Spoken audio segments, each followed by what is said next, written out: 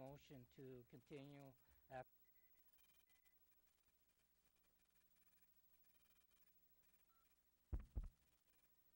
Thank you.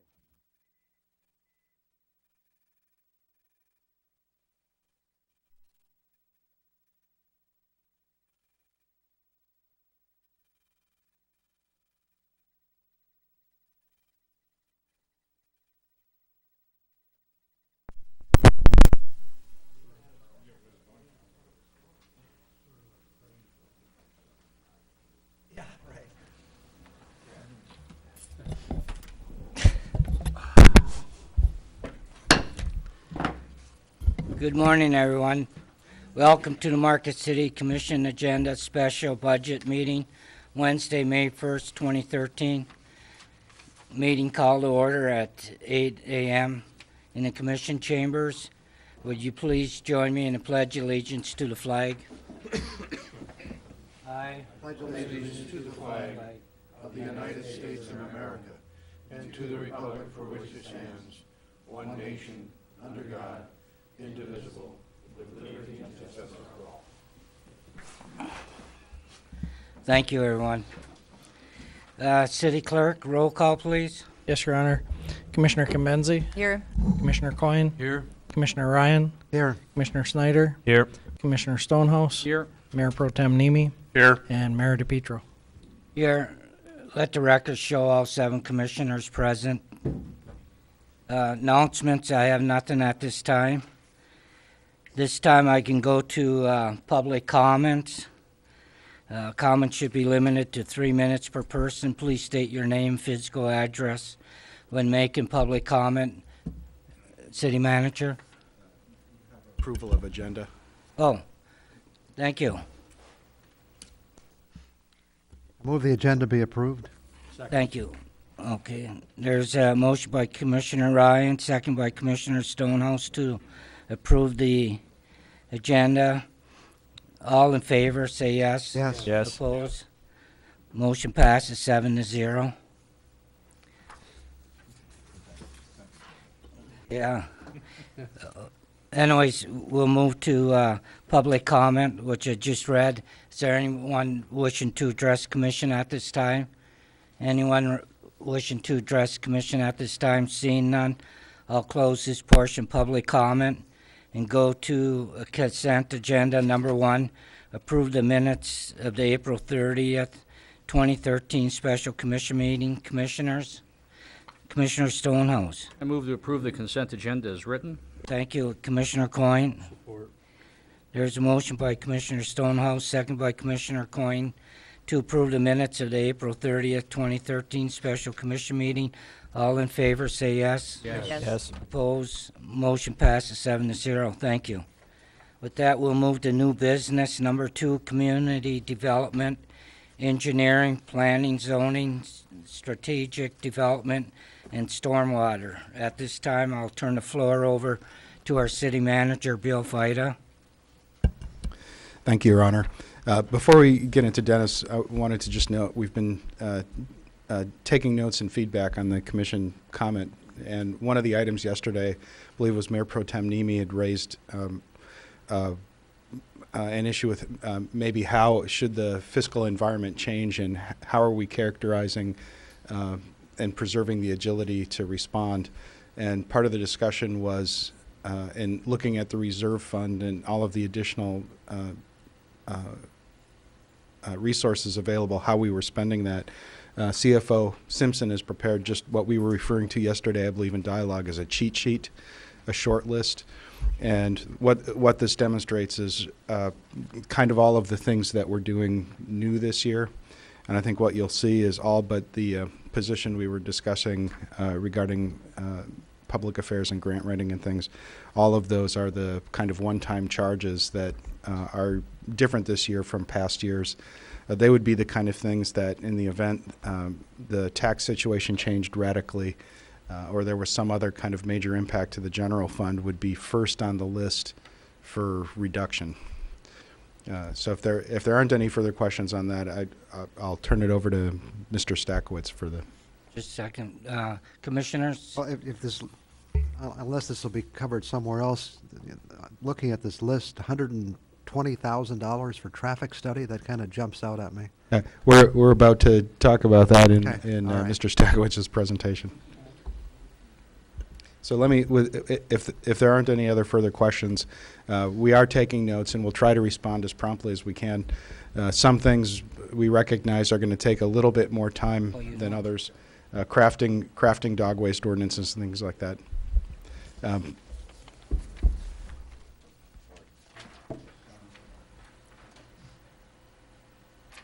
you. Sorry about that. So, Commissioners, before we move forward, did anybody have any further questions for the City Manager? Seeing none, you now have the floor, City Manager Bill Thank you, Your Fider. Honor. Then I'd like to, with no further ado, turn it over to our Director of Community Development, Dennis Stakowicz, to lead us through that portion of the budget. Thank you, City Manager. Good morning, Honorable Mayor and City Commission. Thank you for this opportunity to be in front of the City Commission to discuss our budget for the upcoming fiscal year. I want to start out every year, as I do, thanking my staff and just have this opportunity to take a couple of minutes to talk about the things they do. You know, our engineering department spends a good amount of the year working on our asset management and capital improvements program for the Commission. It's worthy to note that Keith has been presenting at a conference our asset management program and how we do our infrastructure and street rankings and things along those lines to address the quality of our infrastructure, and it has been recognized across the state of Michigan. The engineers that work underneath Keith assist in design and inspection, and they ensure quality construction throughout the city, and this promotes longevity of our utilities and also wise use of taxpayer dollars. In our planning department, we have several current projects addressing the quality of life of the community. We are currently wrapping up a master plan update. We're receiving technical assistance so that we can hold a community conversation, engage the community's interest on climate adaptation planning. We are spearheading and transportation and transit planning exercise, looking at getting a possibility of a dedicated downtown 3rd Street loop for public transit in the city of Marquette. And we're also just last week kicked off a 3rd Street corridor planning project that will result in a sustainability development plan and a form-based code for the 3rd Street area that's going to be designed to promote some economic efficiencies and help those businesses and truly make that a good sense of place in the community, as well as our weekly efforts of assisting the DDA with a lot of things. In strategic development over the past year, we've moved forward with the Cliffs Dow site. I think all of you will recall the last presentation that we had on that. We continue to direct our resources in an attempt to make that situation as best as it can be. And we are also working on the first of our economic development planning efforts that we will move forward with in the future. And it even goes down to code enforcement, which is generally the area that you probably get a lot of phone calls or interaction with constituents on. But we do have people out that are ensuring there is equitable compliance with codes. And I must say, you know, our true mission in our department is to try and reconcile all of these elements to make Marquette a quality place. And that does indeed help us address attraction and retention of residents and businesses alike. So thank you for that opportunity in the beginning, just to kind of pat them on the back a little bit. They do a very good job. I'm going to start out this morning with the engineering department, which is the fact sheet is on page 80. There's not a lot to note on the fact sheet. It covers a lot of the things that we do. I will note that it does mention capital improvements program. We also provide technical review and permitting of private developments. And this is done to be consistent with the city code that provides for this, but also what happens on a private development in terms of utilities can impact the taxpayer-funded municipal utilities as well. So we make sure there's a lot of coordination on that. We also provide a lot of surveying and drafting services for other departments. An example of that would be the marina dredging project. Revenues are consistent for this department. Moving on to page 81, I only have one thing to note on here, and under the program statistics and streets, you notice our overlays. We've been putting a lot of effort into that, and that's thanks to the City Commission for funding the SIMP program. That's generally part of the capital improvements where we look at doing heavy maintenance where we can catch some of those streets that are in the middle of the deterioration curve to promote the life on them without having to completely reconstruct them. On to page 82, which is our fee schedule, there's only two changes to note in here.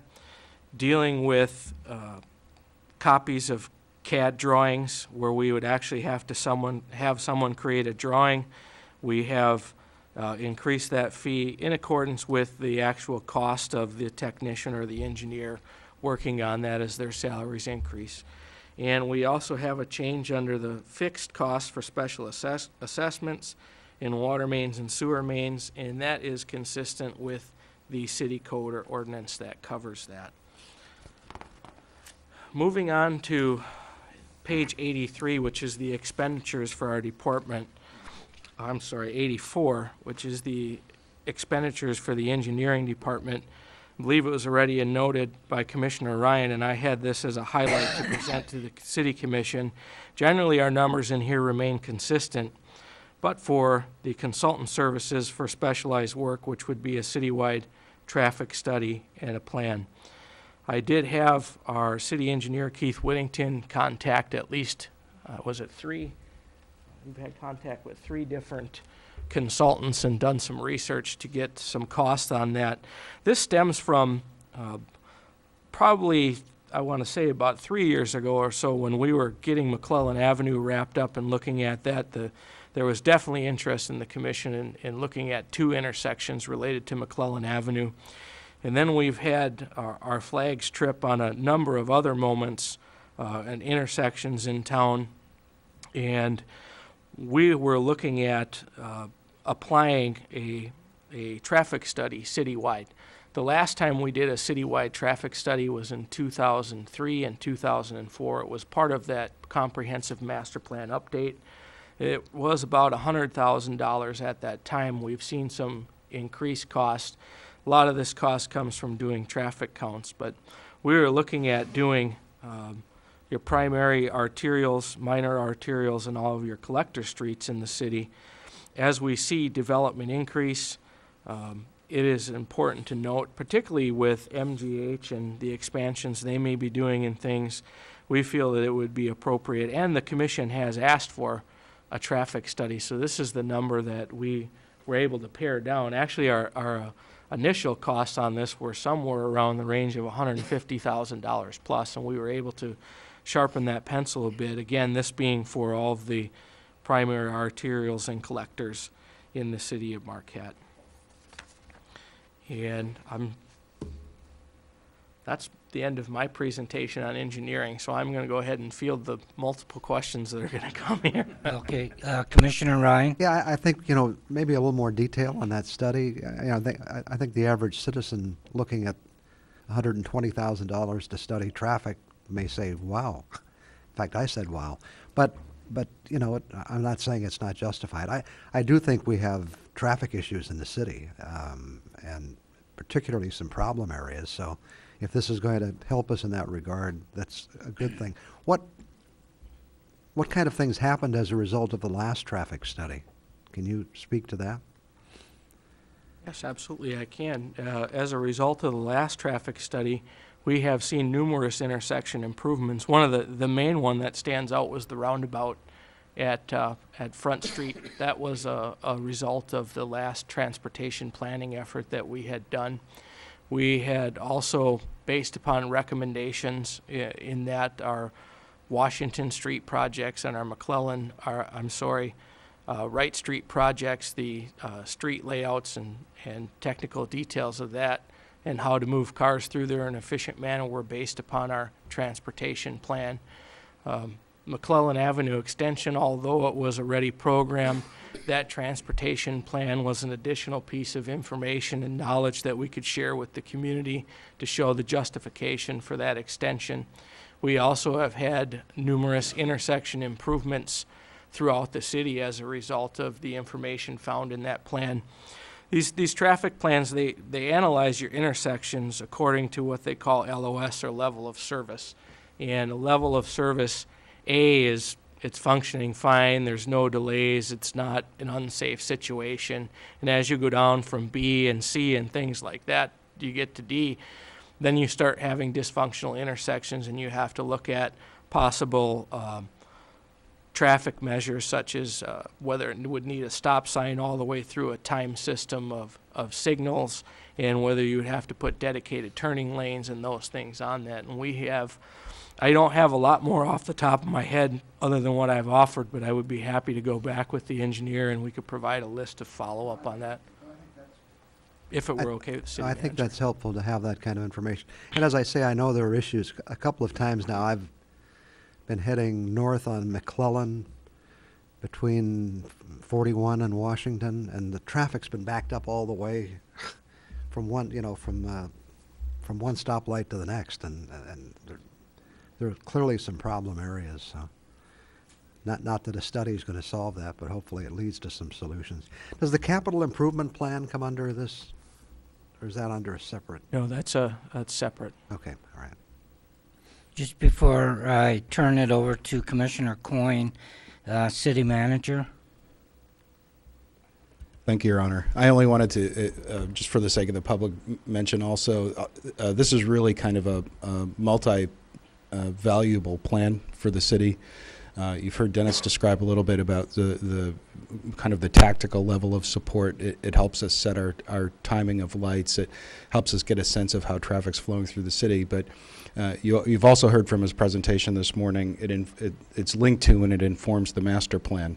So to a certain extent, understanding how people are using the city now, and then understanding how people are intending to use the city in the future helps our community development staff know what type of infrastructure should be planned for in different parts of the city. And then also, because of that, and the linkage to the capital improvement plan is if you know the character of a street might change, if the use might change, it can help you fine-tune your investment strategy better, because it can either tell you need to be spending more money in parts of the city that you might not otherwise have anticipated, or it can maybe help you decide that you don't want to invest additional funds in a street that's use might change or might no longer be necessary for the level of traffic that you're planning on. So it's not just useful for folks on kind of a day-to-day basis, understanding the flow of traffic, informing the police department's traffic control orders, but also for multiple other efforts. So this would be one of those necessary elements of data that would be basic for a lot of different city functions. It's my understanding from chats with Dennis that we do these periodically. So this, you could characterize it as this is just the time. The time is up for the next round of study. I forget the periodicity. Maybe Dennis can share that. But it's something that we need to do as an occasional important piece of data that feeds a lot of different planning efforts. And we are right in the window of time period for that. Generally, you don't want to go past 10 years on something like that. And I thank Bill for his comments, and in addition to that, it also reconciles with your economic development strategy as well, moving forward, having appropriate infrastructure planned out to accommodate whatever growth that you would like to direct in the community. Thank you. Anything further, City Manager? No, thank you, Your Honor. Okay. I'm going to turn the floor over to Commissioner Coyne, followed by Commissioner Schneider and Nemi. Commissioner Coyne, you have the floor. Thank you. Thank you for the answer to Don's questions, because I was going to ask that too, and that's certainly, to me, well worth the expenditure with all the things that you elicited that came out of the traffic study. So I appreciate that. I have two questions. Do you just say to these consultants, do a traffic plan, or do you also discuss with them issues that are facing the city, that you are aware of, the citizens have issues, and the commission has issues. Do you share that with them? Yes. First, up front? Yes, Would it we be, do. That's a very important, I'm sorry, if you want to continue, I can answer this Well, now, or well, let me just, how do you get that input? From us, from the citizens, and from your department? so I'd be happy to answer that. What you are referencing is one of the most important parts of a transportation plan or a study like this.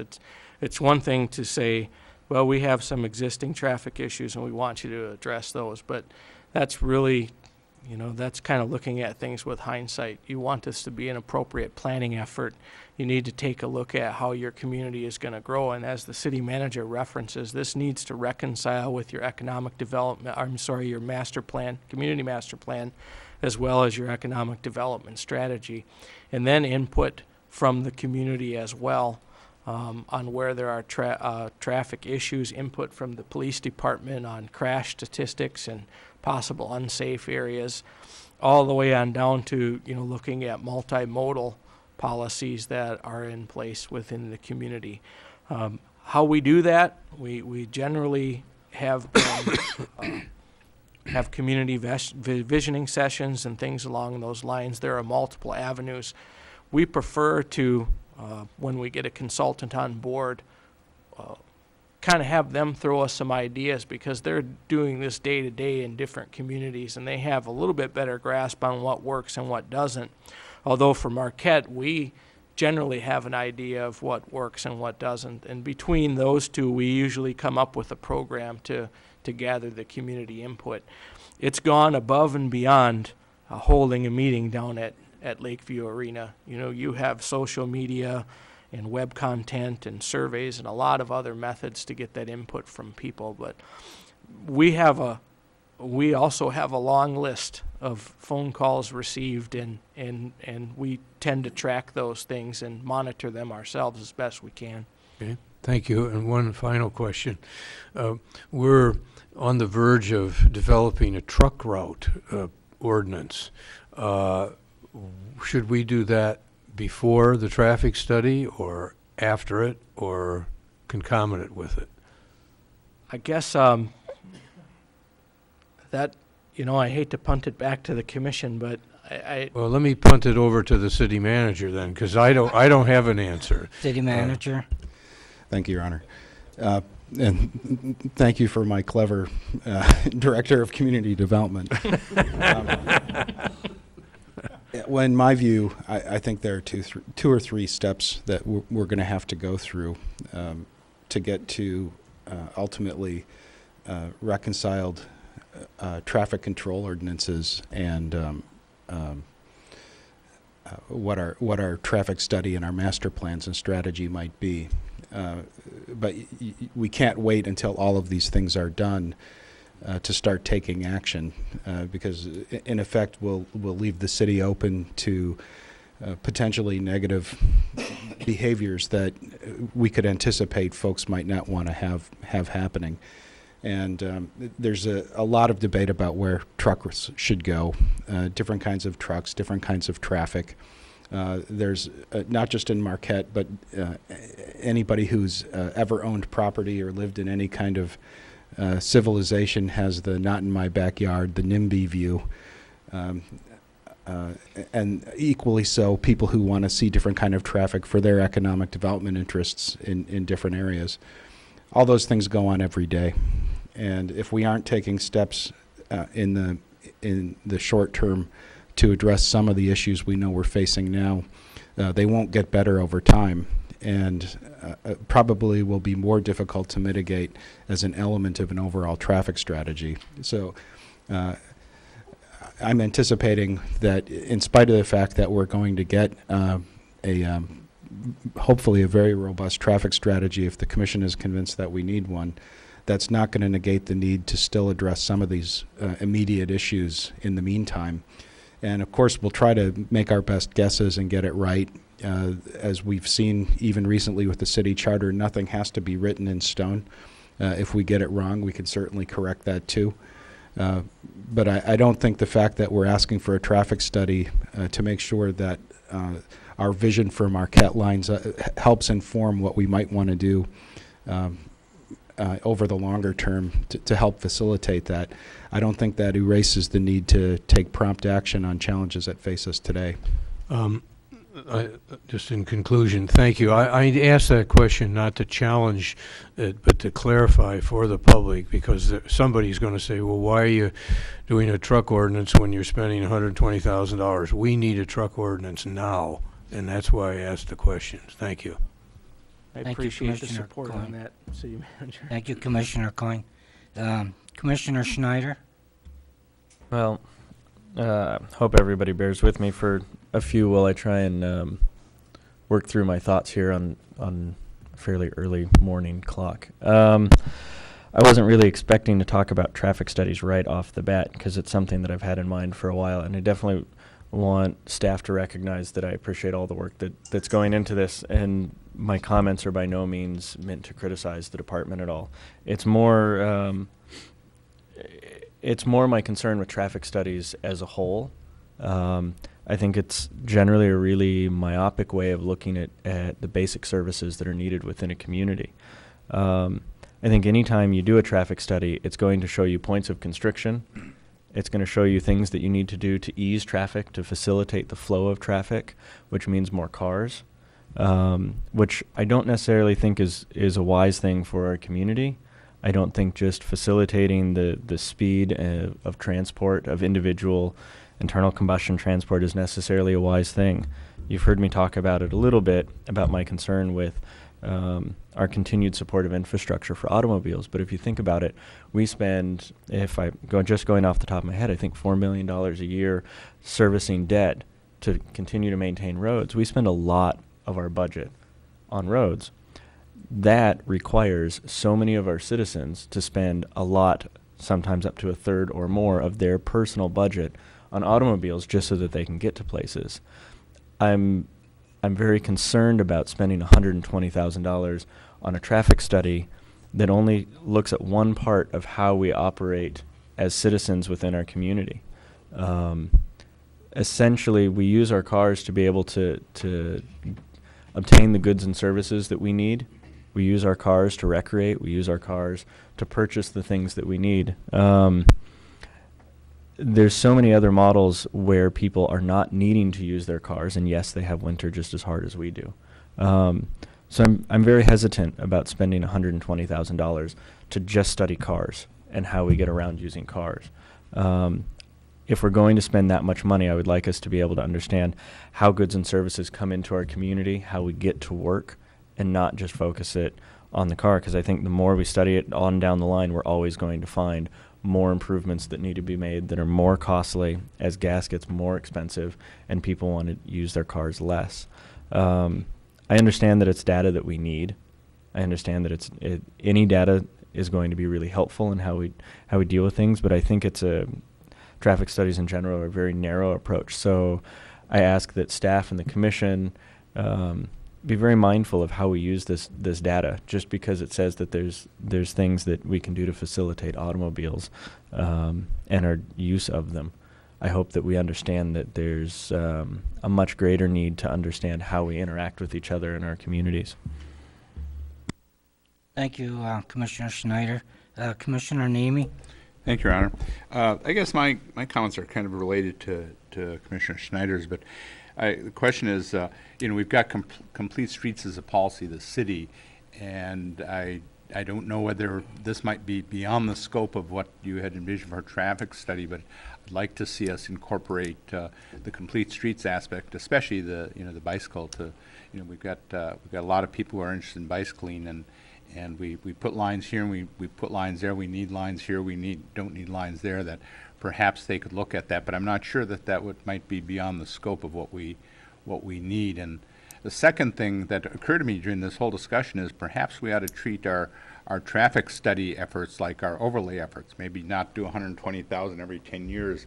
Maybe do 20,000 every 2 or 3 years, and maybe have a firm on the hook that will come back here year after year after year, so that the light at McClellan doesn't languish for 5 or 6 years. And I don't know. I'm not trying to be critical of staff or anything, but I'm just kind of throwing that out as an idea of maybe we could be a little more proactive than, the one fell swoop trying to do everything every 10 years, or at least there should be some sort of criteria set that we probably should do it more frequently than we have done. Is instead of catch as catch can, maybe do it on a proactive basis. And I'll let you respond now, Dennis. I can address that because both.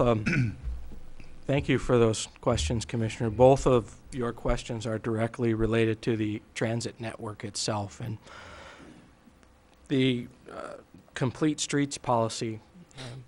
Understand now that the way I'm looking at this for the community is we're asking for funding to be able to bring a consultant in to do a traffic study and a plan. The inputs that go into that plan, such as complete streets and public input and things from the community, would be decided at the time we put together a request for proposals. So we're asking for the funding now. When we come back and do this, it would be something that would be brought to the City Commission in the form of a proposal that would say, we as staff recommend, this would be our community outreach procedure for this. And then on, primary arterials, we want to look at the inclusion of bike lanes or dedicated bike lanes or things along those lines, or all of the transportation plan should recognize the city complete streets policy. So those kind of inputs would be decided at the time we actually put the proposals out, and that would be ran by the commission. On the second question is, I would love to do that if we could find a way to do that with regards to chipping away at it year by year, but transportation inherently within the community is a system, and changes to one point of the system affect something else on the system, which is typically why we look at them as one fell swoop over time. I think there are ways possibly where we're kind of far away from the last plan to where we would need to do the fell swoop, but there are probably things that we could research further on once we have a solid, valid, up-to-date plan to where we could look at doing those things. But I think it's really important to remember that it is a system as a whole, everything being interconnected. City Manager. Thank you, Your Honor. And I also wanted to point out that we have tried to do it in a smaller way, but it's been generally negatively received or not supported by the Commission's committees. There was an example recently with a curb cut for new construction on Baraga, and the existing policy was that the developer coming in was supposed to pay for or include in the costs a traffic study to show what the impact of that business would be on the infrastructure immediately in the area, and the Planning Commission recommended that they didn't believe that was a fair cost for the developer to subsume, and so trying to embed it as an incremental cost that addresses the specific areas as you're going along hasn't been generally supported by either the developers or the committees we work with. Thank you. Commissioner Ryan. Oh, Just a second. One quick, maybe, why don't you ask your question if this you is kind of follow. off this topic? Oh, okay. Okay, Commissioner Ryan. I was just going to say, might as well start a little mini debate to get the juices flowing Yeah. here with Commissioner Snyder, but it's early in the morning. But no, truly, what I was going to say is, you're talking about what you'd like it to be. I think the way you make changes is to find out what it is. This study is to tell us what's happening in our community. What are the traffic situations? What's out there? And that's, from there you can begin to look at ways to make changes. But, it's important to know what is to start with, I believe. And, the fact is that most of the citizens in the community do drive cars, and they want us to have systems available for them to do that. Now, maybe in the future there will be some changes, but I still say it's important to know where we are before we begin to decide where we're going. And I don't mean that as far as a car is concerned. Thank you, Commissioner Ryan. Commissioner Schneider, did you have anything? Of course. It'll get the juices flowing this early in the morning, which is good. I definitely need that. I think that's what we're elected to do, is figure out where we want to go. I think it's really important to look at where we're at, but I think it's really important to have that data of where we're at. But I think the problem of doing something like this is we've built an infrastructure that says you have to have a car to do everything that you need to do. So all of the data is going to lend itself to saying everybody wants to use their cars. And surveys, because people don't really have a lot of experience necessarily with other systems, surveys don't really do anything for you either because everybody's ingrained into this system. And I really believe that we're elected to think about where we're going to be as a city in 50 years. And I think that if that needs to be our priority even more than where we're at now, or the kids that were sitting here on Monday are going to have to be dealing with a really, really large mess. It's a hard balance to figure out how to deal with, you know, where we're at and what people want right now versus, you know, what we're trying to do for the future. But I think that if we don't proactively look at that, we're going to be leaving a really big mess to them. Commissioner Stonehouse? Interesting discussion. And I certainly believe that we absolutely have a requirement to get the traffic study done when we think of the development that's occurring within the city near term. The work at Viridia, for example, the Founders Landing area, the $300 million going into the hospital, the additional living spaces going in around Presque Isle, or rather Picnic Rocks area, the plan for Northern to continue to expand. All of these things play into the reality that we face today, and we certainly need to understand that better. By the same token, we need to be kind of looking over the next mountain. And, you know, part of the trick, I think, of any elected body is not just to deal with what's immediately in front of you, not to deal with the snakes in the swamp and the alligators that you're trying to fight off, but to kind of worry about how you drain the swamp, too. And that's that next mountain that we kind of have to keep projecting into. So I very much like the idea of it being a more systemic report, more, in other words, looking at the total system of transportation within the city, beginning to poke at that a little bit. So do we have opportunities for better bus runs that actually carry people somewhere? Can we integrate that in? How does the holistic street approach work, the complete street, how can that fold in? You might remember when we did the traffic study, one of the, when we did the parking study, one of the stipulations we gave them was kind of the poke into the future, and I think we got some of that out of the study. And this I would hope we would be able to do the same thing, to give us a little bit of glimpse over that next mountain, so decisions that we make now will fold well into where we think we're going to be. Thank you for all the good work done on it. I look forward to seeing it. Commissioners, Commissioner Convanzi. Thank you. I think everything that we have seen come to us shows that the planning department and certainly the planning commission looks at complete streets. They're looking at livability, walkability.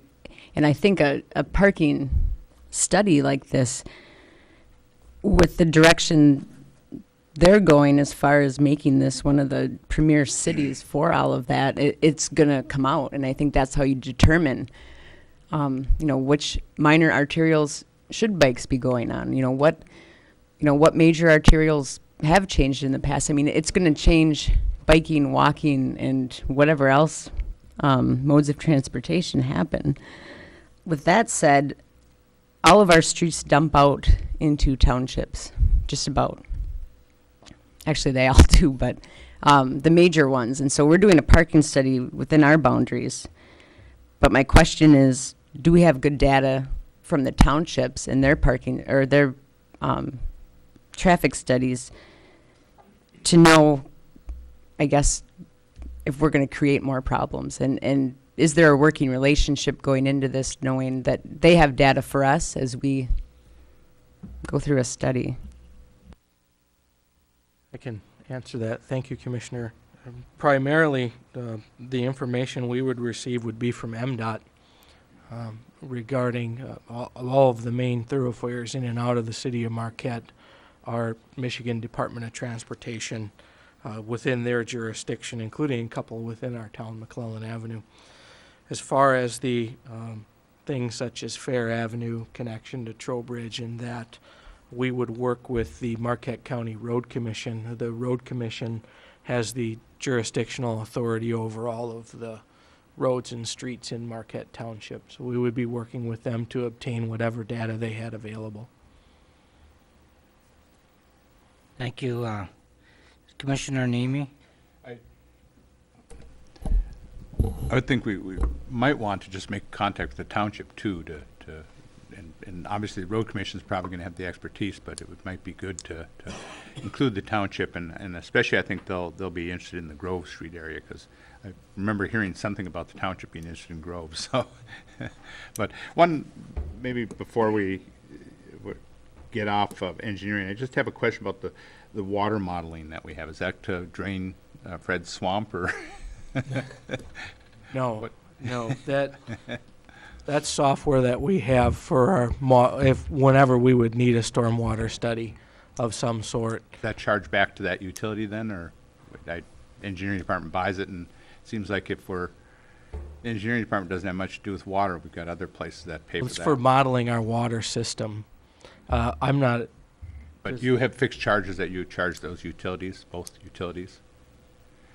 You have fixed charges that you charge both water Yes. and stormwater, so you get that money back eventually, the general fund does? Okay. That's all I have. Thank you. Commissioner Coyne? Thank you. I have a question for Dennis regarding the RFP, and it kind of follows Commissioner Nemi's question about breaking it up. This may not even be in the realm of reality, but if you propose an RFP, can you have an RFP that say, rather than we know we're not going to do this for another 10 years, but have in the RFP that they do the study, and then 3, 4, 5 years later they come back and kind of review their work? Is that not realistic? Well, I think anything can be realistic when it's done within the legal constraints of the law and the city charter, and I think that might become that if you're going to look at bidding out a project, you would expect that within that fiscal year, you're budgeting money for that project. And I think there's a new section in the city charter that says you can't plan for something unless it's in a certain budget. So I think there. Well, no, let me clarify. It would be an RFP. We wouldn't get charged for it 5 years. That would be included in the RFP. Okay. I believe you could structure something like that. So what you're saying is part of the money you are spending for a transportation study and plan, you're going to give them, say, $120,000. As part of that $120,000, their scope of services will include a current transportation study and plan and periodic updates at year X and X. Now, would that be helpful in terms of answering the question, we've got to wait 10 years to fix a problem kind of thing? Would that be helpful? Yes. Okay. City Manager? Commissioner Ryan? Would it be more expensive, do you think, to have a plan like that, Dennis? I mean, if they're going to charge $120,000 to do a study now to come back a couple of times, they're probably either going to do less up front or. You know, honestly, a lot of that depends on the consultant and what kind of working relationship they're looking to have with the community. You know, we've found from time to time that we're able to bring consultants in that might be looking for a long-term relationship. Perhaps that's something you can work out in a proposal. I asked a question before as to whether community capital improvement is part of this, and you said no. The capital improvements plan is a separate, the capital outlay program is a separate portion of the budget. Our engineering department does assemble the capital improvements. Right, that's what I'm thinking. Because I wanted to ask a question, and I want to make sure Keith was still here if we needed him to help answer it. But where do we stand on our capital improvement plan as far as, are we on schedule, or I believe we've fallen behind? Is that a fair assessment? City Manager? Well, first I wanted to respond to the question from Commissioner Coyne. We have a requirement to put together an acquisition policy under the new charter, and we'll do that. But typically, we don't try to put such long-term contracts in place, and I think you've seen the difficulty with incoming commissions coming up to speed on what might have happened within the last term of the commission, or what some of the major issues are. If there's a considerable amount of staff turnover, if there's changes in the vendor's operating status, if there other priorities before the city commission, it can be pretty challenging if you have an open contract, let alone from Gary's perspective, from carrying that open contract over multiple fiscal years. That the past practices of the city were that we would buy something within a less distant period of time, have the vendor come back in and do final acceptance on their product, and then open it up for competition 5 years, 10 years down the road. So we can certainly do it, but our practices have in the past haven't addressed those longer durations, and we're still formulating our new acquisition strategy. So we can certainly accommodate that if that's the will of the commission, but that wouldn't be a standard practice so far. From the capital improvement plan, I don't believe we're behind so much as we're in the final view. Our capital planning process and what we've presented to the commission before is that it's a combination of a lot of different inputs. And in sitting down with Dennis and speaking to how some of this has been put together and comparing it with best practices with other communities, we're at a point where the narrative that we want to provide to the commission and the community needs to be updated to reflect all sources that went into the crafting of that plan. So I think that's another one of those projects going forward that we're going to see evolve and get better. The work in putting the plan together is done, but the explanation for how it interfaces with all the different elements and feedback from the community is really what we're looking at now. There was a specific plan outlined for several years into the future. Mm-hmm.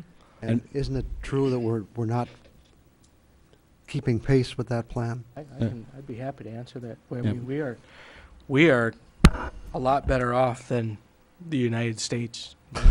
The United States in general, I'm telling you, if you've seen anything from the American Society of Civil Engineers, and I believe we may have shown a video a couple years ago of crumbling infrastructure in the United States. I mean, there are communities, even in the Upper Peninsula, that as we speak, that are dealing with streets that they have to close down because they have faulty water mains and so on and so forth.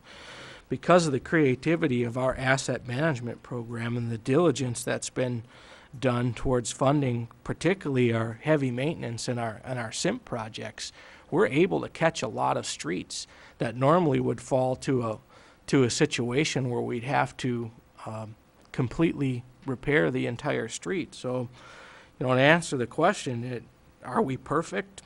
No. Should I take that to mean that no, we're not, but we're doing better than somebody else? Is that what you're saying? Absolutely. I really commend our engineering department and also the commission for making the hard decisions to dedicate some of that money to it in tough times. I can speak to the history of the city. You can remember back in the 80s, there was not a lot of money put into infrastructure. Well, and I'm not criticizing the engineering department. If anybody, it would be the commission. I mean, we're the ones who spend the money. So, the reason I bring it up is, for example, and everybody drives in different parts of town, but driving out by Marquette General Hospital, I mean, it's like traveling through a war zone on College Avenue.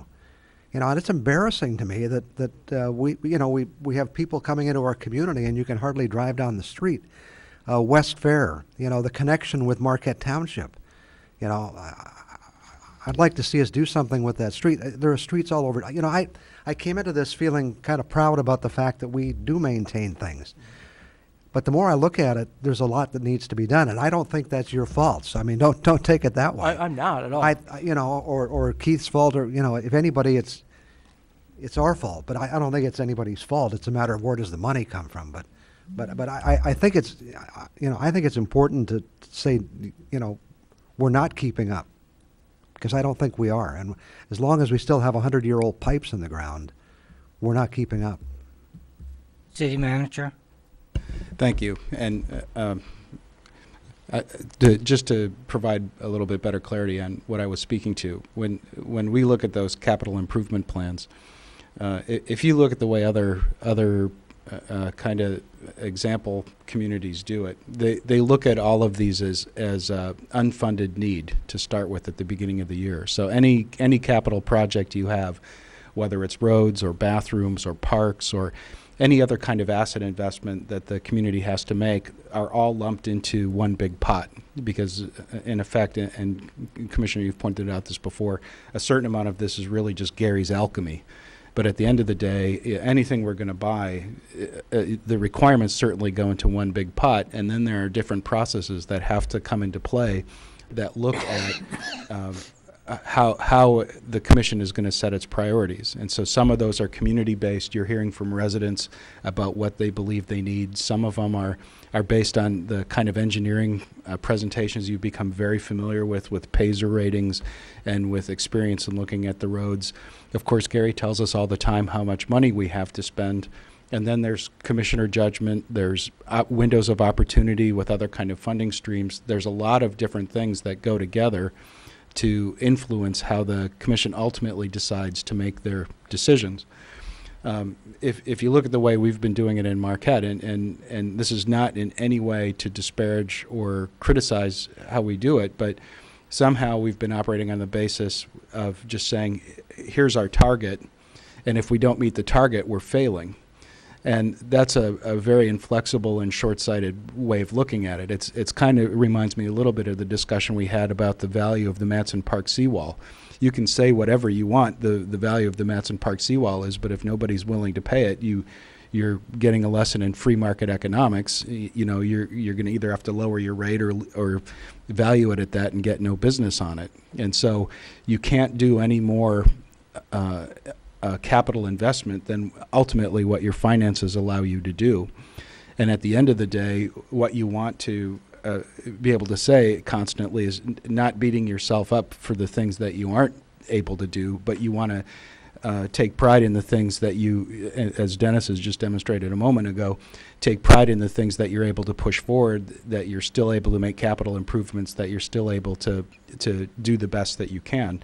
And if you look at the capital, if you look at the way that we've been presenting both how all of those influences play together and how the commission makes its judgment, along with how we're taking all of those unmet needs and showing, if this is the universe of unmet needs and this is how much money we have, here's how things go from one group to the other. We're doing the work, we're doing it well, but our narrative doesn't really reflect that in a way that makes it transparent to the public. And so Dennis and I have had this conversation. They're working on the letter. The plan is done. We're making good progress against the plan, but the explanation really just needed some touching up. Well, and I agree we should be positive about the things we do as long as we don't do it with blinders on. And the only reason I bring it up is because I think it's important to recognize that we probably should be doing more. Perhaps we can't. And, we've been educated, and you mentioned Payzer ratings, and if we catch streets early enough, we can save a lot of money. And I know in a lot of cases it's not just a matter of the pavement, you have to consider doing the utilities in the ground at the same time, so it's a very complex issue. All I'm saying is there's a lot more to be done, and if people think we're kind of fat and sassy here with a lot of money, we could spend money very easily on very basic things for this community. Yeah, and I completely agree. And when you multiply that by all the other things we know that the commission looks at, whether they're the unfunded retirement liabilities or whether there are other kind of operational issues that come up, it makes it even more challenging. It's one pot of money, and at the end of the day, it all has to balance out. I'll say one thing and then stop. It kind of goes back to Dennis's comparison with the United States government. I think part of the issue is we're doing well compared to most places in the state, and so we should take pride in that, and I agree. But that doesn't mean we couldn't do better, and there aren't things that should be done that aren't getting done. So anyway. Appreciate your comments. Thank you, Commissioner Ryan. Commissioner Coyne, followed by Nemi and Schneider. Commissioner Coyne, you have the floor. Thank you. I'd like to respond to the comment, we're not keeping up. We're trying to catch up. we can't keep up. And why we are in the process of catching up is prior to in the 80s, in the 70s, we weren't doing anything. So we're in a process of catching up with 100-year-old sewer lines, water lines, no maintenance to streets, no plan, no asset plan, etc. So the reality is we have fixed amount of money, and we at least are trying to catch up, and eventually we will catch up. This isn't a forever thing, and then we need to keep up. So I appreciate the manager's remarks. I'd like to throw back my idea for you to consider. It's not, I think we should do this, but I want to take issue with the fact of not doing multiple year things. First, I'll use an example. Why don't we spend $120,000 every 10 years on our unmet needs study? Does that make any sense? No, it really doesn't. Why don't we every 10 years do an audit? Does that make any sense? No. Do we every 3 years put out a contract for 3 years for an audit? Yes, we do. Okay, and the value of that is we have the same auditor who becomes very familiar with us, and we then can evaluate him or that firm rather, and there is a value to that because that company becomes very aware of our needs. I think that's something for administration to consider in this plan for an RFP to consider, even not necessarily to cost more, but say, here's a plan, we'd like you to come back in 5 years to kind of just do a little study where we are, et cetera. There's precedent for that. I'm sorry, accountants, auditing, et cetera, and the value of that is then the next time in another 10 years, if and when somebody has the vision to say we need another traffic study, there's a company that's familiar with it, that has a relationship. I just think you should consider that and not just dismiss it with we don't do that. We do it. So just think about that as a value for doing it that way. Thank you. City Manager. Thank you, Commissioner. We will. Yeah. Well, what I'll propose is not just for this particular issue, but we'll take that back as interest from the commission that might have an influence on the acquisition regs that we're going to be coming back and proposing. So we'll not only try to capture it as an instance for this particular case, but we'll try to look at it as a practice for the city. Commissioner Coyne, you still have the floor. I'm done. Thank you. Commissioner Namey. Thank you, Your Honor. I like Commissioner Coyne's idea about multi-year appointment. It's something we might want to look at. Just have to be sure that the firm's going to be there to perform multi-years. CPAs, I think, last longer than engineers, perhaps, but it's a good point. I agree with Commissioner Ryan. I'm concerned about our capital program. All we have to do is, adjust the amount that we're going to do each year, and we can say, yeah, we're right on target. And I kind of differ with Commissioner Coyne. We're catching up, but I'm not sure we're ever going to catch up. We may get to the point where we're doing fine. We're working on it well. We've got a good tool, the asset management plan. We're making some progress.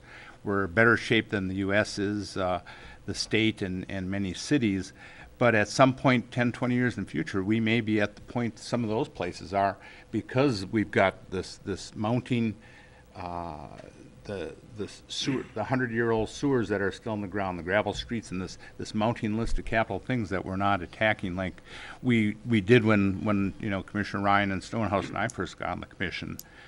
We were doing, that's what our plan is based on, is $10 million a year, and I haven't seen it that it's been amended since to $4 million a year.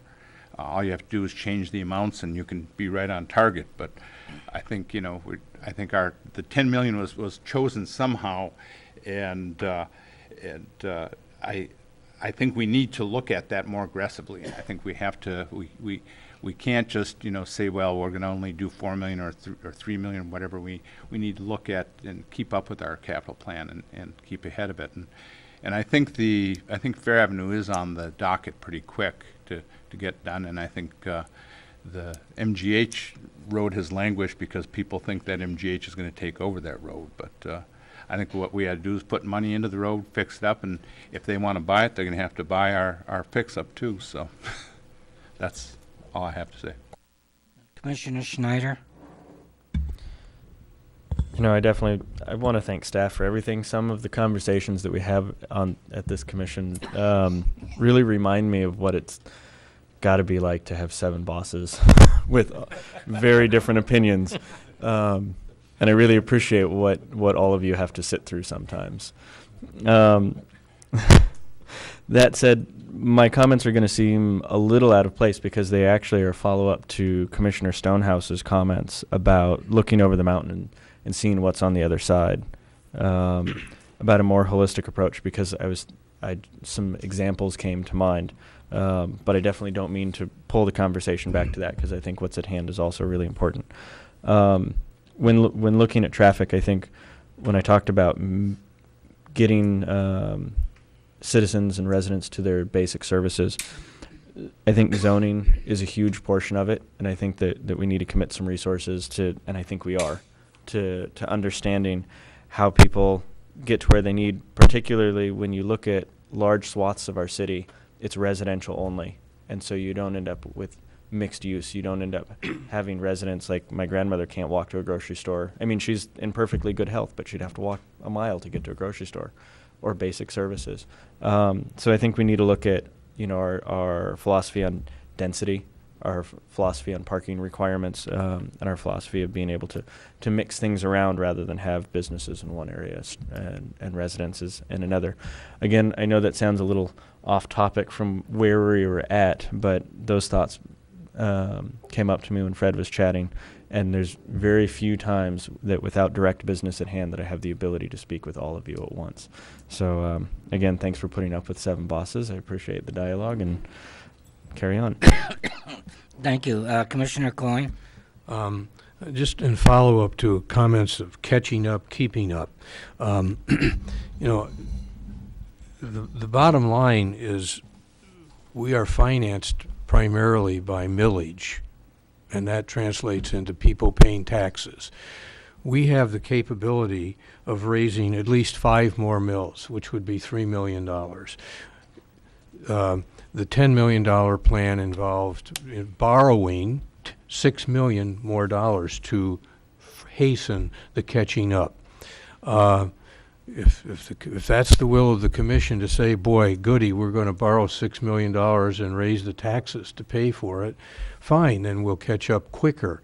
But I don't see the will, nor do I see people being real happy with that. People are, this is not, Crudville. This is a beautiful place to live, and sure, there's streets that are bad, but we're working gradually to improve them and trying to keep the tax rate stable.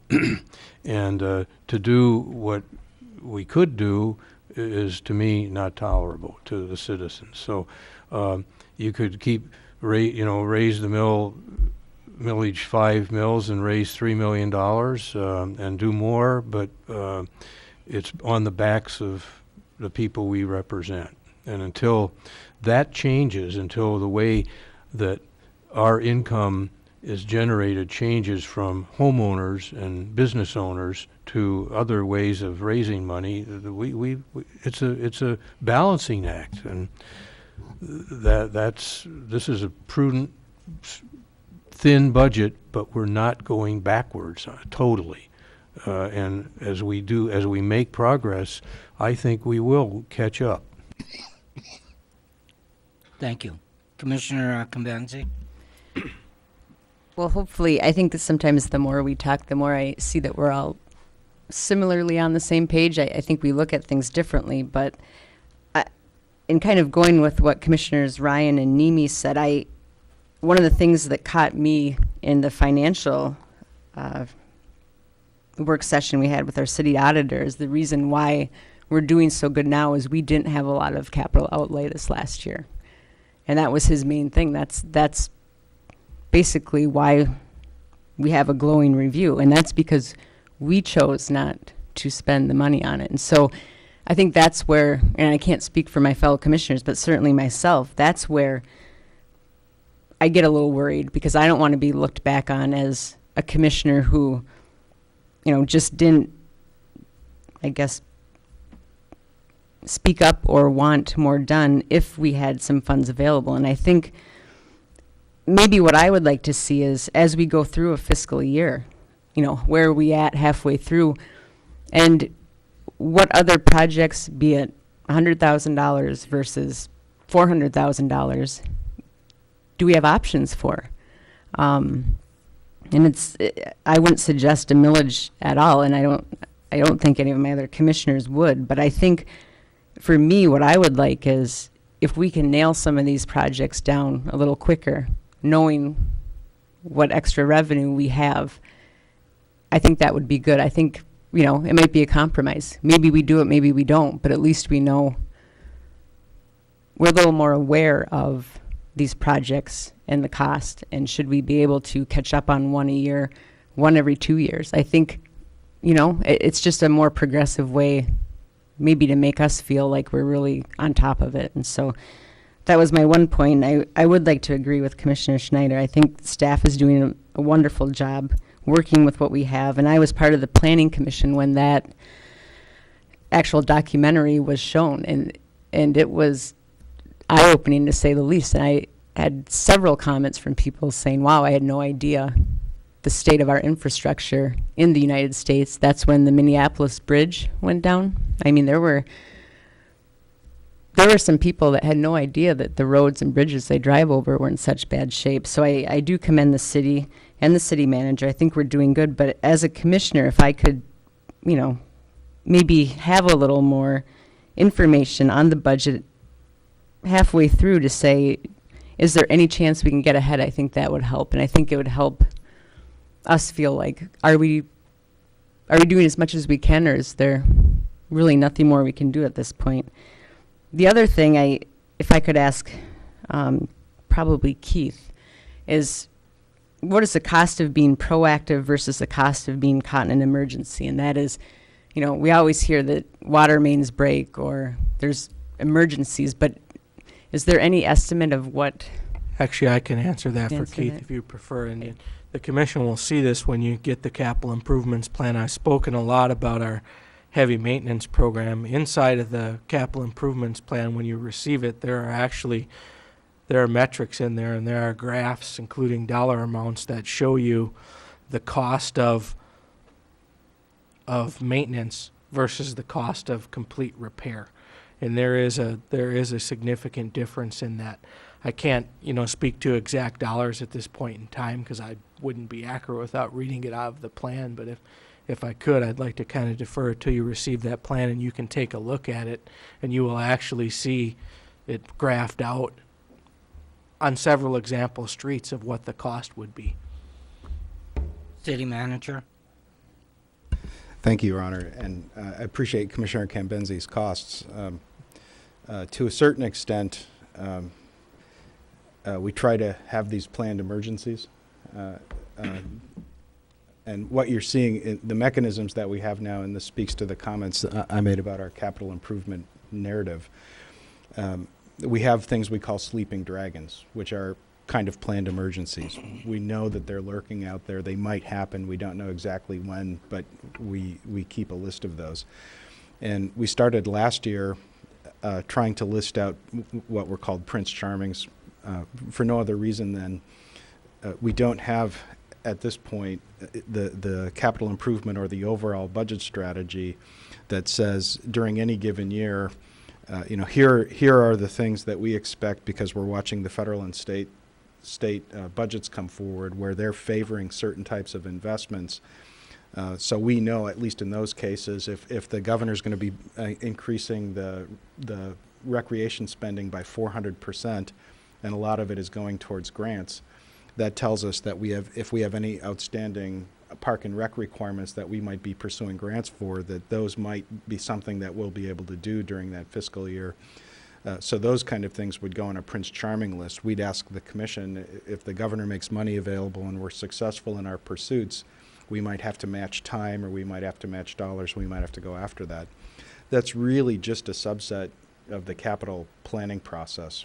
if you look at all the unfunded needs and you set an initial priority in the budget at the beginning of the year, it's absolutely reasonable during the midterm to go back and say, how well have we done, and if we're acting more efficiently, or if we've realized other revenue that we didn't anticipate at the beginning of the year, do we want to make a decision with that and do more, or stick to the course, whatever that might be. The commission, 2 commissions ago, approved Gary's financial system upgrade that's going to give the commission that level of fidelity coming forward, not just on an annual basis, but on a monthly basis. And we can certainly, as we look at reforming kind of the capital improvement process and the budget process, maybe start finding that common language that says, here are all the things the city wants to do. Here's how we start the year with all the things that we want to do, and here's where we draw the line based on the funding that we want to make available at the beginning of the year. And as we progress through, maybe a sleeping dragon happens, maybe a Prince Charming happens, maybe not, maybe something completely different happens that we have to respond to. But by the time we get through mid-year, we should have a pretty clear idea of what the rest of the year looks like. And that would be something we could introduce back to the commission, if that's the will of the commission, then to maybe reassess. The only challenge we would have that I would anticipate on capital projects is mid-year now is more likely going to be immediately before the planned construction season is. So 6 months out from October is going to be in the springtime. We'll already have plans in place for the springtime for what we want to do. So there might be some challenges in managing all the different timeframes and RFPs and contracts and things that we have in place. But we're probably better postured at that point in time to expand a contract for that construction cycle and be more responsive maybe than we would have been in the past. So another one of the things we'll plan on responding to, but we are this year now with the implementation of the financial system far better postured to realize something like that. And just one last comment is, I know when we were in the I guess it was a work session on the capital projects, I think it was, and just the difference between a complete street redo and water and sewer rates versus an overlay or something like that. So I can't remember quite what it was, but we were looking at ways to keep the water and sewer rates, down and try to pay for some of the new streets out of leftover revenue we might have versus, I think it was a bonding effort. And those are the things, I guess, and I don't know if Commissioner Ryan was the one that brought it up, but I do know that if we, at least for me as a commissioner, if I had a little more insight and could keep up with that, I'd feel like I was doing, I guess, the best job I could. So, Thank you, Commissioner Convenzi. Commissioner Ryan? Yeah, first to answer your question, that discussion had to do with the fact that every time we do a water sewer project and we have to finance it with a bond issue, it really raises the rates of the for water and sewer service. And if we had revenue from another source that we could help pay for those projects, it wouldn't cause the water rates to go up. But, again, where does the money come from? That's let me just say this. The reason I brought this up was to hope that we could have this kind of discussion, because we just don't have that many opportunities to do this, as Jason pointed out. And to focus on the fact that some years back, somebody developed a capital improvement plan based on science, not on politics. And it said if you're going to keep the streets, do them on a timely basis so you don't have to do a complete redo, but you can do a mill and overlay kind of thing. If we do this kind of a program, we can stay ahead of it. So it's not a matter of catching up or keeping up. It's just to focus on the fact that we are not staying with that plan. We have not been able to fulfill the plan that we set out for ourselves as a city. And that's not to point blame at anybody. I was one of the advocates for limiting bond issues to whatever we're paying off. So granted, we could go out and bond for a lot more money and do a lot more, but it's just, I think it's important to know that we're not keeping up with the goal we had set. leave it at that. Thank you. Commissioner Stonehouse? You know, we've been grinding on this now about an hour and 15 minutes. And, you know, we're really in the position, I think, of restating what we restated. So I would suggest that we do kind of end off this topic and move on to another one. I would point out, it's been alluded to, that we have a plan with the idea somehow that was a rigid thing that we're going to do every year in lockstep. And reality is it's a priority list. And the priority list is those items that we think most important and most critical to accomplish, and then following by those that are less critical and less accomplish, in effect buying time. And to the extent that we can keep up with that, that's to our benefit, absolutely and guaranteed. To the extent that we don't borrow more money, that also is a great benefit, because it's just like buying a home with no money down. Are you paying principal off, or you're paying interest for the rest of your life? And the same thing occurs. You've got that in here on what we're paying off on existing loans, and you can see the difference between the interest payment and what we're paying on principal. So certainly the idea of trying to keep ourselves to about $4 million a year is a good, solid financial approach to this thing, and we are getting an awful lot done with that money. Not as much as I'd like to have done, not as much as I would hope we could do. But it is a realistic, physically responsible way to protect this city and to continue to move forward. A couple people made comments on keeping water rates down. I do have a water rate study which was released by the state of Michigan back in March. I know that was distributed, I believe, to all commissioners, Kurt. And it does indicate that the city of Marquette is in the bottom third of water and sewage rates. So the idea that somehow we are getting very expensive on that is certainly, I think, just an optical illusion, or one of these articles of faith that kind of floats around that people tend to believe because I'm paying more money, so therefore we're getting out of control. We're not. We're bottom third of the list.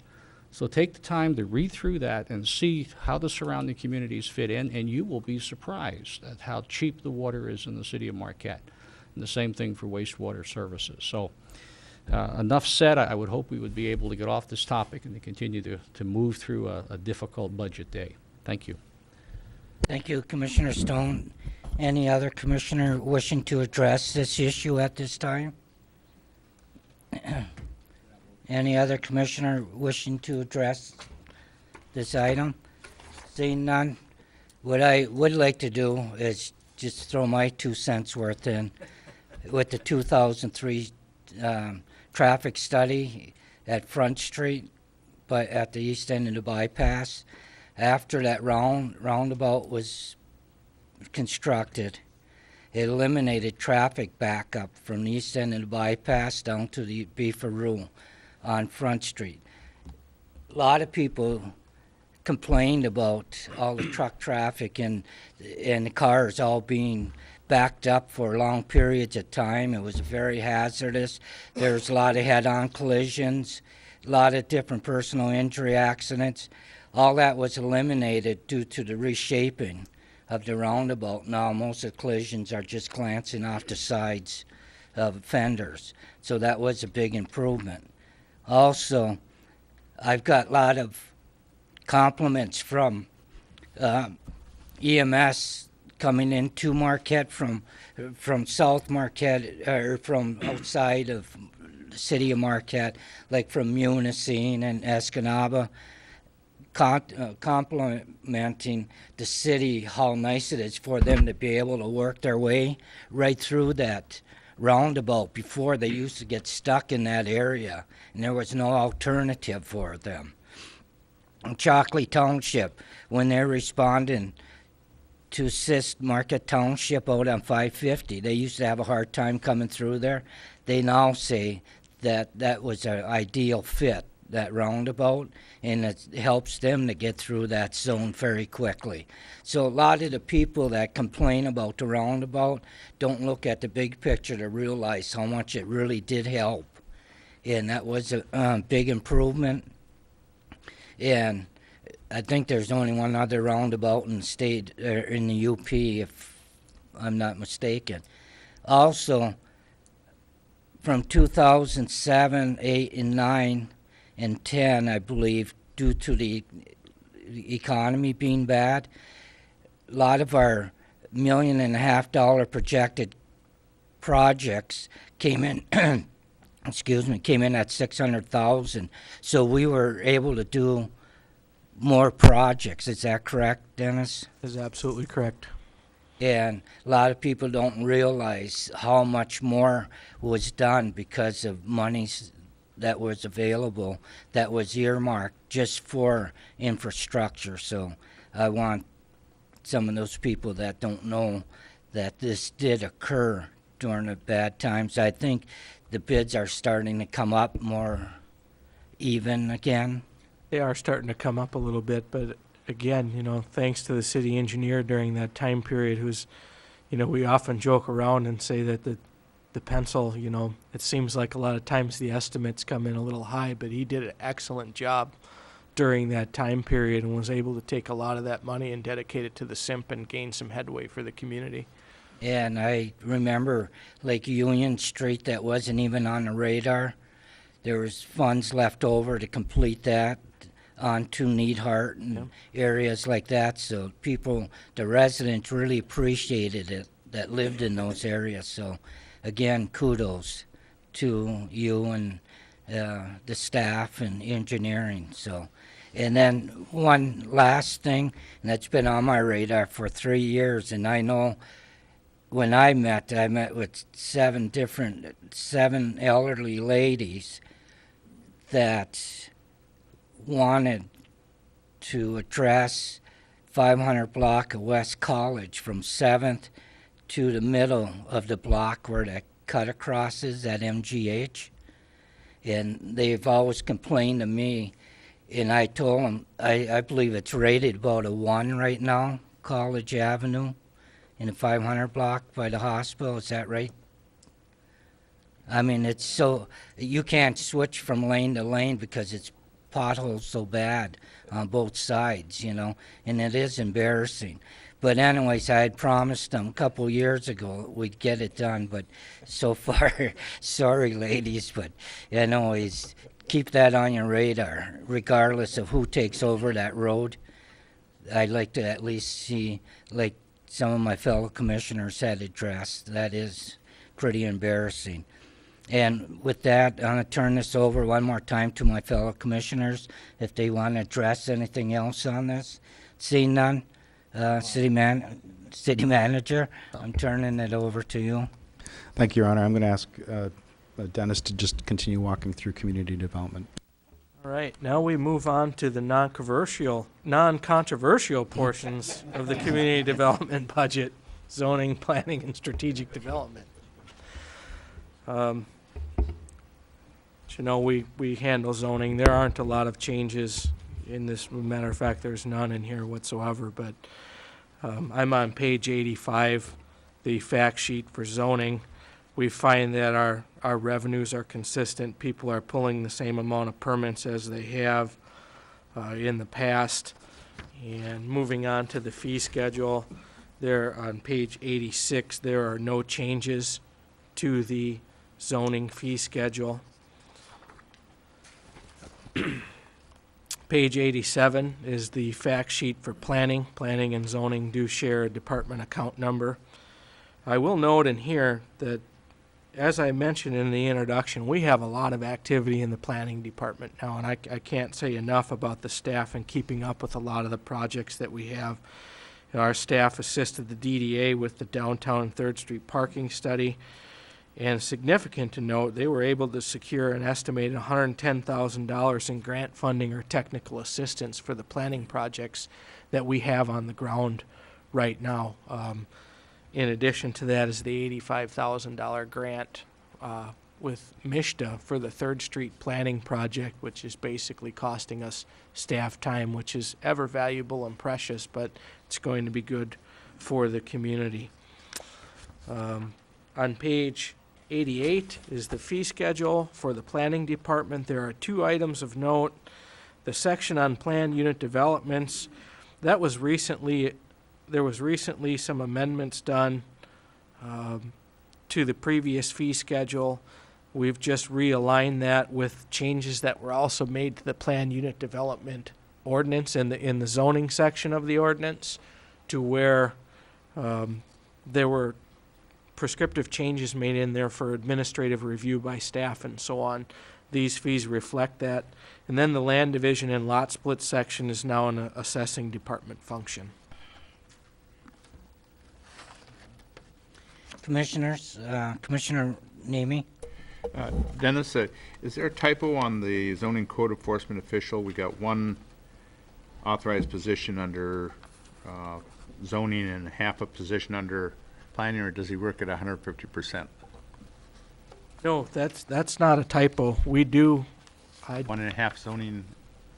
well, it should be 50/50. So something. It's just a typo on the, it has a 1, it should be a 0.5. Yes, on that's correct. Page 85. 85, Okay. that's correct. It Yeah. should be a .5.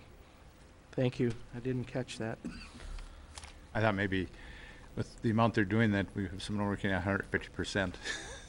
No, actually, you know, we have a very good person in that position, and he is trained as a planner with a degree, and we're able to cross-pollinate, for lack of a better term, into other areas. Moving on to page 89, which is the Okay. Oh, sorry, Commissioner Convenzi? I just want to point out the revenue coming in from planning and zoning. And I do know we've talked as a commission, some of us have it on our radar that this is one of the commissions that does a considerable amount of work for us. And I know other communities pay for their planning commission because they actually spend time reviewing plans, PUDs, everything like that. And what they're paid from are the revenues from these fees. So I guess I just want to point that out to my commissioners that that there is a considerable amount of revenue coming in from this department, although I know a lot of it pays for staff. But just to throw that out there. Commissioner Schneider? I just want to at least publicly offer some support for Commissioner Cambenzi's comments. I think that might be wise, and you know, if we're looking at potentially compensating our planning commission, I'm sure the revenue that's coming in is probably already spoken for, but it may be worth looking at rates in the future to find a way to cover planning commissioners. Thank you. Commissioner Stonehouse? I don't know where and I don't know how, but we need to pay them. So we need to figure out how to do that. Thank you. Any other commissioner at this time? Dennis, you have the floor. Okay, Commissioner Nemi? I agree with my fellow commissioners. Thank you. City Manager? Thank you, Your Honor. We heard that message loud and clear yesterday. And so, as I mentioned earlier, we're taking notes on the specific items that we hadn't either already anticipated, but that might be coming up new. And I've asked our Director of Administration to start looking at what that system might look like. Unfortunately, Ron is out this week, but Ron and I are scheduled to talk about it as well. So we will be following up on that interest. Thank you. Commissioners? City Manager, you have the floor. Okay, I'm back on page 89. Planning and zoning expenditures are consistent with the previous year. I didn't entertain any questions on that to close it out. Commissioners, what's your pleasure? Okay, go ahead, Dennis, you have the floor.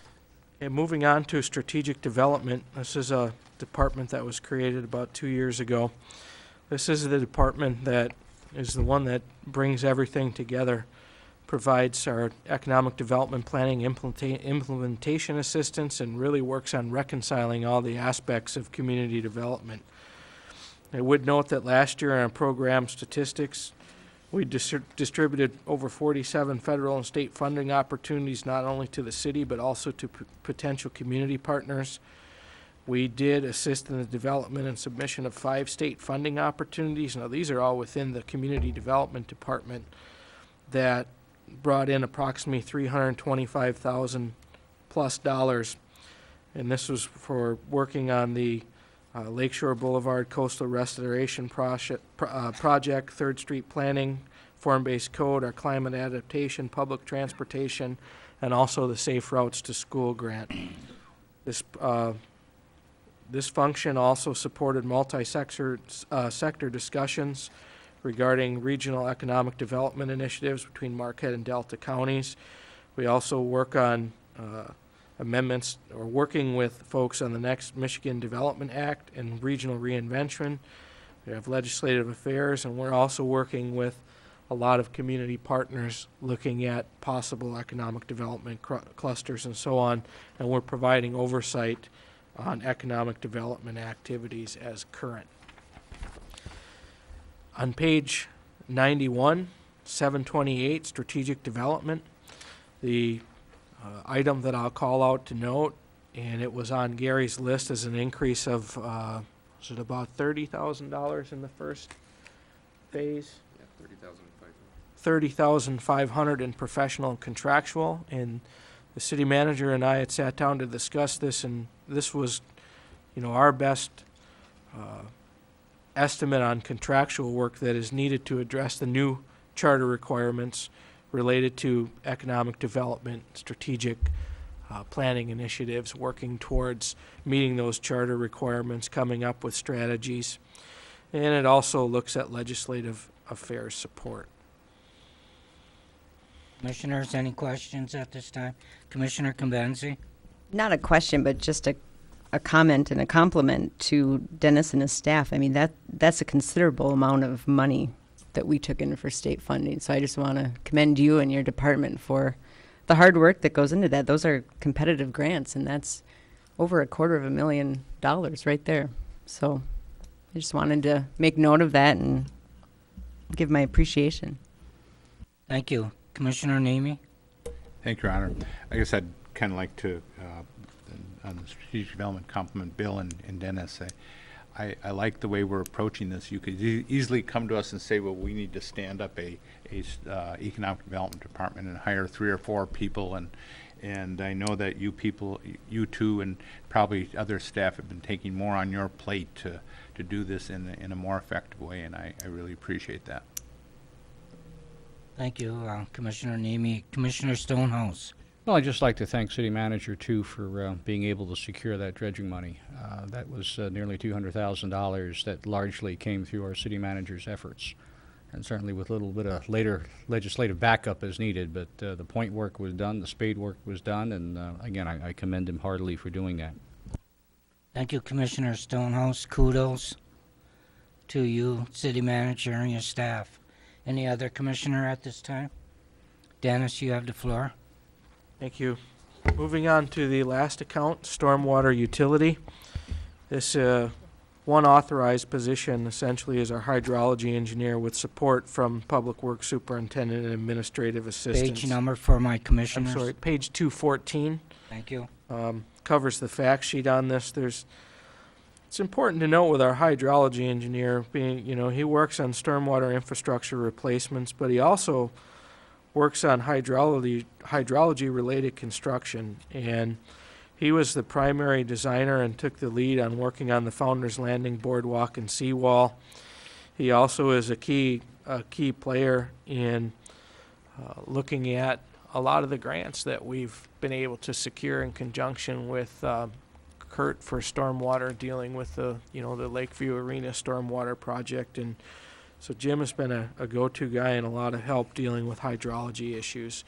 On page 215, stormwater utility fund revenues, they look to remain consistent. Under the expenses, there's one item to note. Previously, there was a line item of contributions to where there was a $20,000 every year was basically given to the Superior Watershed Partnership, or Lake Superior Watershed Partnership, Carl Lindquist's organization, where it was done as a contribution and they would do certain work for the city. We've decided to move that money and put it into the professional and contractual amount, and then what we would be looking to do is looking at doing in what they call an IDIQ contract with the Superior Watershed Partnership. Basically, that is a contract that allows us to have a mechanism to not only control but also monitor how dollars would be spent on that. So in other words, they would call us and say, the city or a department head would say, I have a need to I need some help with the grant writing and assistance and things like that. They clear it through us, and we go through Gary, and the money is set in there. That also provides to have us a control mechanism for any contractual work that might need to be done also, and anything above and beyond that, of course, we could go through a bid process for that. But we've taken that $20,000 and we've moved it up into professional and contractual, and we've thrown a little bit more money in there for projects of specialist necessity. One of the things that comes to mind is allocation of money for wetland monitoring. There's a possibility that could be done with that organization, but again, kudos to the city engineer and also the assistant city engineer, Greg Borzik, when it comes to wetland monitoring. They've gone out and are working on a partnership with Northern Michigan University to where we can have a kind of an educational cooperative opportunity for wetland monitoring associated with the McClellan Avenue extension as well. Thank you. City Manager? Thank you, Your Honor. I just wanted to maybe provide some more context to this too. This reflects very positive changes both in the role of SWP in the community and the city. Just for the Commission's background, when I came on board, there was really just kind of a flat donation, if you will, from the city in consideration of different kind of things that the SWP was doing. And they were largely having maybe a concert series, or they were providing some kind of information to the public about watershed importance. They would be brought in from time to time to help support city projects, but from an administrative standpoint, it was very difficult because they were getting rent breaks for the use of the facilities out at Presque Isle. They were getting this just kind of a flat donation with no accountability. And now kind of fast forward 3 years and look at what an integral component of the community they've become and how we've come to rely on them for a lot of different things. And their role has become much more sophisticated. They've increased their capability to do technical work. And you've seen that with the bog remediation out at Presque Isle. You've seen that with some of the wildlife surveys and ecosystem surveys that they do.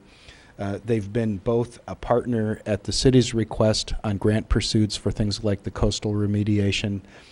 They've asked the city to partner on grant pursuits that are interesting to them, that they believe would be valuable and useful to the city.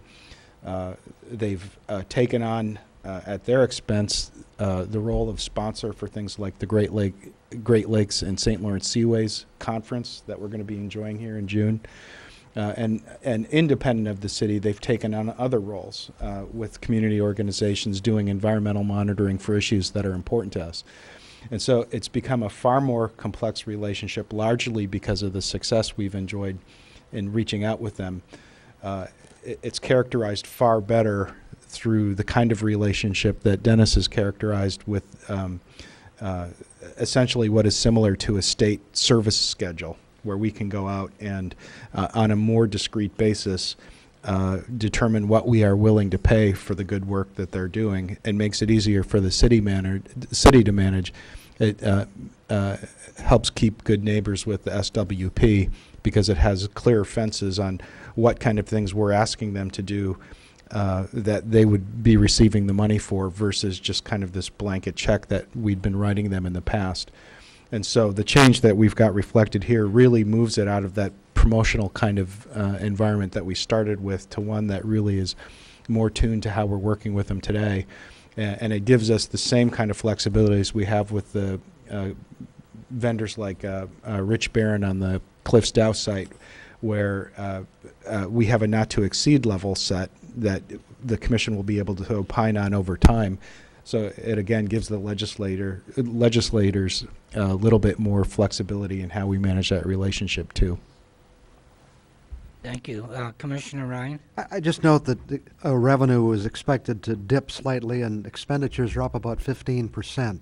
Do you want to address that beyond what you've said?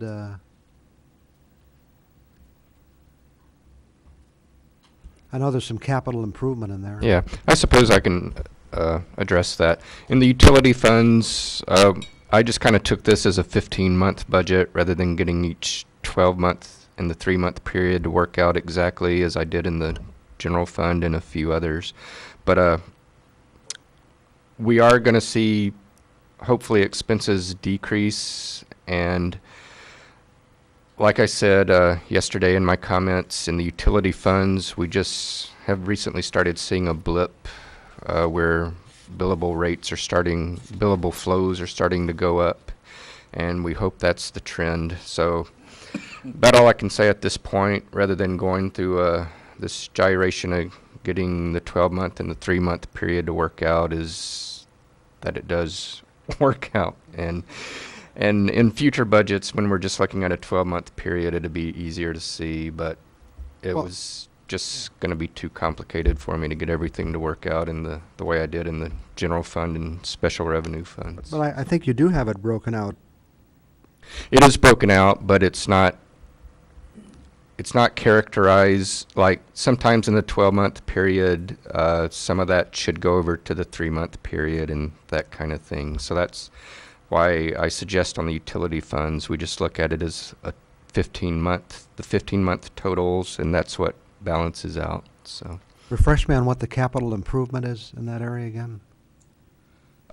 Usually in the utility funds, the capital improvements are the multi-fund projects that were approved in the, or at least proposed in the capital outlay session that we had about a month or so ago. Thank you, Commissioner Ryan. Commissioner Kambansi? Well, I just want to commend the city manager and Mr. Stakowitz, because I think what they've done is they've really worked on this. I'm going to call it a public-private relationship, but it's between a nonprofit and the city. And I think it's growing. I think it's strong. I think it's important because they can certainly do a lot of the services we need. But I'm really impressed with how transparent you've made it as far as breaking it out and saying, we're not just giving you a lump sum, but, you're really working hard to, I guess, make sure everything is on paper and that everyone knows, including the public, what we're paying for and what it costs. So I just want to thank you for that. And I'm going to jump a little bit off subject and go back, and that it just brought up, are we doing anything similar with the Lake Superior Partnership? And I realize I can hold off because I might pull other commissioners off task here, but do we pay for services, I guess, should we need them from them? I know they kind of have an a la carte menu, and I can start out. You are correct, Commissioner. They do have an a la carte menu, and if we would need services from them, that would be something that we could go to them for through professional and contractual. I'd like to add to that. And of course, we have dialogue and coordination with them. They get invitations to bid on the RFPs that we put out in this area. And so both for when we ask for things, and a quick example comes to mind was mailing list that we used for this last year, as well as complete projects. They're part of the consideration.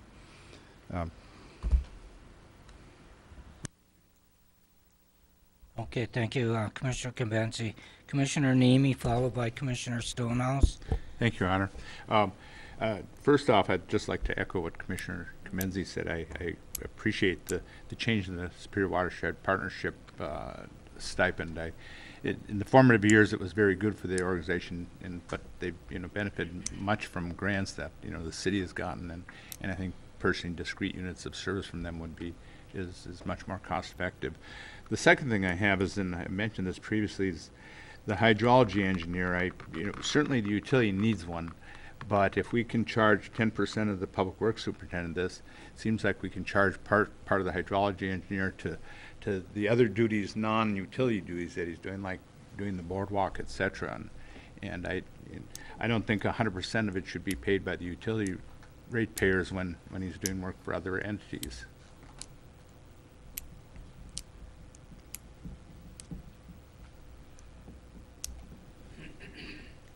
That's all I have, Your Honor. Okay, thank you. Commissioner Stonehouse? Well, the echoes sure bounce around, but The echo coming back, thank you very much for all you do and how well you do it. I think, again, it continues to improve every year at the budget process. We just see, I think, greater transparency, greater management skill, and greater adaptability, and thank you very much for that. I am very pleased to hear the additional emphasis being placed on the hydrology engineer. We often forget about him. We think of engineer. Well, now I'm going to be very serious here. When we think of engineers, we think of people who build stuff, and stuff goes up. And you build a road, you build a house, you build a tower. And we forget that the stuff is built on the land, and the land has got this thing called drainage. And if you haven't figured that out, all the stuff you built just comes tumbling down. And you take that right on back to the Bible and build your house on sand or build your house on rock, right? And the criticality of the hydrology engineer, especially in a city like Marquette, where we do have some challenging topography, and are deeply concerned with stormwater and how that affects our environment and our lake, is just a critical member of the team. So thank you very much for letting his light shine out from under the basket. Thank you. Thank you, Commissioner Stonehouse. Commissioner? Any other commissioner? Dennis, you still have the floor. That completes my budget presentation for community development. I thank the commission for the opportunity this morning and look forward to working with you on projects in the future. Thank you to the city manager for supporting me on my punt. That's all. Thank you. Job well done. City manager? Thank you, Your Honor. I get an opportunity to see you from this perspective like I don't normally do. And yesterday, I believe, about this time, you suggested a brief recess for people to take care of whatever they might be interested in taking care of. I would suggest you might be ready for that. Commissioners, what's your pleasure? Sounds like a good idea at this time. Come back at 10 o'clock.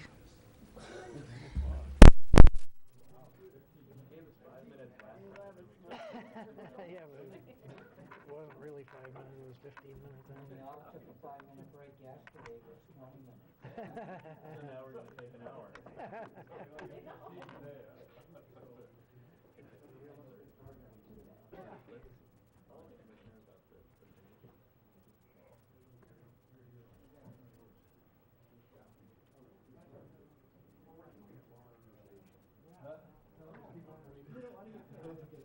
That's Taylor's response. He's like, you pay us that name tag, we're obligated to do this for it. I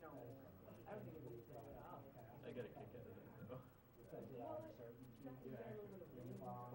What's that? It's got a little bit of wind coming out of it. Yeah.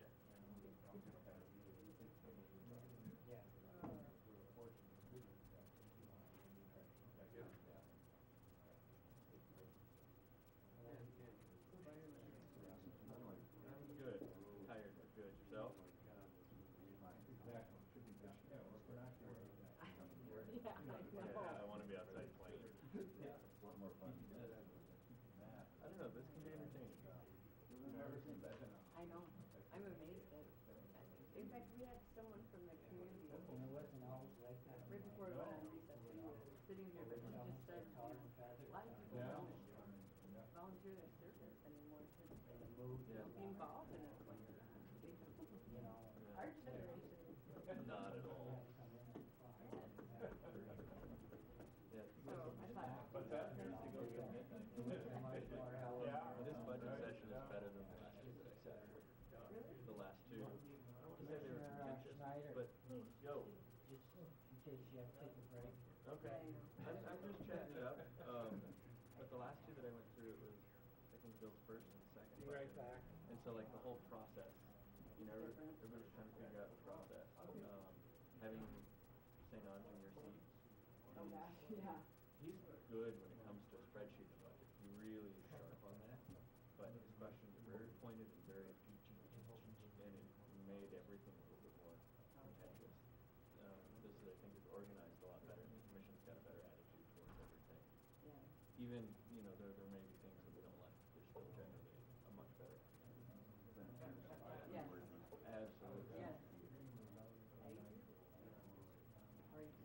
I'll be back. I'm gonna take my break. Go for it. I would do the same. What's that? Unless we mayor here for a minute.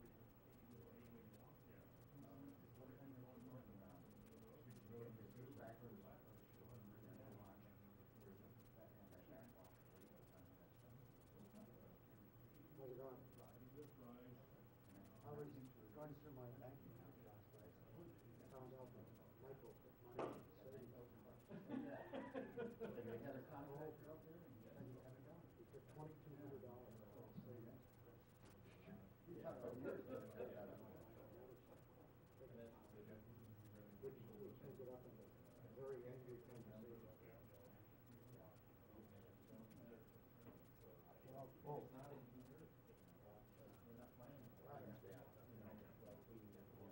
So that's one issue. Second, I have a city commission.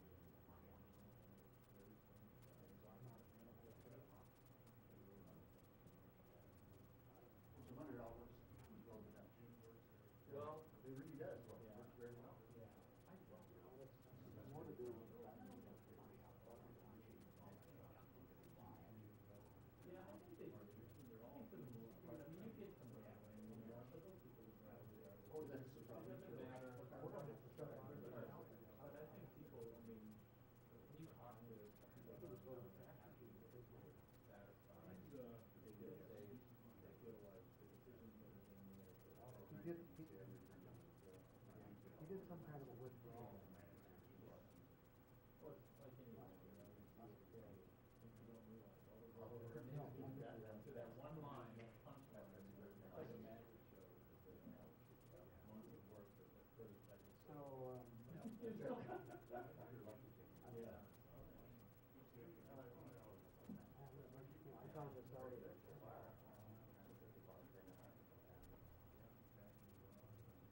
So, No, I was just looking at, just got an email from, project manager. But I know I'm going to be tied up all morning tomorrow.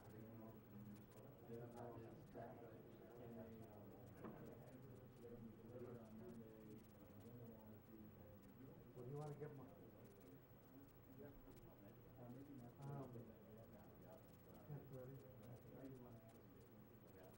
well, usually when I go a little early and mainly just getting the right. I'm not sure on the training yet. It's well, it's what you know before that.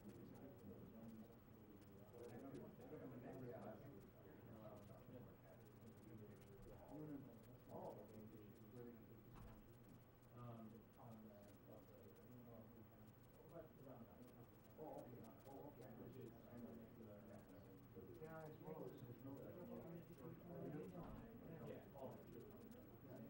Well, I suppose it was somewhere like Well Rover or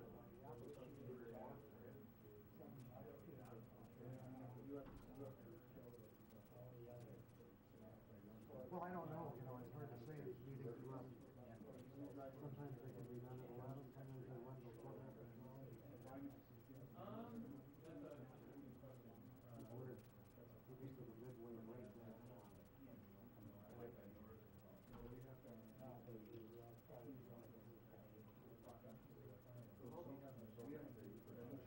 Tell them I'm not available.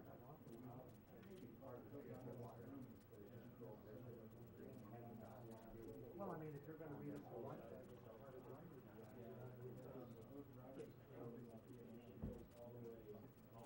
How are you? Yeah, nice to see you.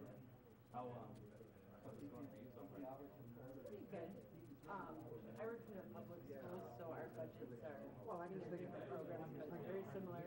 Tons of line items, millions of dollars, so it's, I feel like I'm not as lost as I could be. Still learning curve. I'm instead of here having to run. With everyone that makes it seem like there's there's a lot of minutia and a lot of details. I know. Who knows what we're going to focus on? So it's always interesting. Okay. Sometimes I think we don't even know what we're going to focus on until so One person says something yeah. We'll just make sure we direct everything at Gary. Make him sweat a little more. That's a good point. All right, I was paying attention. I'm ready.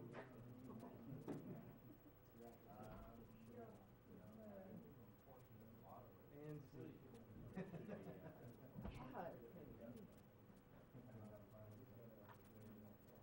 Yeah. I got routed up.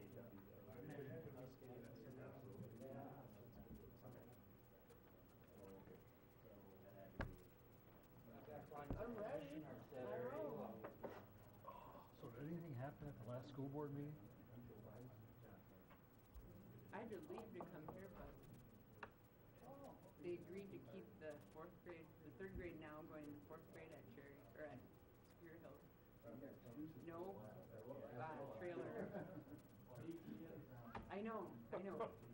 All we would need is. Well, it just makes you look like, I mean, you got open buildings and you're putting up trailers. I just think that doesn't look right. No, it looks awful, yeah. And so then, I think they're gonna go to technology on the cars for a year. Or put the computers in the rooms or something, and then, I mean, they'll be out, I think it's a special ed room. And then the computer lab will change into a classroom. Are they still doing the same thing at Bothell? Bothell will be the same, but, so they're tightly packed, but they don't have to worry about the 2 rooms, I guess, they're short now. Oh, okay. So it's basically staying the same. Well, I really think if we can do it right, we can renew this millage and pass another one. Yeah. I mean, I think it's really ready. They want a solid long-term. Yeah, they'll pay for what, if they understand it, it's something they want, they'll pay for it. Yeah. That's what we're trying to do, so. I agree. I think this I'm not shy, but.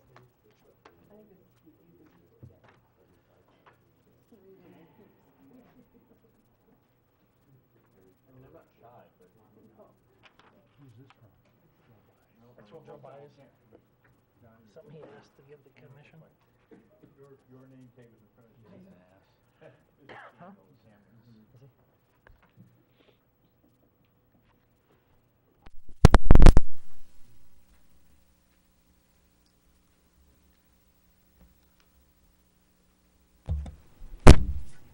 Thank you, everyone. We're back live at this time at 10 a.m.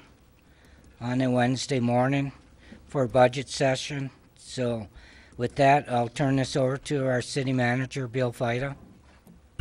Thank you, Your Honor. At this time, I'd like to turn it over to our Community Services Director, Carl Zuger, to walk us through his portfolio. Thank you. Good morning, Your Honor and Commissioners. I think I'm going to take the lead from Community Development just a little bit, and I want to talk just briefly about Community Services. Community Services is arts and culture, parks and rec, and senior services. I'd like to say that we're very proud of the staff that we have. We have several new faces within the department. Sitting behind me is John Swenson, our Assistant Community Services Director. He was hired in January. We were without prior to his hire, that position was the Assistant Parks and Rec Director, and we were without an Assistant Parks and Rec Director for about 5 months.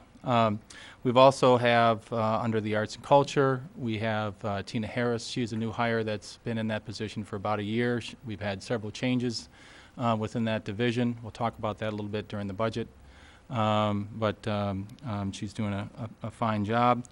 And then we have Jane Palmer, who sort of leads the senior center, and she's our senior center coordinator. She does all of the programming for the center as well. So some of the highlights from this past year, just to kind of give you an idea that, community services is really services. That's what we do.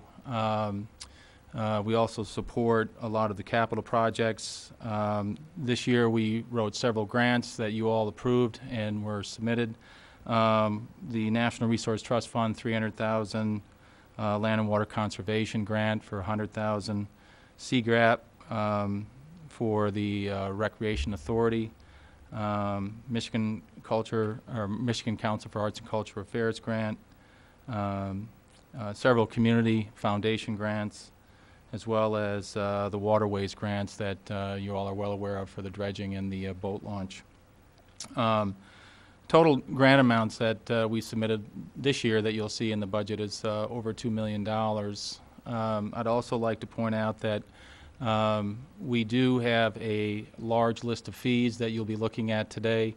Last year we collected over $1 million in revenue from the fees that the Commission approves on an annual basis. Just a couple things in terms of the planning. Our department has been involved in the Presque Isle Park inclusive playground plan that the commission approved that plan this past Monday night. We're currently in the process of the tourist park land use plan and the senior center facility plan, and I believe the senior center facility plan will be on the commission's agenda for the first meeting in May. We've also been involved with the Presque Isle Marina dredging project. That project's planned to begin next week and conclude the last week of June.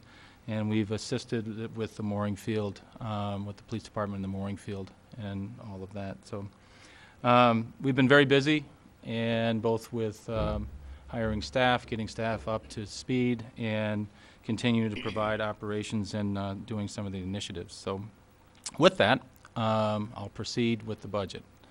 We're going to start with 101-290 promotional fund. That's on page 77. And just to give the commission a little background on the promotional fund, this was a fund that was developed after an ordinance that was adopted by the commission, which allows community groups to submit an application for funding. Funding is considered fee relief, in-kind relief, or cash. The Community Services Office distributes packets. We also do mailings throughout the fall to special event coordinators and nonprofits that we have history with. And all applications are due at the end of the calendar year, or December 31st. Staff then goes through them, and we compile them with a recommendation to the manager, and this is what you have in front of you today. What we tried to do with this budget, and you're going to see this throughout the budget, is that we tried to put as many notes as we could in to give you some detail so that you have an idea of what a line item that we looked at that said, that maybe have changed, or we thought you may have questions on, so that you can look at it and get some detail. And this certainly has a lot of detail for you to with regards to the actual fee or in-kind relief. Sorry, City Manager. Thank you, Your Honor. Just by way of a little bit additional background, the promotional budget is intended to do many things. Of course, per Constitution, there is no charity for local governments, irrespective of how beneficial or how deserving any organization might be. But the promotional fund is not intended to be charity, and I believe the community now understands that. What the promotional fund really is kind of, and this is not meant to be a provocative analog, but it's really more like putting Tide on the hood of a NASCAR. It's something where there are events that are going on in the city that can enhance the prestige of the city for promotional purposes, for economic development purposes. And so they're the kind of things where you would see the city logo attached. It would be what would then allow the city administration to go out and help support those events through inclusion of their information on city websites directly or through web links, to be able to speak about those publicly and to encourage people to participate. And so it really becomes something that is a mix of promoting the city, potential for specific economic development events that are going to have positive economic impacts, and then also an opportunity to really extend the services we provide through the art and culture staff, through the community service staff, to incorporate all those other private entities that are doing great things here in the community, and to really help extend our presence and our reach that way. I'd offer part of the reason why you see on occasion the stories that do come out about Marquette in the regional, in the national press, that at least in some part, when you see the events that we choose to invest in every year reported in the Wall Street Journal or in the New York Times or in the San Antonio Daily, it's because we've taken these steps to get the good word out, and we're getting constant feedback through the real world on how well we're making our choices in those investments. So it's not just one everybody come in and ask for what you want. It's not T-shirts or individual benefits for specific good. It's really something more akin to that core promotional value getting your logo out there serves. Thank you. Thank you for that Carl, you have the clarification. floor. Yeah, so what you have in front of you on the page 77 would be the revenue portion, which you see, is what we're suggesting for fee and or in-kind relief. I think the city manager outlined it well in terms of, what this promotes, how this promotes the city, economic development. And we provided you, under the notes, a list of those that we feel meet the intent of the ordinance. If Thank there's you. no question on that page. Commissioners? Yes. Commissioner Nemi, followed by Commissioner Ryan. Thank you, Your Honor. I had a couple, one additional question. When you talk about tie-down race card, it gave me the idea that perhaps we ought to list Coaster 2 here. I'm not sure what rate we'd put there, but perhaps they ought to be listed here as resources that are devoted to that. But the question I had, well, one is NMU homecoming. I don't know, NMU doesn't do much for us when we need to fee relief, so I'm not sure that we should do that, but I suppose the students would suffer, not the university. The other question I have is NEMSCA, the Northern Michigan Public Service Academy, 5,000. I think it's a great program, but I question if their treasury is so flush that they can start passing on rate relief to all the members. Why can't they pass on a little rent to us, and why do we have to pay $7,500 to be in there when the most anyone else pays is probably $2,500? But I think it's a great, certainly it's a great thing for all municipalities, but perhaps we're shouldering a little larger portion than we ought to, even though we are the largest city, benefiting from it. City manager. Thank you, Your Honor. The tide analogy, maybe more appropriately, this would be our version of pure Michigan, if you think about it like that. But I'll let Carl speak to maybe the specific recommendations. I would only offer that for things like NIMSA, we do get other benefits too. So having a strong cater of people potentially to recruit from for city positions or to provide leadership training is something that we get in addition to the promotional value. But this is for the new commissioners as well. This has been in the past attempted. The methodology for working through this with the commission has always brought individual commissioner questions about why we're choosing some over others. We tried to do this early on as a voting process with the commission. That was pretty poorly received. We modified that to be kind of a one-time recommendation. And so we anticipate that there might be some dialogue today. But this would be our initial recommendation going forward. But I'll let Carl speak to the individual items as commissioners are interested. Thank you. With regards to NIMSA, NIMSA's, they're asking for fee relief for the Citizens Forum Room at Lakeview Arena. As you know, they provide education and training for our staff and staffs throughout their association. I think it's, we looked at it as being an important component, for the city in that it's located in the city. So time away from the position, it's convenient for us to be able to go over for a half a day to provide, get some training or additional education, as well as travel. So we looked at that as really being a benefit for the staff, and that's why we have it on the list. I guess a good point. We do benefit more than any other city because it's right in our city. So I see that and I agree with it. Good. Thank you. Commissioner Ryan? I'd like to start with a comment, which is, in the good old days, people did events in our community and the city supported them. There was no charge. And then at some point in time, I think there were some bad times, the city started charging for really kind of basic city services, like having policemen around when an event was going on, or the Public Works Department, doing some things to support some event of some kind. And they're legitimate. I wouldn't argue that at all. But this commission, and I know at least 4 of us were here at that time, decided that we should change that policy. And that's what this is all about, first of all.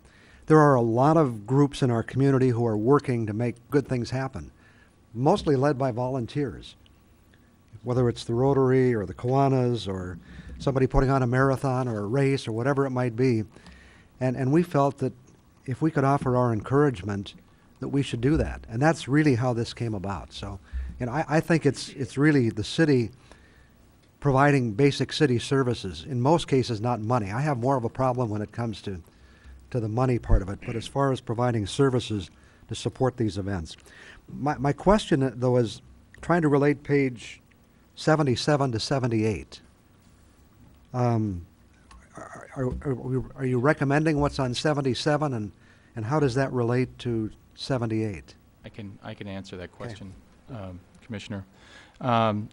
Page 78 would be the cash request. So when you look at, I'll go to page 78, and I do have the notes down. I see that now. At the bottom. Thanks. That's the cash that's being being recommended to the commission, and that's what is the difference. The other page was or page 77 was the in-kind and fees requested. So in terms of a cash request, beautification committee has 10,000, city band 7,000, and the open house 1,200. Gary? I think Carl explained it well, but maybe just a quick and easy way to look at it. Page 77, the revenue, that's the non-cash items, and page 78 is the cash items. Commissioner Coyne? Well, I was not a member of the commission that decided this, and I just commend them for doing it, because I was on a commission in the bad old days when Scrooge was in charge, and we bought more bad will from the community imaginable. So this is a great way to approach it, I think. I do have a question, and I don't in any way want to challenge your recommendations. Do you have a policy guiding you, or is it just your whim? How do you do that? I mean, Well, if you look at the ordinance, it sort of spells out, how each application will be reviewed, and we also have we've broken it down on an application form that allows the event or the coordinator to evaluate themselves before the application ever comes in. What we look at is certainly, as the managers explained, we look at promotion to the city. Are the dollars going back into the city? Does it promote economic development? Is it a for-profit that doesn't give money back? Or are the event going to be located on city property? In that it can't be a project that's going to be outside of city, outside of the city, or not on city property. And so those are the types of things that we look at. when you say we, who's we? Community Services. The Community Services Department sends the applications out. We receive the applications. We do the initial review, and then we make a recommendation to the manager. Okay. By we, meaning you? Myself and my staff. Okay, thank you. City Manager? Yeah, thank you. The ordinance is pretty specific in what we should look for, and so in the one of the administrative consequences to the old days were that people would come in at any time during the year, typically a day or a week or so before they wanted to have the event, and all of these costs would then kind of be a surprise. that made it very difficult to respond because, of course, the CFO would have this stream of people coming in just randomly asking for money and budget amendments and things of that nature. And so this really helps us manage the process better. But as part of that, it starts out 2 months at the end of every calendar year. Carl was talking about how the outreach happens. All of the community groups are notified. It's posted through all the media. PSAs go out saying now is the time to get your applications in for what you might plan through the course of the year. All of that comes in. It gets consolidated. There's an administrative policy that goes along with the ordinance that provides clarity. They work through it. They make their initial recommendations to me. If there are things that are kind of on the edge, we ask Ron to get involved to determine if there would be a contracting issue or if it touches on the charity prohibitions or things like that. And then we bundle them all up and present them during the budget season. And we've been doing that now. This will be the second year that we'll have gone through that process. It seems to work pretty well. Like I said, most of the initial stand-up of it was more community outreach and education. We have many, many groups beyond just the ones that are chosen for the promotional support that do great things in our community. And we wanted to make sure, and we welcome the chance to say again, that for all of those charitable organizations, those nonprofits that don't qualify for the promotional expenses, it has nothing to do with the merit of their mission or the great work that they're doing in the community. But government is for the specific good, government is for the general good of the community. It's not for the specific good. And we as government aren't in a position to say if the Boy Scouts are better than the Girl Scouts, if the Girl Scouts are better than Bay Cliff or something like that. This is everybody's money. And so the prohibition is usually pretty easy to understand once we get a chance to explain it. But again, at the beginning of the process, this was a far more an outreach challenge with the community than it was with the commission. Thank you. Commissioner Coyne, you still have the floor. Commissioner Namey, followed by Commissioner Snyder, Stonehouse, and Ryan. Mine's just a quick comment. I appreciate this methodology, and I appreciate staff taking the initiative to bring this forth. I know you're kind of putting yourself out there when you're giving us the detail, but I appreciate it. It's a much better system than we had the previous years. Thank you, Commissioner Schneider. Yeah, definitely concur with Commissioner Nemey's comments about the process. It's a learning curve for everybody, that's for sure. But you had mentioned that, information about this goes out via PSA, a fairly standard practice, which got me thinking about how our PSAs go out briefly. Do we have any sort of subscription service so that somebody who's interested in municipal PSAs, whether it's about road closures or promotional funds, so that they can log into what they're specifically interested in receiving info about? City Manager. Currently, now I'm looking at our clerk. That's not what he does, but that is certainly something that we intend to look at as part of that public affairs function that we're proposing to stand up for all the traditional media as well as all the social media and online media. Okay, I kind of figured as much, but it just popped into my head because we're talking about the promotional fund, and I think there's a lot of groups who would like to use the promotional fund but don't know it exists, because either no, my hope is that it becomes competitive and we find more groups that are interested in doing it. I think a lot of people use it because for so long it's been used. People in Rotary, it's second nature. They just know how it works. But somebody like the NTN or a newer organization just doesn't really know how to work with it. So I think the more public we are, the better. I appreciate the work that you guys are doing. So by no means is this a critique of how it's currently done. It's only meant as over the hill, to use Fred's analogy from earlier. It's where we're going from here. So thanks for the work. Thank you, Commissioner Schneider. Commissioner Stonehouse, followed by Commissioner Ryan. I think it's a much better process than we've tried before. I really commend you for coming up with this, and certainly I'm sure it will evolve as we move through time. Let me provide a little different insight, though, to this. When we look at how this benefits the city and how all of these different groups interrelate and ultimately send the Marquette message out, and understanding that for all of these groups, they're returning to the city too. In other words, what they're collecting, what they're doing, the good that they're gathering, ultimately ends up back in the city anyway.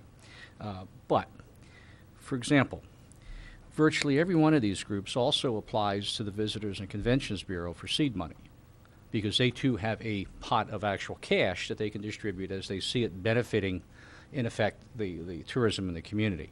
So one of these groups may be getting some portion of their expenses from us as a forgiveness.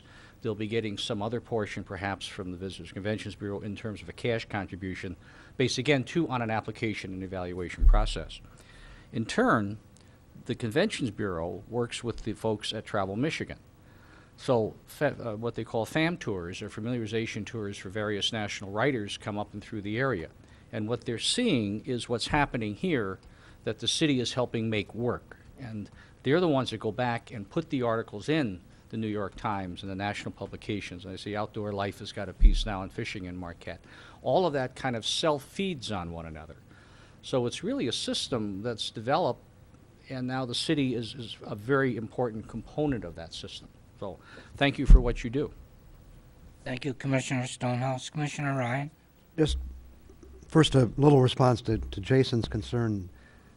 The people we're dealing with are people who are going to be billed for services by the city, so they kind of are already in the loop. You know, they probably know. I'm not saying we shouldn't try to do a better job, but I think in most cases, you know, in fact in all cases, the issue is will they be forgiven for some city charges. So, my question, Carl, is: are there any surprises? Are we going to have somebody show up here with 8 people saying, "Why didn't something get included?" or why didn't you cover all of our expenses? Or I just want to make sure, because I know it's a tough question, but well, they can always come before the commission and ask, you know, right. and say those but things. I mean, are So there any sleeping sleeping rattlesnakes out there? I think we were very fair with our recommendation, and I think that the events that did submit that aren't being recommended understand why. So that sounds like maybe, huh? No, I think we were very fair. All right. I think you know, what we're submitting is a very fair recommendation. Anything further, Commissioner? Oh, Commissioner Convenzi? I have a few questions. Just coming on board, was 11/12 when the ordinance went into place? Is that correct? That's when the ordinance was established. And similar to what Commissioner Ryan said, I guess I'm wondering how many applications we get a year. Obviously, it looks like we're giving more in-kind services. One question for the city managers: do we expect this to go up each year? And as a commission, if so, I mean, kind of like Jason said, the more people that know about this, I'm guessing the more people are going to try to get on board as funding's tight everywhere. Should we be looking at a ballpark, you know, estimate for how much we're willing to undertake? City manager? Thank you. I'm going to, just for show and tell purposes, ask Carl to hold up kind of the internal tracking sheet that we use to give folks an example. This is the summary information off of all the applications, and the criteria that the staff goes through to do the evaluations. And we go back and we ask individual organizations if they've not filled in a blank to do that. So it's a very extensive dialogue, and I have confidence that staff has gone through that in a fair way. And there's always some disappointment when organizations maybe get feedback they weren't looking for, but it's not because there's a lack of understanding. And we always tell them, you can always come back and ask the commission for whatever you want. If it's not part of a staff recommendation, you still have the right to come before the commission and ask them for whatever you want. Staff will tell their story, you can tell their story. Ultimately, the commission can make whatever decision they want to do. I feel reasonably confident, to Commissioner Ryan's question, that we've worked through all that. So you can never say anything with 100% certainty, but I feel pretty confident that we've had all the discussion that we need to have, and that the organizations that weren't selected understand why. In regards to the growth of it, we hope for that. That would be from the standpoint, remembering that these are kind of the events that we chose that are getting regional or national attention, because those organizations are choosing to have their events here in the city. Anything that we can do, and for example, like the Great Lakes and Sister Cities conference that we're having, the MML conference, the more of those activities that people are willing to have in Marquette, the better off we're all going to be. And so whether it's competition between existing groups, or if there are more local groups that are becoming aware and they're conducting world-class functions in our city, or whether we're getting other organizations wanting to come in and host things, that I think is going to be a mark of success of the promotional program. I think it's demonstrated great value for how it's been managed. I think the support that we're putting in is very well spent, and as Commissioner Ryan has said from time to time, I think that's the kind of problem that we're looking for, is having so many great things going on in the city that we're challenged with finding a way to support all of them. So I recognize the fiscal impact of that statement, but I think that would be a wonderful thing to see. It means our community's staying alive and vibrant and desirable. Commissioner, you still have the floor. I don't want to speak against it at all. I'm just saying, I know I see the value, absolutely. But, when you look at things, do you have a ballpark limit of we're going to go for this amount, or is it we've got this many applications and 75% of them were deemed appropriate to fund? Well, the first year that we did the promotional fund, we really looked at what discretionary revenue was available at the end of the budget. So after all the asks, what was available, and then I think that was looked at not necessarily favorable, because there was a lot of picking and choosing at that point. And so what we've gone to is really kind of seeing what meets the intent of the ordinance and bringing that forward. And that's what you see before you. Perhaps there may be a time, because we are getting a lot of interest in this, and Marquette has received a lot of national and regional attention for being a destination. So I would anticipate that the numbers will continue, and I think the city manager has indicated that's a good thing. We definitely want to be the place that promotes the highest quality of life, and I think that's what you see here is it's all demonstrated as quality of life, and I think that will continue to grow.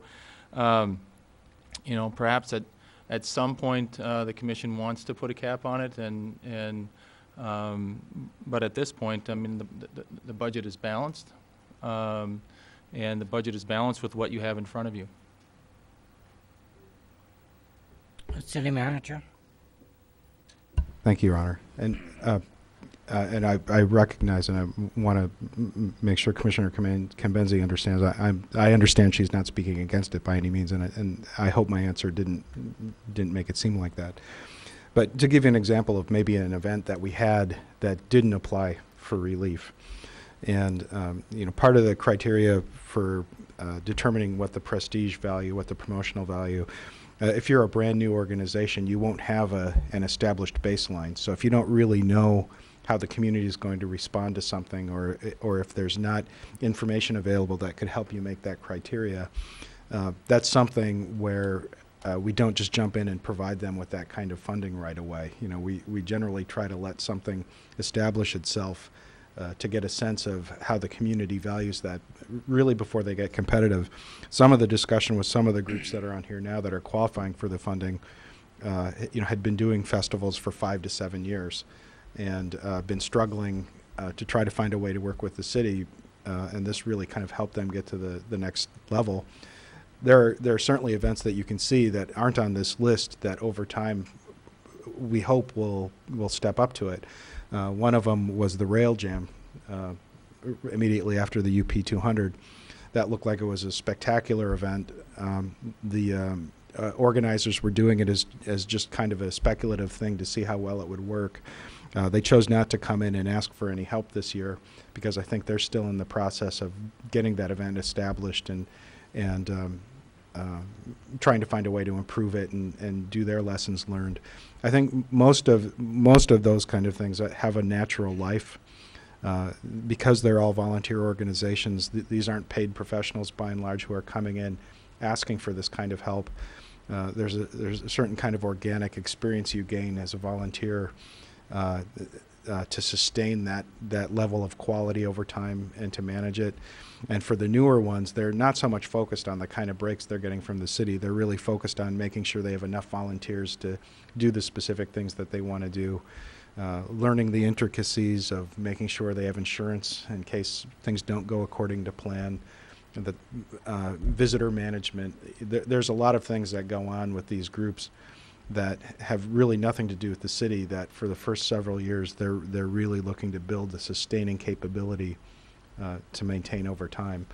And so my sense is you'll see the events probably before in the community, maybe for a year or two before you'll see them showing up on a promotional list. And I think that's probably a good way to do it.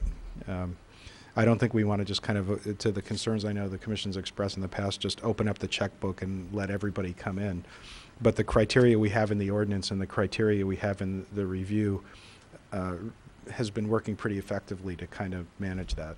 So, if I could just, I guess, one more part of this is, I know it's very expensive to put on events, and a lot of that is probably some overtime, whether it's setting up a tent or closing off a street. And maybe you could just explain, some of the processes, maybe doing stuff on regular staff time, leaving stuff up a little longer. I mean, is this ordinance, I guess, helping us better utilize our staff time or be efficient, or things to that matter? Because I know if, say I just walk in and I want to put an event on, I'm going to get charged 20 hours overtime for this or that. So, are there things like that happening, I guess, that are... Well, most of the in-kind requests are from police and public works. And so I can't speak for their departments, but I think they're as efficient as they can possibly be, in that they do have laws that they have to maintain, and they have regulations that they have to abide by, which does require them to be on site and for the health and well-being of the community. So. I think they're very efficient. City manager? I can speak for the DPW and police on that regard. The police are there anyway, so they don't typically charge for support unless there's some kind of an extraordinary level of support. That one per se, really what the issue is if they're participating in the event. If Mike's driving his car down the front of the 4th Street or down the 4th of July parade, of course we don't charge them for things like that. But the DPW one is what really operates more efficiently, and putting up road barricades, putting out porta potties, putting out additional trash and litter containers, making sure that the service to the regular street service and DPW service is restored after the event. All that cleanup is handled efficiently. Having the predictability of the events at the beginning of the year helps manage the shifts more effectively, and it really helps manage the available assets more effectively. You don't have to keep a supply of things on board. You can more discreetly make sure that you have the resources available when you need them. But the other thing too, and just as an ancillary thing, that when we originally started providing fee relief, there was feedback from different community organizations that we were charging the full rate, that we were loading all the fringes and everything else into the fee relief that we were offering, and recognizing that we're going to pay that fringe anyway. we backed that out. So what the fee relief really gets organizations is the amount of time it takes, and exclusively the amount of time it takes for DPW to go out and do their things. So not only has it made the operation of the city a little bit more efficient, but it's made it more cost effective for organizations when they're asking for that kind of support. I want to say thank you, because that's kind of what I was looking for, is that, we're working with these organizations and, looking for ways that their bills aren't Go ahead, Carl. receivable. So. If I can add, and I think that the manager did a great job in explaining it, but one other thing that I would add to it is that 2 years ago we established a annual special event meeting that we include, Community Services sends out and invites all of these events that are larger special events within our community to attend, and it takes place in December. And we have police and DPW and Community Services that are in attendance, and we go through the whole process of having a special event within our community. And in that meeting, DPW tends to provide, or they do provide, ways in which a special event can limit their exposure by if they can, pick up trash cans, if they can, pick up barriers. Certainly they can't do that within the right-of-way, but maybe they may have it within a park. So if DPW doesn't have to deliver it, they can come pick it up. They'll make them available. And so we try to keep that dialogue flowing because we see this as being a really important thing to the community, and we want to continue to support it as much as we can and make it as efficient as possible. I just want to thank Mr. Zuger for that, because I think that's important for the community to hear, is that, we're certainly supportive, but we're helping, promote these events that are important to the city and working with people so that it doesn't cost as much as it possibly could. So thank you, and thanks for the time. Okay, thank you. Commissioner Ryan? I raised my hand so long ago I can't remember for sure where I was. But just one question and then something else. But did we charge the rail jam people anything for city services? I honestly don't have that off the top of my head. I don't believe. I'm guessing we didn't. So it's not like they needed relief, but Yeah. I don't think we should have. I think if it's a good event, that's fine. Yeah, no, I don't believe we did. I was going to say I think they repurposed their snow, so they reused the resource, and then they were already planning on removing it. But this is this really cuts to the heart of what we're talking about. When people want to do events in our community, do we work with them or do we make it hard? And I think we did charge for police services in the past, and I'm pointing at the chief. And I'm not blaming him. It was a city commission policy that caused that to happen. And it's like, if you're going to put on an event in your community and a lot of people show up, do you penalize the event sponsors by saying, well, now you got to pay for us to have extra police officers here? And those were the kinds of things we were trying to change and that we have been able to change. And it goes back before the ordinance. I think a couple of years where we started doing some forgiveness, and then the ordinance made it a lot more efficient as far as how we're going to do it. But I think, the great examples are, for example, the food fests. The people in Marquette love them, and they wind up giving their money back to charity. And they were coming to us and saying, look, we're trying to do something good, and you're charging us for this, and you're charging us for that. And, it's making it very difficult for us to put on this event. So that's what we were trying to get at, and I think we've done that, and I think it's, I think you've come up with a good system, and it's working, and I'm really pleased, because as Fred pointed out, this is what brings a lot of favorable publicity to our community. Thank you, Commissioner Ryan. Carl, you still have the floor. I don't have anything else with the promotional fund. Commissioners, anything further on promotional before we move on? Seeing none, I just got one comment, and that would be to thank Superintendent of Public Works, Scott Convenzi, because I know a lot of, I'm not saying that just because he's here right now, but I know a lot of the events that the city has done to defray the cost is during the regular shift, he'd have his crews drop off type 3 barricades, type 2s, and set them up at the areas that were needed. And then when events were to be held, then those people would put them out themselves so they wouldn't be charged from time to time. So anyways, that is one of the big things that really help defray the cost of organizers for certain events. And if I'm incorrect on that, Commissioner, Superintendent Convenzi, correct me now, but I think I'm pretty much right on target. We are putting out barricades on the roads, but we have found some other ways to work with the event organizers to keep the cost down and kind of change the way things were traditionally done. So. Okay, thank you very much for that. Carl, you have the floor. Oh, just a second, Commissioner One quick Neely comment has in one that quick comment. In that vein, what the manager mentioned, that this really does help our staff plan because they know the scheduled events that are going to happen through the year, and there's just probably untold ways they can become more efficient by like Scott's crew, they're going to go and sweep this area, and it's well, okay, let's sweep it next week and we dump the barricades at the same time or something. So I'd never thought of it in that vein, and it makes a lot of sense. Thank you. And with that, Carl, you have the floor. Okay, the next fund is the 101751 Parks and Recreation. And it says I see 102, it actually starts on 101.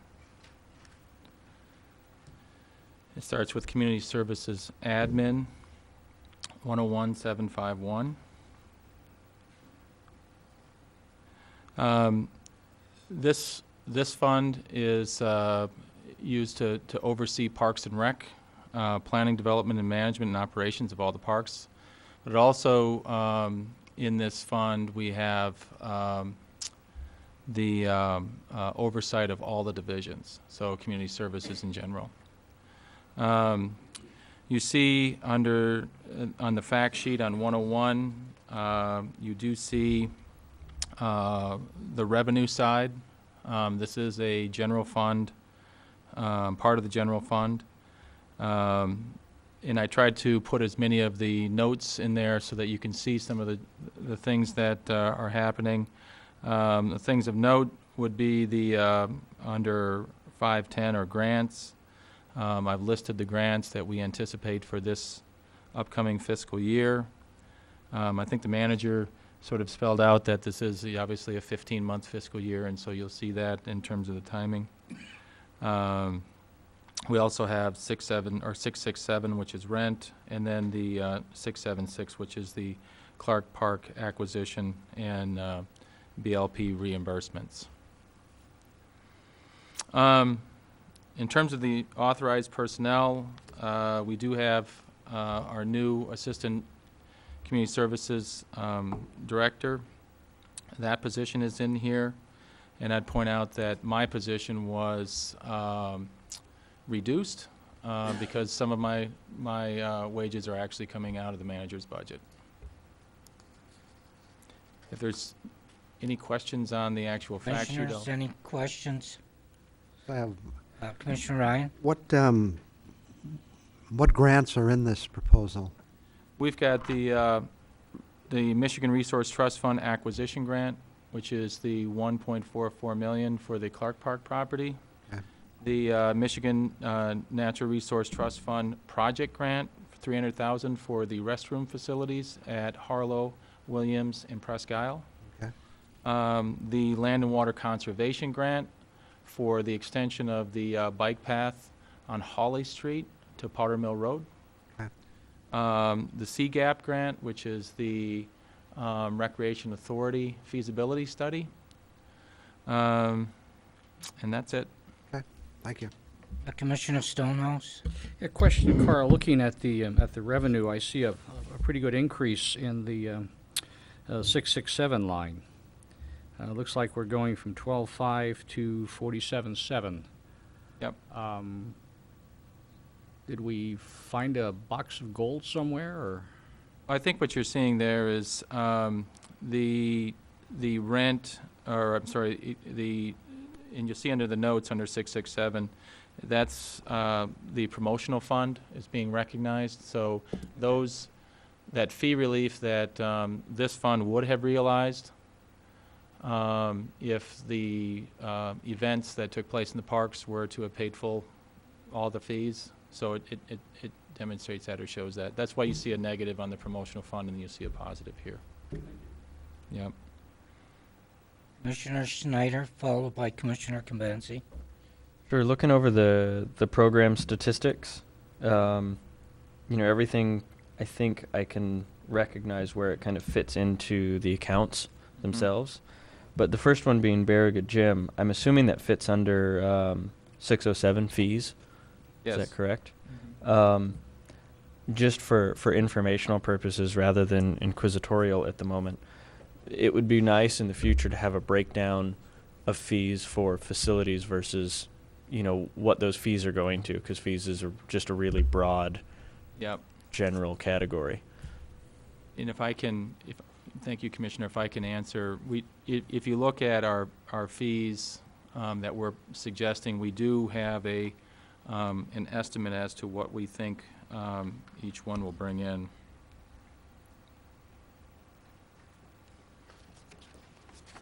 So we do try to provide as much detail as possible. But that's a point well taken on.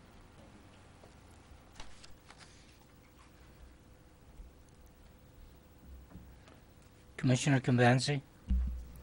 Well, I'm glad Jason asked that.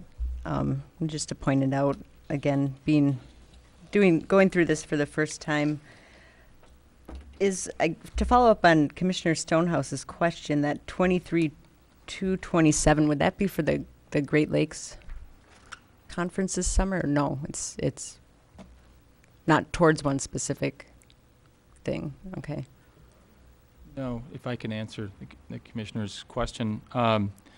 The way the promotional fund is, you see that as the non-cash portion of the budget, which was the first page, I believe, and it shows a negative number, and so what that correlates to, a portion of that correlates to this budget, which is would be the park fees that would have been realized if, in fact, the promotional fund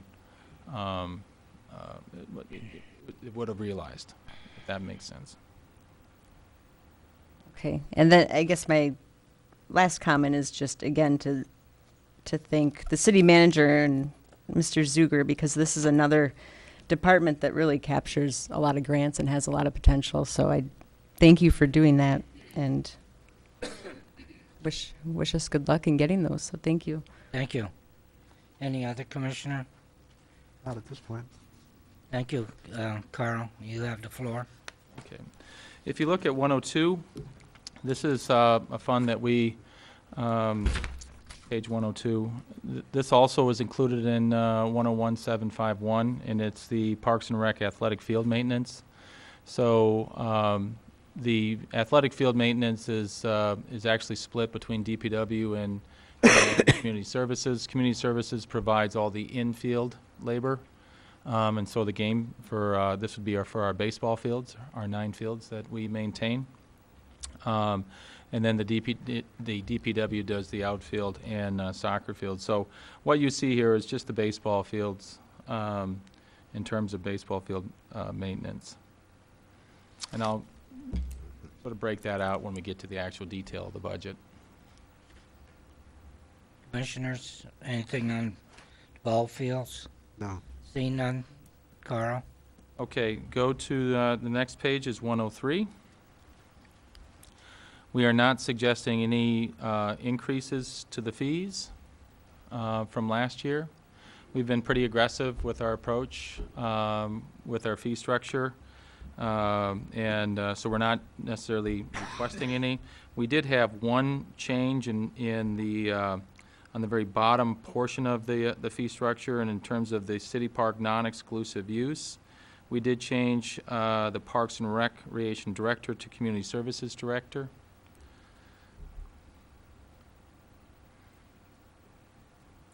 Other than that, there are no changes. One of I would draw your attention to the red numbers on the far right side of your fee structure. They correlate to notes at the bottom of the page. One of the directives we received this year was to provide the commission with some understanding of cost recovery or break even. And so when we had the information, we used the information to provide the commission with an idea of what it costs either per hour or per event or per game. And the way we broke that down was really looking at what was the cost of maintaining a facility, and then the number of events that took place, and we have certainly that information to come up with a cost per event. And so it kind of gives the commission an idea as to what it costs to provide these services on a seasonal basis. I won't go through all of those. You can look through those, and it's really for the commission's information. Commissioner Ryan? Yeah, just a question. The soccer fee, we got a lot of heat on that last year. Yep. Is this the fee we actually charged last year, or is this the fee that we backed into last year? Well, we have several soccer teams or groups that, and just to answer your question, this is the same rate that the commission approved last year. Typically, when the commission approves the fee, it goes into the it goes into the following year's fee structure, because most of these groups start before the fiscal year, and so this is a fee that will be new to them, but it was approved last year. If that does that make sense? Well, it makes sense what you're saying. It's just I want to be fully aware of that, because I mean, we're saying we're not raising the fee, but they may see this as a fee increase. Yeah, it's the same fee that the commission approved last year. During this process? Yes. But not the fee we actually levied? Last year, they were less because they start before the fiscal year, before the commission approves the fee structure. I think they were less because they came here when we changed it. Well, there are several groups that we work with in terms of the soccer group. The group that came before you was the Superior Land Soccer. But we also have Powers, we also have the high school, and then we have some recreational soccer groups that we work with. And so I believe that, the commission approved reducing the rate for the Superior Land Soccer because of the amount of work and time and commitment they've done to the fields. And you know that what was my understanding. Do you know what we actually charged them last year? Well, we charged them, I'd have to go back and look at that rate. I don't have it in front of me. I apologize. Because this can become one of those, I don't know what kind of funny name you want to put on it, but we say we didn't increase the fee, but in fact we are. We're charging more than we charged last year. City Manager? Yeah, no. We usually have these kind of discussions when different groups come in and ask for things, and so we are bound to tell you what the fees are based on a neutral budget, cost recovery. The administration don't decide which groups get breaks or not, and so these fees reflect what it costs to run it. Lacking, Commissioner, what you note, the view was to provide a specific break on fees to that organization, and so should you choose to do that again this year, or now, we could certainly write something like that into the budget, but that doesn't necessarily change what it costs to run the park or what the fees would have to be to cover that. Yeah, and my point is not that we shouldn't adopt it, whether we should or shouldn't. My point is, when we say we haven't increased the fees, and I don't mean you did it dishonestly, that's not the issue, but in fact, we have increased the fee. Because we charged them something different last year. Again, Commissioner, I'd like to point out the distinction between what the fee is and what the commission chooses to charge somebody are apples and oranges.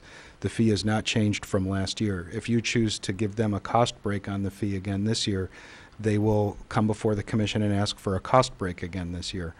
But the fees we set are what we need to set to cover the operation of the facilities. And we did not change those from last year and they're the same ones the commission approved last year. But they weren't the ones that were levied last year. They were the ones that were levied last year. The commission took a specific action to change the fee for a specific group.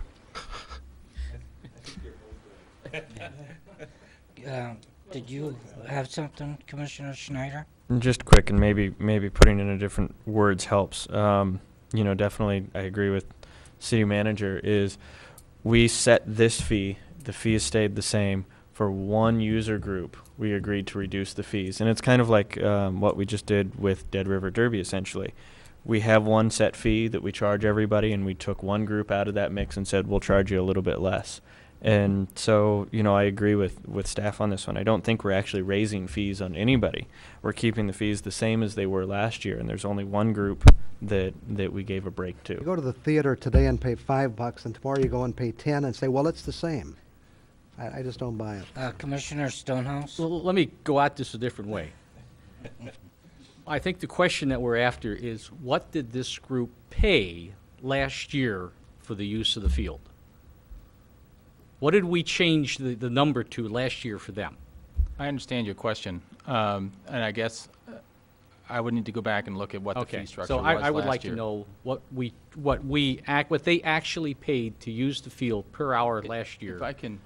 If I can just answer, when we're working with our user groups, they give us a team count and a game schedule at the beginning of the season, and we invoice them based on that team roster and schedule. And typically that's before the fiscal year. When the commission approves this and the budget becomes finalized, from that point forward, we charge them the new rate, the new fee. And but typically this happens with these types of teams like soccer. This happens before the fiscal year, if that makes sense. Again, I just got to go back and ask the question because City manager? It's going to be standing right there and say, last year you charged us this. He's going to be right. And the fee schedule this year says this, and he's going to be right. And all I want to know is, what did we actually charge them last year? Well, yeah, and we'll certainly. I can get you that. And we'll certainly follow up. But I mean, I'd also like to point out, if the commission would like us to establish a fee schedule instead of the way we're doing it now, that says the Superior Soccer pays this, the Blues pay this, the Reds pays this, we could certainly do that. But that's counter every process of government that we've been following so far.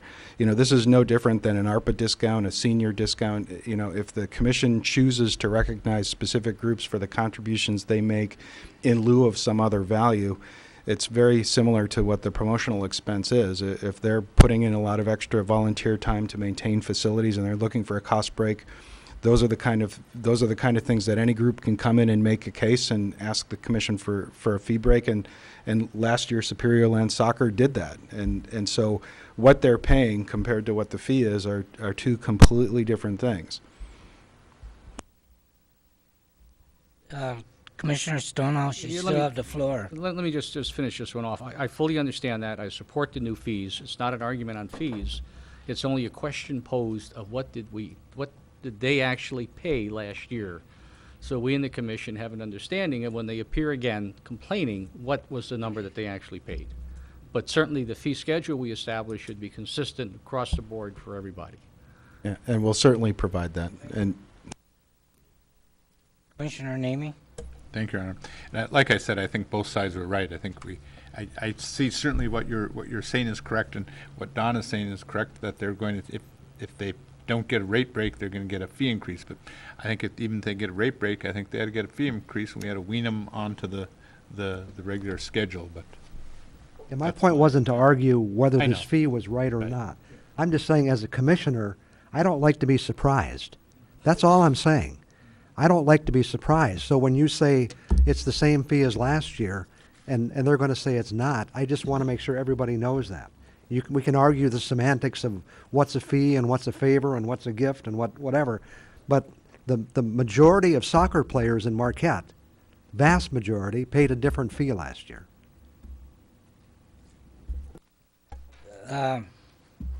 Commissioner Ryan, you still have the floor. Commissioner Coyne, Commissioner Nemi. I'm done. Okay, Commissioner Coyne.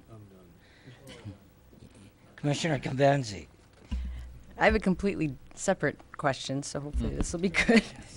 I have a question about the special alcohol permit and just the process. And I know I've been to events there, and there has been alcohol. So I'm just wondering why there's no projected revenue for the next year, knowing that certainly a lot of people that rent it have.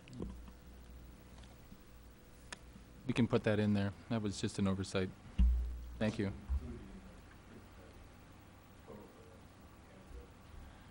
I'll look into that.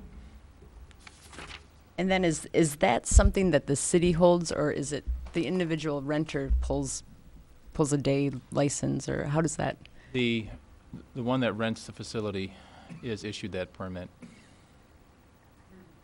Community Services. Through Community Services. So they get, I guess, our nonprofit rate, is it? Or I know you have to pay a fee to actually take out a... It's a $50 fee. Okay. And then they're issued a permit that they post on the facility. Okay. And then does that fall under our liability? Is that included in that $50, I guess? Does that cover them, or it does? Okay. Yep. Still have the floor, Commissioner. Any other questions? You have the floor, Carl. Okay, we'll go to 104. That is the breakdown of Community Services Administration. It also, like I had indicated, does include the ball fields. The top portion of the budget is administration. Really, the only thing that I would point out here is the capital outlay equipment, and you see 23,000. That is 101,751,977. That is 30% of the reservation software that we recommended to the commission during the capital meetings earlier. The other things that I would just point out is you do see the grants and the projects, or the projected projects. Commissioners, any questions? Available to answer questions. Seeing none at this time. Commissioner Convenzi? Can I just ask one question? It kind of goes back to the fees structures too. And we talked a little bit about this with Public Works, but kind of a capital improvement fee fund, whether there's, and I don't know if there's things that people rent from Parks and Rec, but you might have a per chair cost or a per something cost that goes into replacement. It's kind of, do we have anything like that? Do we have a fee structure for? No. Don't. Okay. No. What we did, going back to the fees, we did put what the cost recovery would need to be in order to replace on a timely basis the things such as chairs, tables, staging, pipe and drape, that type of thing. Commissioner Nemi? Just a quick question. Why don't you have any technology fee per seat? Don't you have computers? I just, I don't know if it's an oversight or what, but, I don't believe the folks who are working in this area work with computers. It's mostly telephones and radios. Administration? I believe most of Carl's staff is over at Lakeview Arena, so I believe the Oh, I see. charges are charged to Lakeview Arena. So, yeah.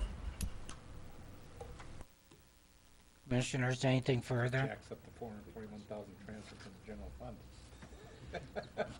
Carl, you have the floor. Okay, the next fund is Arts and Culture 101-800, and that's on page 105.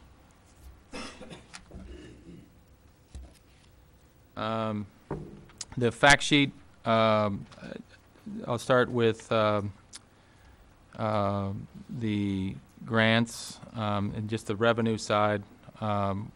You do see some additional grants that the department is looking to pursue. I did put notes as to what those are. One of the ones I'd bring to your attention is the Arts Planning Grant. One of the I think one of the main initiatives that the Arts and Culture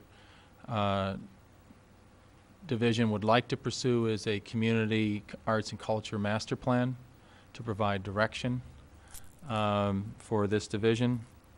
And so we're looking to pursue revenues to offset the expenditures. Other than that,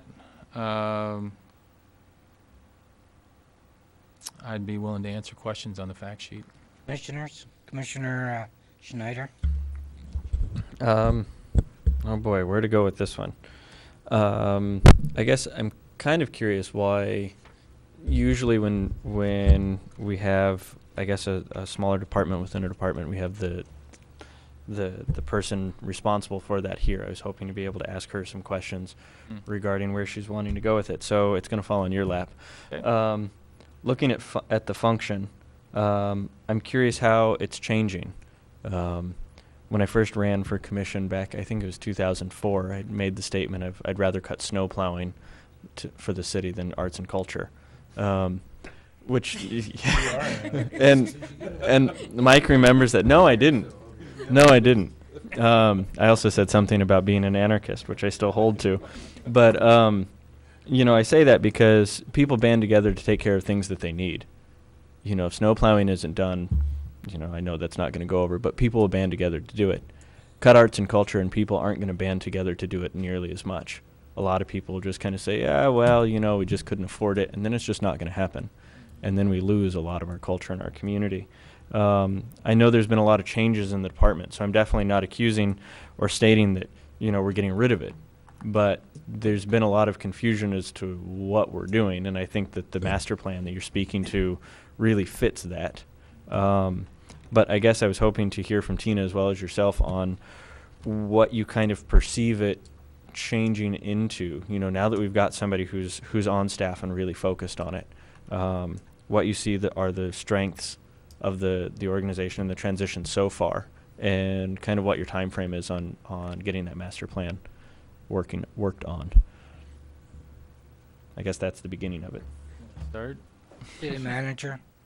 Thank you. Well, I think, Commissioners, you've pointed out, you know, this is a community interest. Our new art and culture director isn't the potentate of all art and culture in the city. And like every other staff, they pretty much check their views at the door when they serve the public. If they're interested in painting, it doesn't mean that for the next several years, painting is the only thing that's going to happen in the art and culture scene in Marquette. And through the other dialogue the commission is having with the committee and the kind of things that they're going to be expecting from art and culture, and what we're hoping we will get out of the art and planning process to try to put a plan in place, we'll start capturing really what the expectations of the community are and find a better way to accommodate those. We have 2 or 3 different challenges we're struggling with there. The last time the community really took a comprehensive view of what they wanted to do to promote art and culture in the community was about 22 years ago, when they first stepped up the what has now kind of become the gift shop area and the program. Of course, Marquette has come a tremendously long way in the last 22 years. And some of the things that they wanted to focus on as core investments at that time have paid off, and now we have flourishing competition in the marketplace that the city doesn't need to continue to compete in a subsidized way against what might be commercially available. In other cases, we're probably underserving interests that might have evolved over the course of those 22 years. and need to look at not only maybe what the contemporary tastes of the community are, but how we're posturing the community to be able to take on even new things that might be emerging now, or at least be able to address them with more agility. So we're struggling with the fact that we haven't had a really good look at how we want the art and culture priorities to be set for about 22 years. So part of the money that we're looking for here, you've seen from Carl, is to start that open process. Part of it speaks to a little bit of reform, both on the committees and the administration, in terms of the priorities that we want to take on.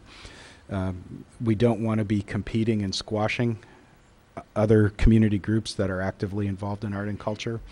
And so making sure, again, like Robert Frost said, good fences make good neighbors, that we're putting a little bit more crisp boundary in what the function of staff is versus what the function of the committee is, what the function of the independent community groups are, and how we work with them through the promotional funds, through other kind of relief for maybe longer term activities. All of that dialogue is going on now. What you're seeing in the investment in the budget from our perspective is the staff level we need to maintain the city program that's being proposed, and then to lie in some of those investments that we need, that we've made with other areas of the city, park and rec master plan, recreation plan, for an art and culture plan, to really help us define how we want to move forward. It's a mix of events that you've seen in the past, like the Halloween festival, community workshops, community programs. Those kind of things will continue on. And as we work now with the Art and Culture Committee to get better definition about the kind of things that they'd like to start adding, we, I believe, have enough flexibility to accommodate, at least through the 15 months, what we might expect to see. And then hopefully by that time we'll have a better plan in place. We'll be able to come back and lay out with better detail explicitly what it is that at that point the community through the Art and Culture Committee will be asking for. Anything further? Two comments. One which just occurred to me of Commissioner Coyne had pointed out that I was not elected. I also want to point out that I had dreadlocks down to my waist at that point in time. So I don't think it was just the snow comment. But as far as the master plan for the arts and culture, so you're perceiving this will be done within this next budget? Cool. I really look forward to that, and I appreciate the staff's proactive approach to trying to figure out how we can evolve and change. Thank you. Commissioner Coyne, followed by Commissioner Convancy. Well, I want to respond. I don't even remember you having dreadlocks. And for the record, I encouraged you to run, too. So I didn't judge people by their hair, just by their anti-snow plowing stance. Just a comment to management with the arts and culture, where it's located now in the library, has about 6 more years, I think, of their lease. And I think that needs to be planned for. I don't know whether the library is going to say, yeah, you're welcome to stay or get out or what. And that's critical for them as a committee and as administration to kind of. 6 years isn't very long, so I think that's an issue. Yeah, unless you're sitting here, Mr. Ryan said. Anything further? Commissioner Convancy? Just looking at some of the changes and looking at the revenue decrease, from going back to the 09-010 year to now, that's pretty significant. And I know last year the gift shop was closed, and I know a lot of those part-time workers, that was really their duty. And my question would be now, knowing that youth theater moved out and 2 of the other theater programs actually came to Kaufman through another member of our community who wanted to continue the Blueberry Dance Festival as well as the Nutcracker, those bring in considerable revenue for me, and they're important to keep going on in the community. But my My concern is with all that gone, with the gift shop gone, we still have the same number of staff, and I'm wondering why that is, or what the rationale is going forward. I'm just asking what they're working on now versus what they did then. Well, if I can answer this, you know, staff is really focused on, you know, what types of programming and sort of what's the next steps for the center, and that's why this master plan, I think, is so important, is to define what the next, you know, what arts and culture will be in Marquette, you know, tomorrow. In you know, the past probably 5 to 6 years, we've been focused on youth theater and performing arts. That's been a large part of the revenue. Most of the revenue supported that. Now with that gone, we have, you know, certainly a hole that we're trying to fill, and really it's not something that we can necessarily answer, but it really needs to be something the community answers and helps us understand as to what their needs are. So I think you know, we're working on, you know, what types of programming does the community want, continue to work on adding new and vibrant programming within the center, but also seeing how we can partner with other community activities, as what, like you've said, you know, Blueberry Fest or these types of things. City Manager? Thank you. I wanted to take a stab at that one too. Because you're doing such great work in the other areas supporting these things, we don't want to compete with that. And so part of the challenge and what we're hoping to get better fidelity with through this planning process is to see where we have really strong clusters in place that wouldn't otherwise invite the city to maybe dabble in it, because you've got a well-functioning set of community interests to do that. And then conversely, where people are telling us they'd like to see things, but there aren't really any activities planned or underway or groups that are really advocating for that. And you know, a good example may be speaking to some of the private interests that Commissioner Schneider has spoken to in the past. The city wouldn't go out necessarily and start a roller derby team. But if we identified that through a planning process, we might take steps to encourage that somewhere. But equally so, if the planning process recognized that derby was important to the community and there was a whole league of teams out there, the city might choose not to do anything with that information and to let the league perform. And so you see a similar kind of, what I'm hoping you'll see is a similar kind of deliberation by the Art and Culture Committee, informed by that plan, to really kind of decide how they want to focus their attention, and how ultimately that'll spin up into some kind of a budget request to the commission. But I wanted to also point out there's a note under the program statistics. I think you were speaking to what looks like a precipitous drop in the figures. But I'd also point out that that's really a change in the way that number is being reported. What you'll see is in the past it was reported as just total number of transactions. You're seeing that it has changed to the actual consignment payments to the artist.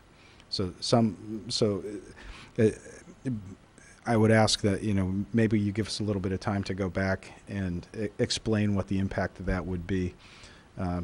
It's not necessarily an apples to apples comparison, and we can come back and explain that a little bit differently.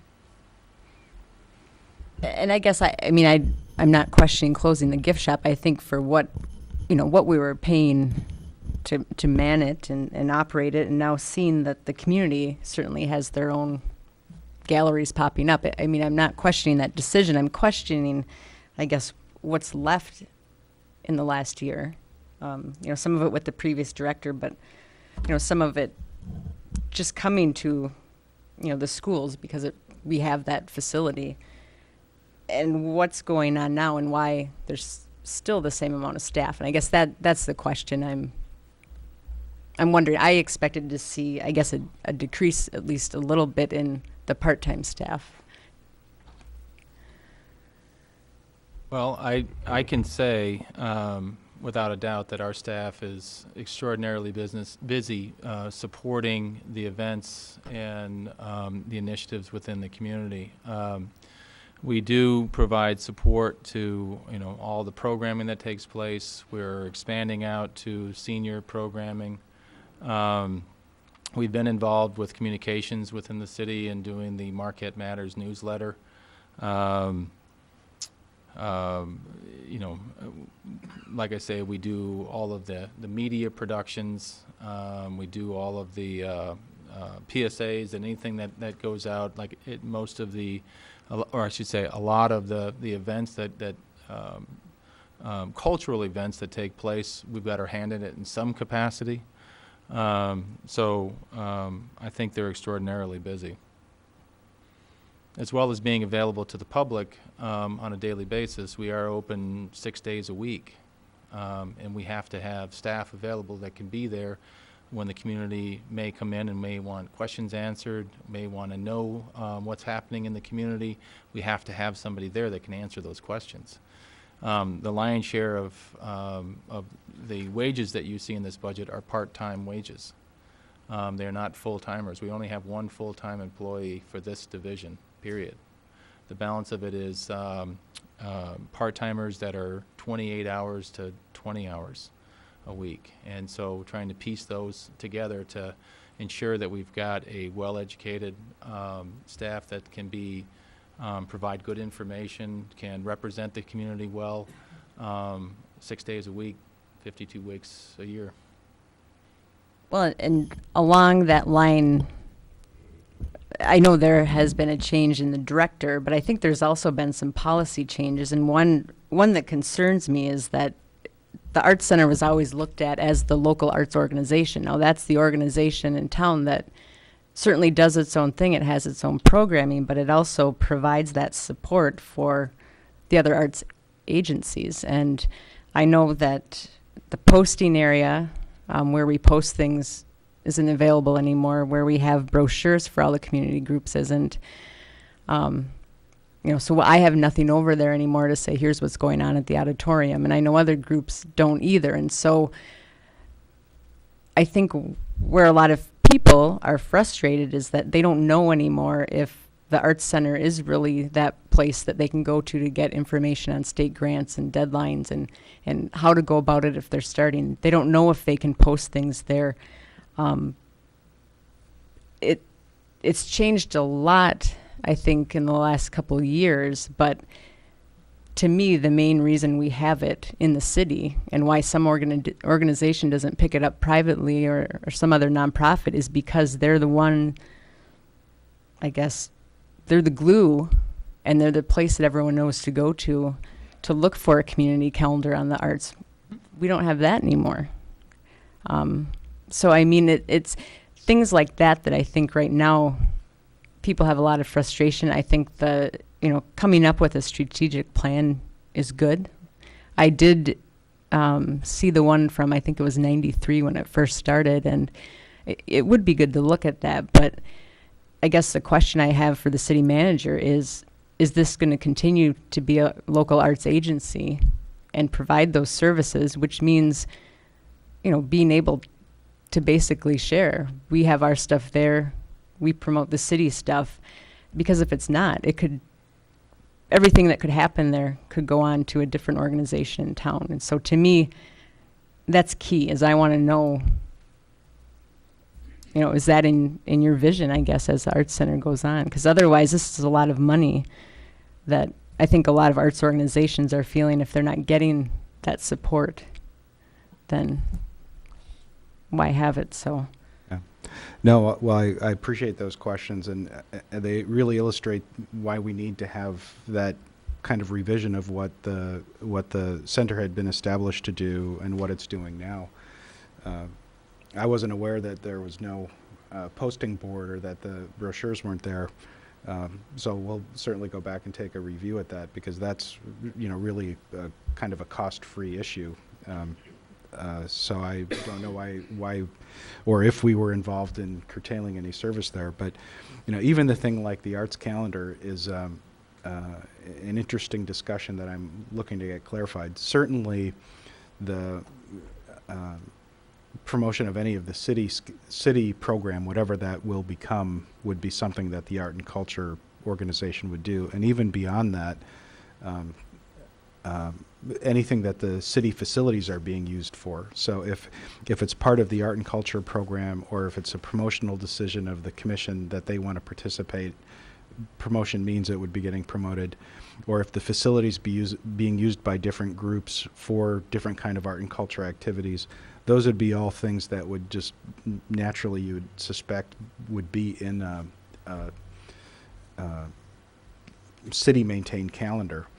But if you take a look at all the other things, that kind of the situational awareness, there's, at least I've heard an equal amount of feedback from different interests in the community that, you know, the Mining Journal maintains a community calendar, the Marquette Monthly maintains a community calendar, each individual organization maintains their own calendar. Some of the public broadcasting networks broadcast calendar. And so the issue isn't necessarily that is the calendar available, but is it the city's responsibility to maintain the master calendar of everything that's going on, whether it's a city event or not, in some kind of a master calendar. And I don't have an answer for that. I mean, I would the administration would respond, I think, to what the master plan would suggest, and then what the commission's interest would be. As just a single issue, but then again as kind of a demonstrative issue of all the different things that we're going to be looking at, we're in a different place today than we were 20 years ago. And I know the art and culture struggles with this a little bit too. And I know that they're getting a lot of feedback from different community organizations, but yeah, again, as you're well aware, I don't go and attend their meetings. I don't get any other feedback other than what you're getting through the staff liaisons and from their committee notes. I think they're welcoming, at least from my understanding, is they're welcoming the opportunity to put some resources behind this and get these questions answered. But ultimately, it speaks to your basic concern. We're asking you for a certain amount of resources to do something. We're in a transition space right now. So some of the things that we used to do, we'll continue doing until we get a clear answer. Some of the things that,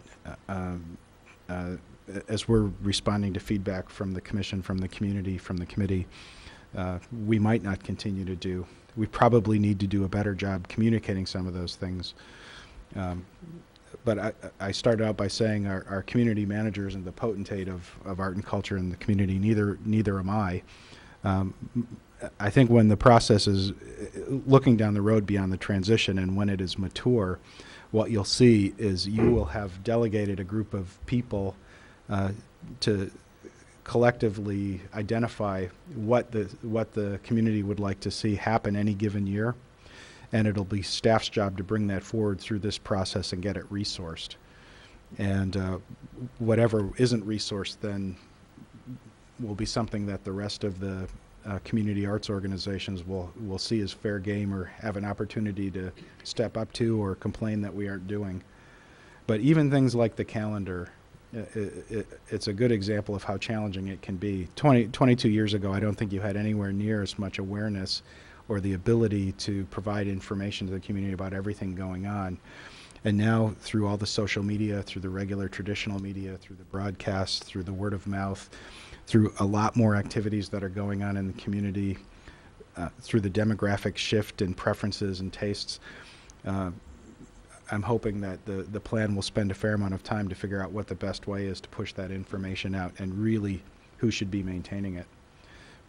As a cyber example, does the city need to maintain, for the Lake Superior Theater, do we need to maintain their calendar, or do we need to maintain a link to their calendar?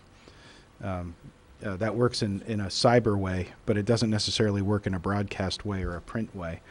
And so even those mechanisms need to be looked at, and how we're devoting resources to doing that need to reflect that. So.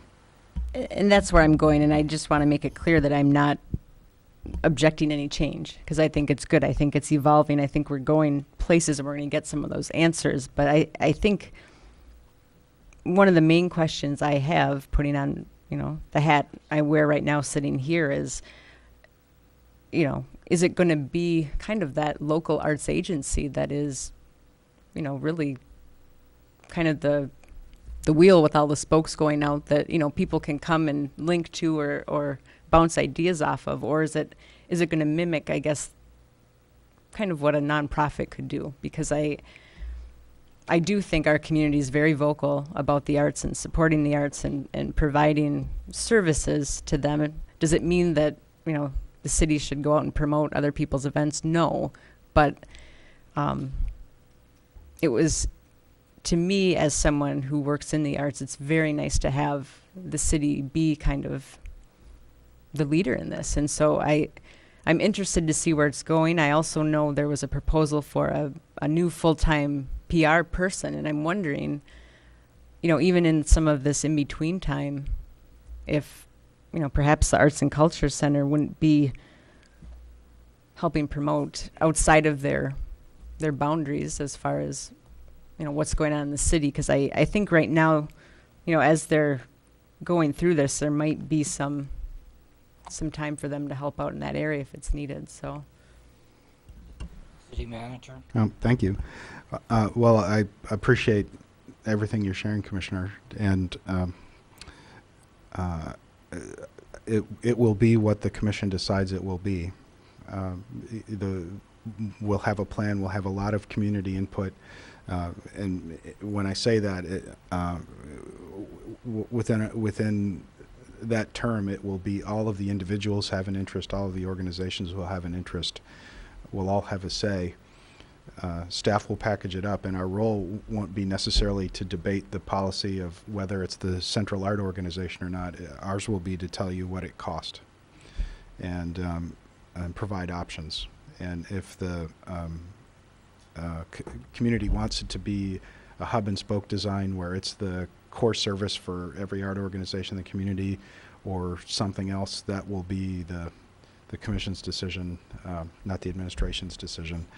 As far as using resources to help get the word out, I believe we certainly do that now. I think that's what Carl's speaking to is there's a kind of organic flow when the person is sitting in the Art and Culture Center all the time, where just people who are visiting the library, visiting that space, generally tend to share information. And as those kind of opportunities pop up, we try to step in, not just with that particular position, but really with all the different positions. My last comment is I am supportive of it. Maybe I'm anxious to see, I guess, how it's gonna turn out, because it really has evolved and is evolving right now. And I think part of the community feels like the communication in the change hasn't been good as far as what direction we're heading in, coming from where it was. And I guess time will tell. So that's all I have to say. Thank you, Commissioner Convancy. Commissioner Stonehouse. Interesting. We all hate change. When we think about it, change is the most dramatic thing we go through, and we hate it no matter what it is. We just kind of rebel against it a little bit. And I think probably arts and culture is one of those little lightning rods that's catching some change right now, and we get rubbed a little bit the wrong way on it. We need to look at that in a wider picture. I'm very excited about the changes I think that will be occurring there, and the changes I hope to see. Certainly it's going to be fostering. I think it's going to grow. It's going to become perhaps more diverse and perhaps more accommodating to larger groups, I think. And again, the master planning process, I think, will reveal that. It'll come to us. We'll bless it. We'll change it. We'll do what we need to do to make it functional, and send it out, pat it on the head, and say, "Go to school, my son. Go out and prosper." And I think they will do that very well. Just for the record, I think the best calendar I've seen of community events is probably the ones put out by the Visitors Conventions Bureau. It seems to be the most complete and the most accurate and the most vicious in trying to run them down and get them there. Aggressive, yeah. Thank you for the better word. Question I have, and I know we had the data at one point for Lakeview, and that was, as I recall, roughly 60% of the folks using Lakeview Arena were non-city residents. And that data is probably 7 or 8 years out of date now. I suspect it's probably still likely correct. And we can kind of say, yeah, they're team players and their teams have played for, are playing there, and they've got money that they paid to be on the team, and we're getting paid for their using the ice, so therefore there's some remuneration coming in. Whether it be equal or not really germane to the discussion. But I wonder, traditionally, and how we would see the Arts and Culture Center, as to what part of their customer base is not from the city. Perhaps a loaded question, not intended to be, but it would be interesting to have that kind of information as we pony up our money to support a city function. And then kind of the wonder, how does that mitigate out beyond the city? Perhaps a little bit of a philosophical discussion. I'm not suggesting we get into that now, but certainly as we go through the planning process, I think it's something that would be worthwhile to try and capture. That would be good information base for the commission to consider when time comes for that plan to be accepted. Other than that, thank you. Thank you, Commissioner Stonehouse. Commissioner Ryan? This is not an area that's typically received a lot of my attention, and so I have maybe a more detached perspective for what that's worth. You know, I look at the function listed here, and I think that what it really comes down to is what is the function, and what is the mission, and what is it going to accomplish? And it sounds to me like it's in kind of a state of flux, you know, and it's kind of being worked out. But I think the function listed here is spot on as far as I'm concerned, and that is to act as a liaison to all arts organizations, the city, and the community, to promote the arts and help to strengthen and develop a positive environment for arts and cultural activity. I don't think we're in a position for our arts and culture department to offer a lot of programs. I think being a coordinator of others who promote those kind of programs is the best role to play, and that's what I read into this function. It's not just, you know, are we going to put on some kind of a program or some kind of activity? It's, can we work with other organizations in the community to make sure they get done? This is probably a bad comparison, but it's kind of like we have outstanding youth sports and recreation activities in our community. What role do we play? We provide facilities for them. You know, and other organizations really make it work, whether it's soccer or hockey or youth baseball, you know, and it seems to me this is where we could be in arts and culture, because I don't think we're going to have a big enough budget to provide the kind of programs that if we have to operate on our own. I think we have to rely on other people in the community, in the arts community, to make it happen. So I think the function as listed here seems to work well for me, if that's in fact what we're doing. Thank you. Commissioner Ryan, you still have the floor. I was just going to say, is there an FTE? The question came up about the part-time employees. Do you have an FTE calculation as to what those 3 or 4 part-time people would, 4 people would be? Well, the under the position authorizations, you see that we've got 0.8 with the community services manager. So 80% of the community service manager, I mean manager. the part-time employees. Oh. I don't know if they're 10 hours a week or 3/4 time or what, you know.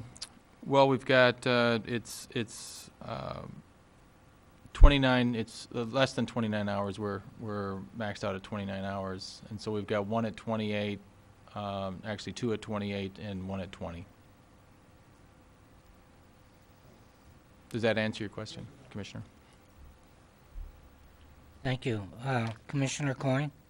I want to put some perspective and follow up to Commissioner Cambenzi's remarks.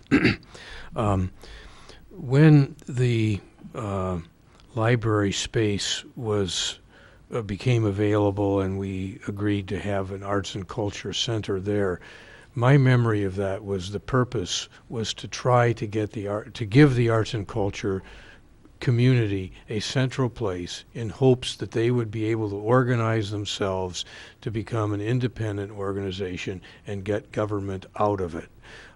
They were looking for some way of uniting them, and that then goes along with the function as described as the city serving as a liaison to the arts and culture community.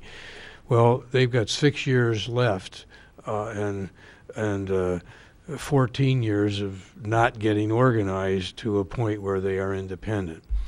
Previous city managers have even gone out on the limb to say we are eliminating the arts and culture budget, period, out of frustration. And the question is raised, you know, does government really have a role, a government that is not meeting all of their financial requirements to do this, as opposed to encourage that particular community to organize themselves and form a nonprofit and fundraise, et cetera. So I think that issue has to be raised when the general discussion comes here, because you know, if you look at it, this really isn't enough money to do the job, and yet no one's happy with the job they're doing. So I think a lot of it is back on the arts and culture community. Get organized, get going. We don't have a whole department for Little League Baseball. Little League Baseball is organized and done it themselves, and on soccer, hockey, blah, blah, blah.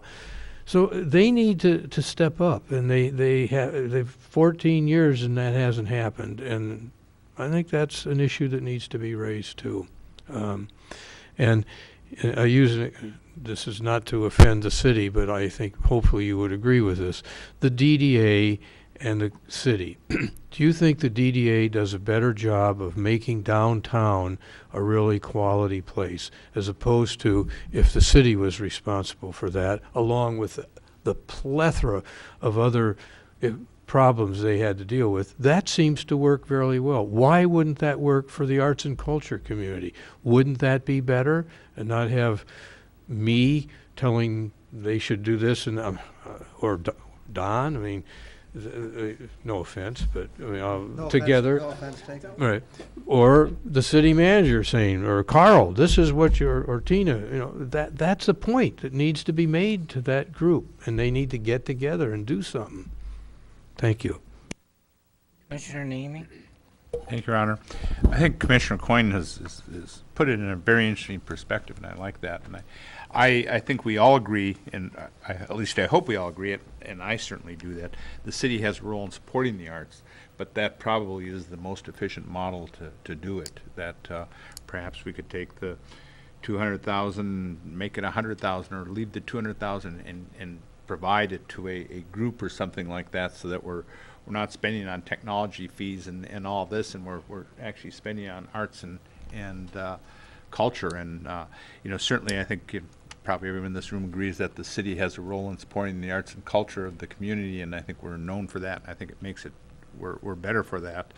But I think you really hit it on the head, that is the best model to have it accomplished. That rather than us having an arts and culture department, we support the arts and culture effort with levered by a lot of perhaps people who are artists for profit and people who are volunteers.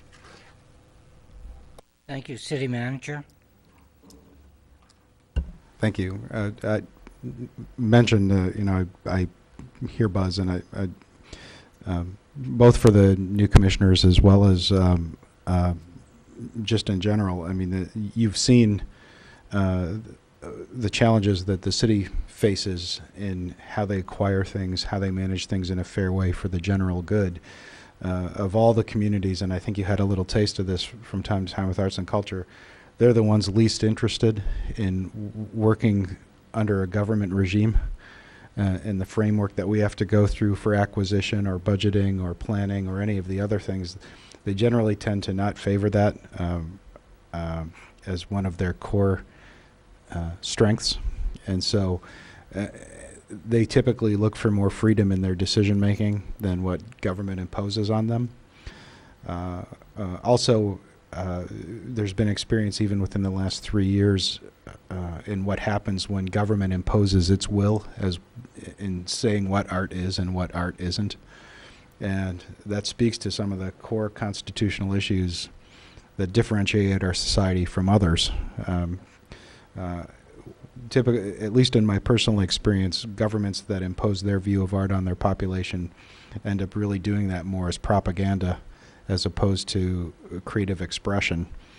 And those governments typically aren't well served by trying to exert too much control in that artistic process. So even during my brief tenure here, the experiences I've seen are that they generally tend to favor, Commissioner Coyne, what you've said is less interest in having to do things the way government does it and less intrusive presence of government in that process.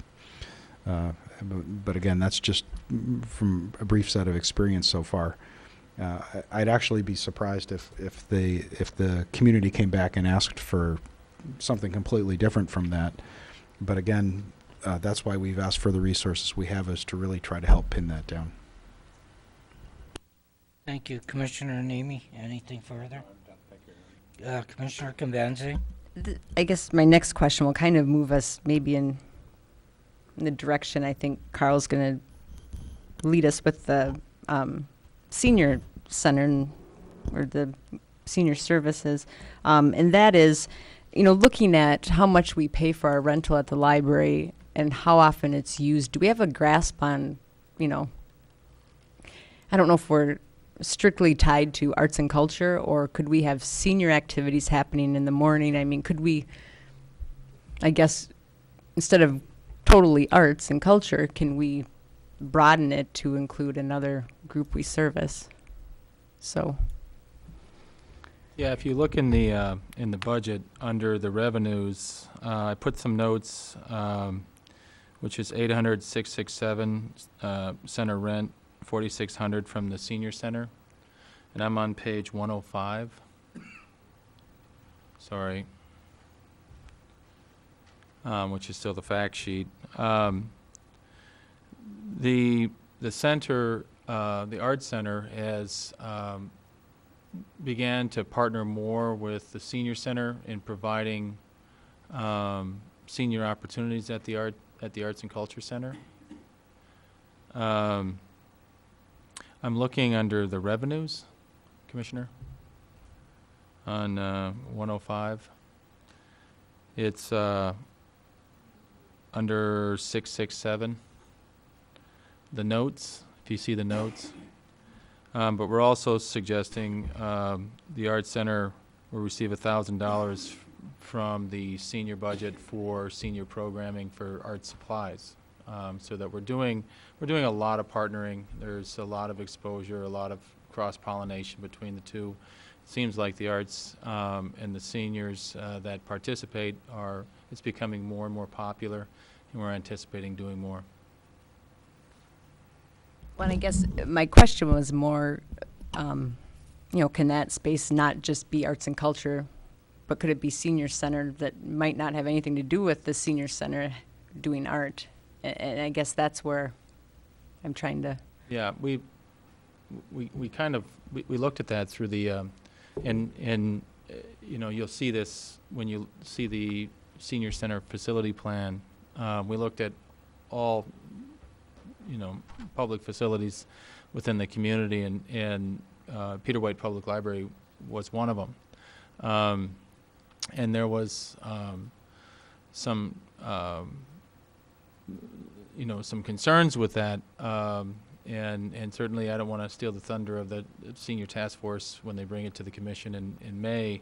But I think the biggest part of it was sort of space, and the space that exists and what it would need to be in order to accommodate our social workers, and that we've got 3 licensed social workers that provide services. And then the programming goes up and beyond that. So it was thought that perhaps they could sort of coexist, that it would make some sense, because a lot of senior programming takes place during the day, and arts programming kind of takes place in the evening. So it does make some sense. It was just, how would you make that work with social workers and the type of work that they need to do, and the type of space that is required for confidentiality issues with their clients. And so, and certainly I'd have you pay attention to that once it comes before you at the next meeting, because it does explore that as an option. Anything else? Just that, I'm not questioning whether to move the whole thing there, but it just seems like in the morning you can go there and there's nothing, no art's happening until later in the day, just like you said. And not that the whole senior center would have to move, but are there fillers, I guess, where we can get the most bang for our buck with the rent we're paying the library? Because it is $42,000, $44,000 a year. 43 So, too. yeah. Any other commissioners? Comment? Questions? Oh, Senior Park there. All right, I'll direct your attention to 106, which is the fees. The only, we have taken out all of the youth theater fees that were in there last year. And what you see here is the only other change that you would see is the Arabesque tent.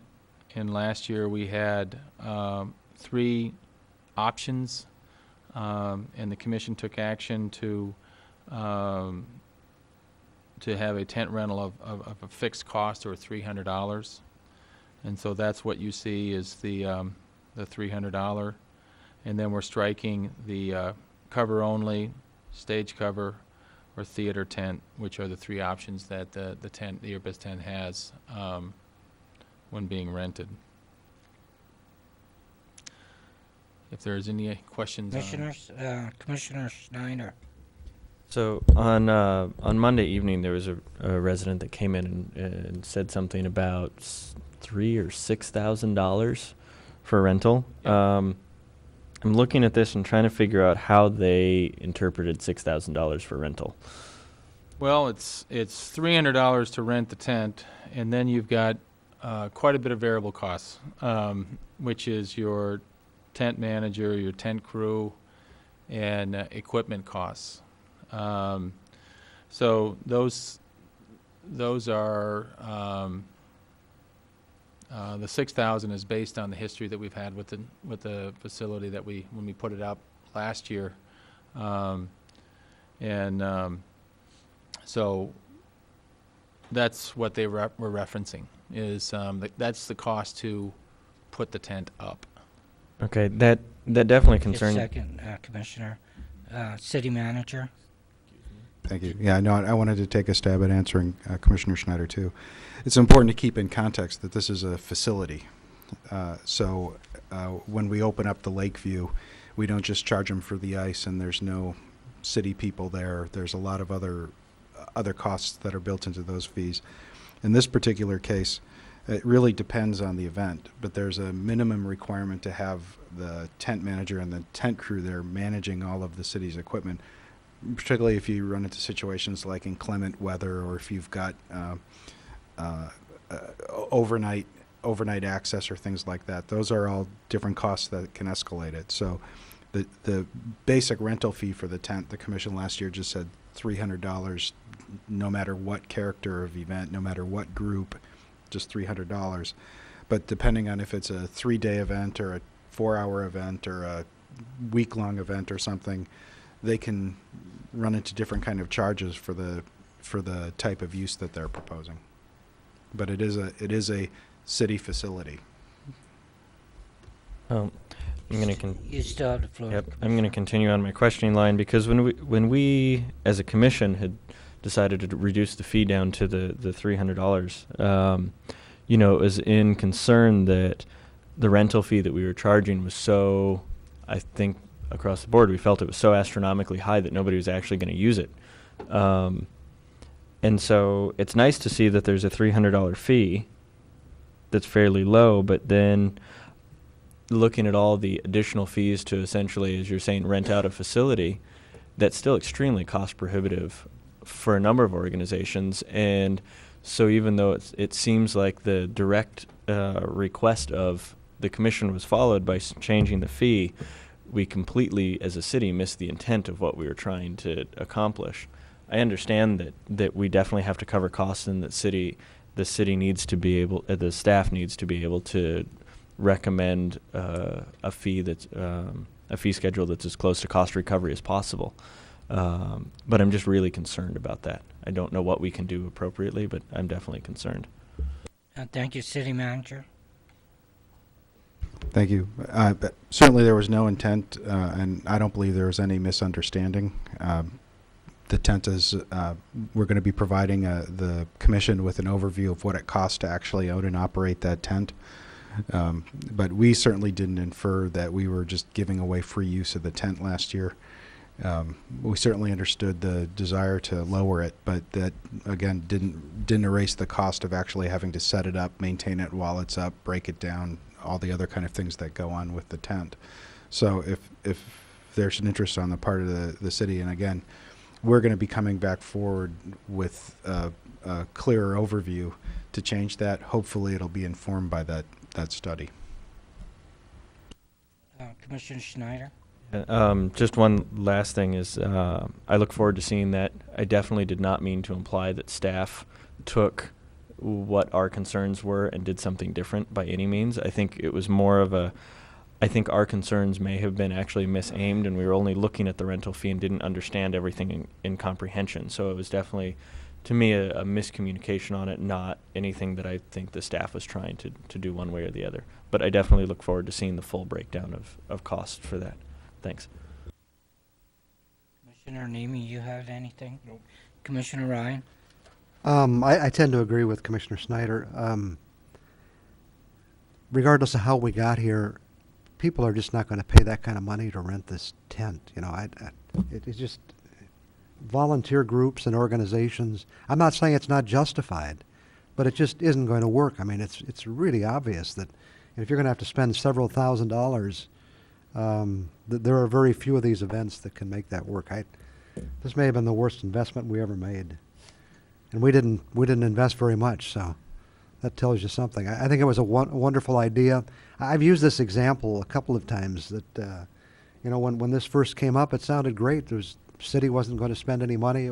Funds were already there, and it was a grant, and then you get it, and then you find out, well, nobody can afford to rent it. So then we talk about putting it up for the whole summer, and then people say we don't want it up for the whole summer. We don't want to see that, and I understand their position. So it's just there's no win to this, and maybe the days of the arabesque tent are gone. I don't know. Thank you, Commissioner Stonehouse. A question: Are we putting it up for the whole summer, or we kind of rethought that position? You want to handle that? Yeah, we haven't. We'll come forward with our arabesque tent plan, but that's never been a staff recommendation. So that again will be the will of the commission after reading the report. A second question, if I can, I'm intrigued by what a tent manager does. What does the tent manager do? The tent manager is the one that coordinates erecting the tent. I mean, it is a full day event. I mean, but once that requires equipment, you know. Once the tent's up, does he go away, or? No, I think the tent. I mean, our coordinator that does it continues to go back, make sure tie downs are set. If there's anything that needs to be fixed, they need to go back. And if there's rips, as the manager indicated, I mean, there's weather is a factor when it's been up. Vandalism has been a factor. We bring them back for those types of things. At $38 an hour, I can see how that really builds up. I mean, we put a person in a pickup truck. We call him a park patrolman, and we send them on out to save human life. And we pay him, I think, $10.50 an hour. Maybe it was $9.50 an hour.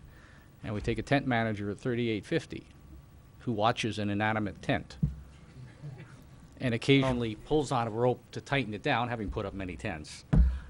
It's not exactly a skill position. So I'm scratching my head here and saying there must be a way where we can drive down what the incipient cost is, or the integral cost is of actually doing this. I fully understand the frustration of the public when they say, we can't do this. This is... City Manager. Thank you, Your Honor. And I mean to address that a little bit. Again, I think it's really inaccurate to characterize it as just a tent. It is really a public facility. It's covered by all of the fire codes that cover any other facility. It's not an inanimate object. It can be a very organic object depending on the like I said, the weather conditions, the use of the tent, the traffic through the tent, the activities under the tent. It constantly needs to be tuned. It needs to be set up in a level and stable way. Within the park or the facility that's actually set up with, it requires a significant amount of planning because you have to adjust for proximity to other infrastructure for the things that are going on under the tent. You have to know actually how to set it up. There's a lot of very specialized expertise and responsibility that comes with maintaining and operating it in a safe way. And so it's not like a Coleman or a Boy Scout pup tent that we just go out there and forget about if it gets rained on. It's something that requires constant management. And that person typically, in case of an emergency, is the one who's going to be held responsible to make sure that all of the emergency first responders are mobilized. They're the ones coordinating crowd control on the scene. There's a lot of responsibility built into that position that are unlike the park patrol. Commissioner I Stonehouse? have no objection to the presence of this fellow while the tent is being erected or directed, or in the event of an emergency requiring we have a storm coming through, we need to put somebody on site to be able to deal with that. What I'm talking about is the basic day-to-day, hour-by-hour maintenance of the tent and watching the tent, as apparently they do. That it just, maybe I'm arguing over a couple $100 here in this greater scheme of life, but there's got to be a way we can either drill the expense of this thing down to where it's manageable, or we just box it up and take it out to the landfill, because it literally is not an asset if we can't afford to use it. All it does is take up space and time. Thank you. City Manager? No, thank you. I'm very sensitive to Commissioner Stonehouse's comments, but we weren't able to meet costs before the commission lowered the rental rate on the basic tent itself. I mean, those fees were established in a way to do cost recovery. Whether it was a good investment or not is something I can't turn the clock back on and change, but in order to manage it in the most effective way, we're gonna come forward with recommendations. Again, I'd prefer not to solve that problem here today because we've made that commitment to the commission already. But I think that you'll have a lot of options to choose from, and hopefully the commission will find one that fits. Commissioner Stonehouse, you still have the floor. Okay, Commissioner Coyne? A question about the $38 an hour guy. Is that an independent contractor or a city employee? City employee. Okay. City employees making $38 an hour? Well, it includes fringe. Okay. Yeah. What? Yes. So that's all of Yeah. that is. Thank you. Commissioner Kambanzi? Just to offer my perspective, I deal with this all the time at the theater, and for us it's a union overtime issue. And on the weekends, most of the time it's unavoidable. We have found ways to have another person who can do that job. However, he also does the technical aspect. So we found ways to kind of piggyback so that that person does multiple things and the overtime is avoided. But it's not completely unavoidable, and I'm sure that's might be some of this. And unfortunately, it is the cost of what it takes. So.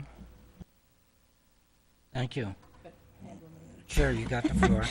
I will add that of all the renters in the auditorium that deal with our staff who is there day in and day out, there are our union guys.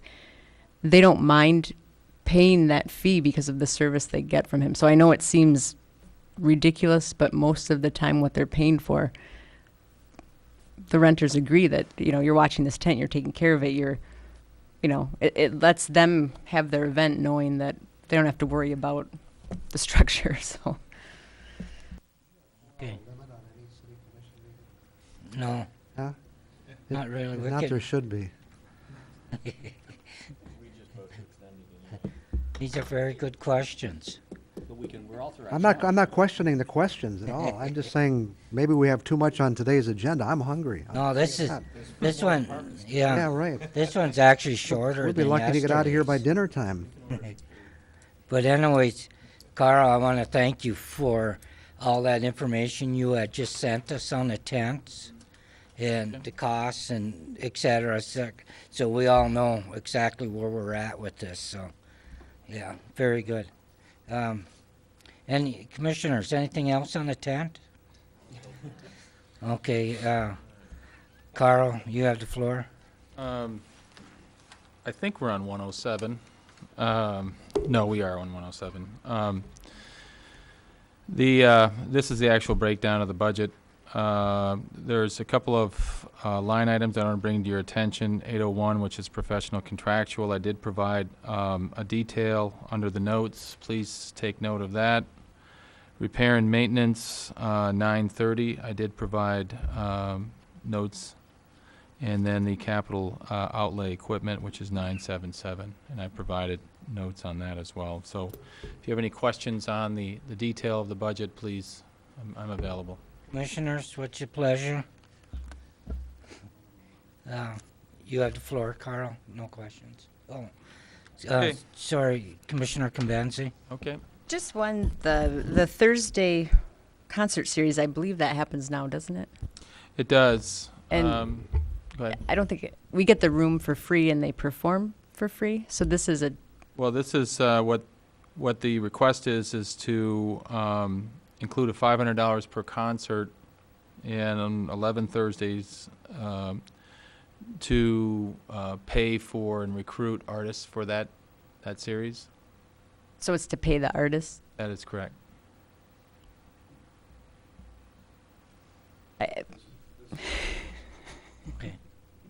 This was a recommendation from the Art and Culture Committee. Yep. Commissioners, any other questions? Just to expand on it, I guess, as we talk about what the role of the city really is, I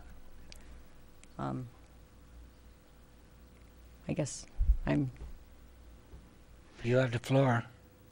Yeah, well, I'm surprised. I'll probably have to think about this one. Not that artists don't deserve to be paid, but we're taking it from a free series and now, paying artists and employing them, I guess, if you will. And that is a major change, I guess, that I see.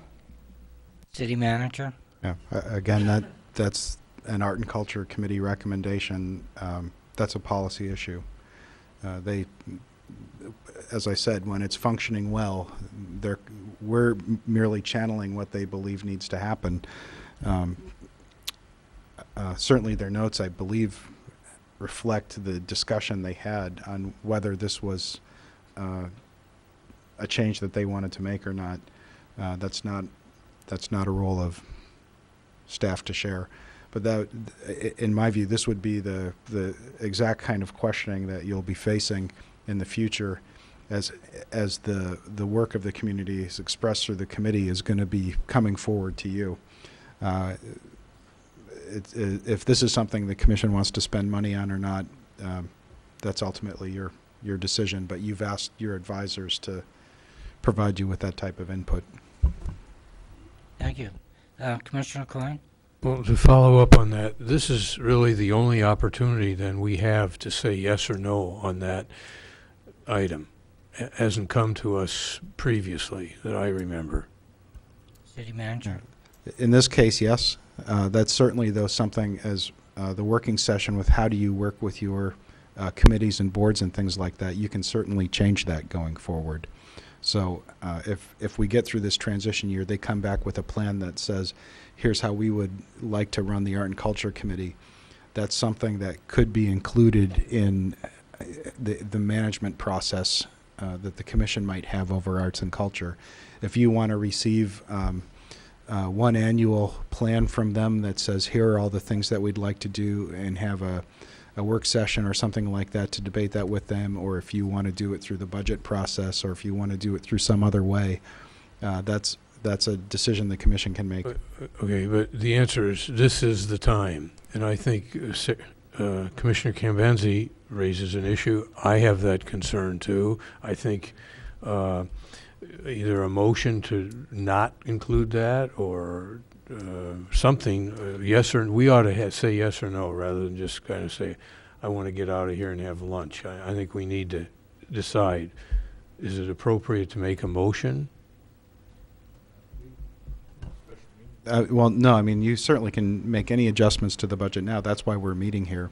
This budget is our proposal to you based on what staff believes we need to run the city and what your committees might have asked for that our liaisons have included in their associated portfolio. So any one of these expenses that we're proposing, or the revenues, or any of these issues, it's absolutely fair for you to provide feedback to tell us to change those. And for the ones that we've been kind of noting all along, I can't hear you. I'm sorry. It's absolutely fair for you to make any adjustments to this budget that you'd like at this time. We'd prefer, personally, I'd prefer a definitive motion. When I try to capture the mood of the commission, that's not reflected well in the record. And if we're going to carry the message back to the committee, I'd like to be able to carry it back in a definitive way. Motion? Okay. Commissioner Nemeth. Yeah. I'll move that we not authorize the $500 for the 11 Thursday concerts. Is there a second? Right, $5,500. I'll support. You support it? Okay. There's a second by Commissioner Coyne. Commissioner Nemeth? Well, I guess I question the expenditure too, and one additional question: the detail doesn't add up to the total, or at least I can't see it on the professional contractor. Are there some other things there that? Well, there's the other 8,000 that we tend to, we have every year. That's not delineated. That's just kind of a contingency. Right, put in these there are for, additional expenses for needs that might crop up. Right, these are additional expenses that we will experience this year. Those are usually for instructor fees and Yeah. the various workshops that they put on. Okay. Well, I guess that's my motion. Commissioner Coyne? No, nothing further. Commissioner Kambenzi?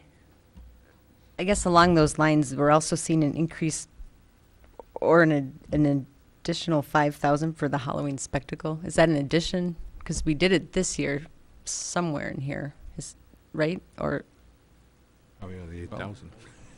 Point of order. I think we're on a motion. We should stick to the motion. And We're on resolve. a motion this way. okay, well, Commissioner Schneider?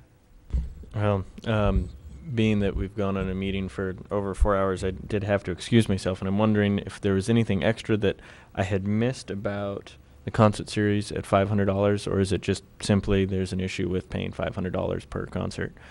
I can't support this motion. I think $500 is a bit steep. I've got a number of friends who are musicians, and I think any of them would be happy to play a concert for $500. I would support a motion maybe for $300, but I know a lot of people who really enjoy being able to catch that music, and I don't think that it's worth cutting. I think that it's, for now, I don't think it's that much out of our total budget. I think that we're putting together a master plan so that we can kind of identify what we want to spend money on, but I definitely can't support cutting this. A reduction maybe, but not a cut. Any other commissioner? Commissioner Kambenzi? why I don't support cutting it either. I don't know if it's for us to pay musicians to do this out of taxpayer money. That's what I'm questioning. And I guess I haven't seen any meeting minutes that I guess speak to what the main issue is and why now there's a $500 fee to pay to artists. Not that, artists deserve to get paid, absolutely, but is it for the city to pay them through a free music concert series? That's the only thing I'm... Commissioner Nemeth? I guess if the artist is worth $300 or $200, I'd be willing to amend my motion. But I guess if we don't do something, it's going to go forward. We're going to tell them that spend $500 for 11 concerts. perhaps we don't want to do that. So that's one way to do it. I guess if they don't like it, they can come back to us and appeal. So it's either yes or no at this point in time. Without the benefit of parliamentarian today, the motion the motion is just to cut. I've not heard an amended motion, so just to keep track. So what's your pleasure with that, Commissioner Nemi? Well, You just I want to made the cut motion. it? If someone wants to amend it, I'd be, we can vote on it. I'd support an amendment if someone wants to amend it or an alternate motion, but I think we have to do something. Otherwise, we're just going to say, go ahead and spend $500 for 11 concerts. Commissioner Ryan? I don't have strong feelings on the issue, but the committee recommended it. We say we want to deal with our committees, work with our committees. So because I don't have any more knowledge than what I've gained here in the last few minutes, I would not vote to take it out. Commissioner Combenzi? I guess in looking at this department, not really having a clear vision or plan, we're adding resources to it. And is this something that the community really wants? That's where I'm trying to, I guess, grapple with changing too much, adding too much. I guess I'd like to keep the motion as it is, go forward throughout this next year and make those changes. But for right now, I think there's a lot of transitioning going on, and maybe to kind of keep it being as effective and efficient as it is before it turns into something and strong feelings get put out there for going in this direction before really the community input is there. I think this is something that I can live with for right now, that, let's just take it off the table. So. Commissioner Schneider? I guess I don't want to let perfect be the enemy of good in this case. I think that having music in the park, even if it costs us, preferably not $500, but maybe $300 per event, I think that it's something worthwhile. I definitely agree with Commissioner Ryan that if this is something that a committee that has put together and is recommending, and especially one that is going through some changes and re-identification, I'd like to be able to give them some support. We've obviously recognized that we want to do a master plan, and that'll come down the pipe, but I would rather be doing something rather than nothing at all. And it's really not that much money that we're talking about. No, these are the concerts that are at the Peter White Community Room. Commissioner Stonehouse? My understanding is these concerts were previously free. In other words, there was no cost. And Still is no cost. It's just, I don't know if they paid the artist. well, what I mean is that the artists were performing as an opportunity to showcase their talents. They were not expecting to be paid. And that's a true statement.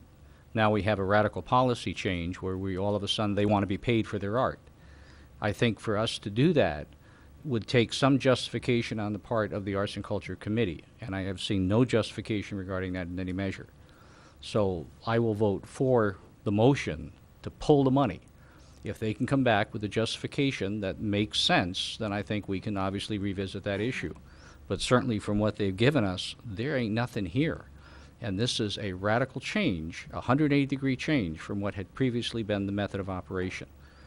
I view it the same way as I would view the art in the park or the concert in the park, which was sold to the commission, give us the band shell for free, let us have all this infrastructure for free, and we'll have the artists showcase to the community at the park, which is an interesting idea and has been successful.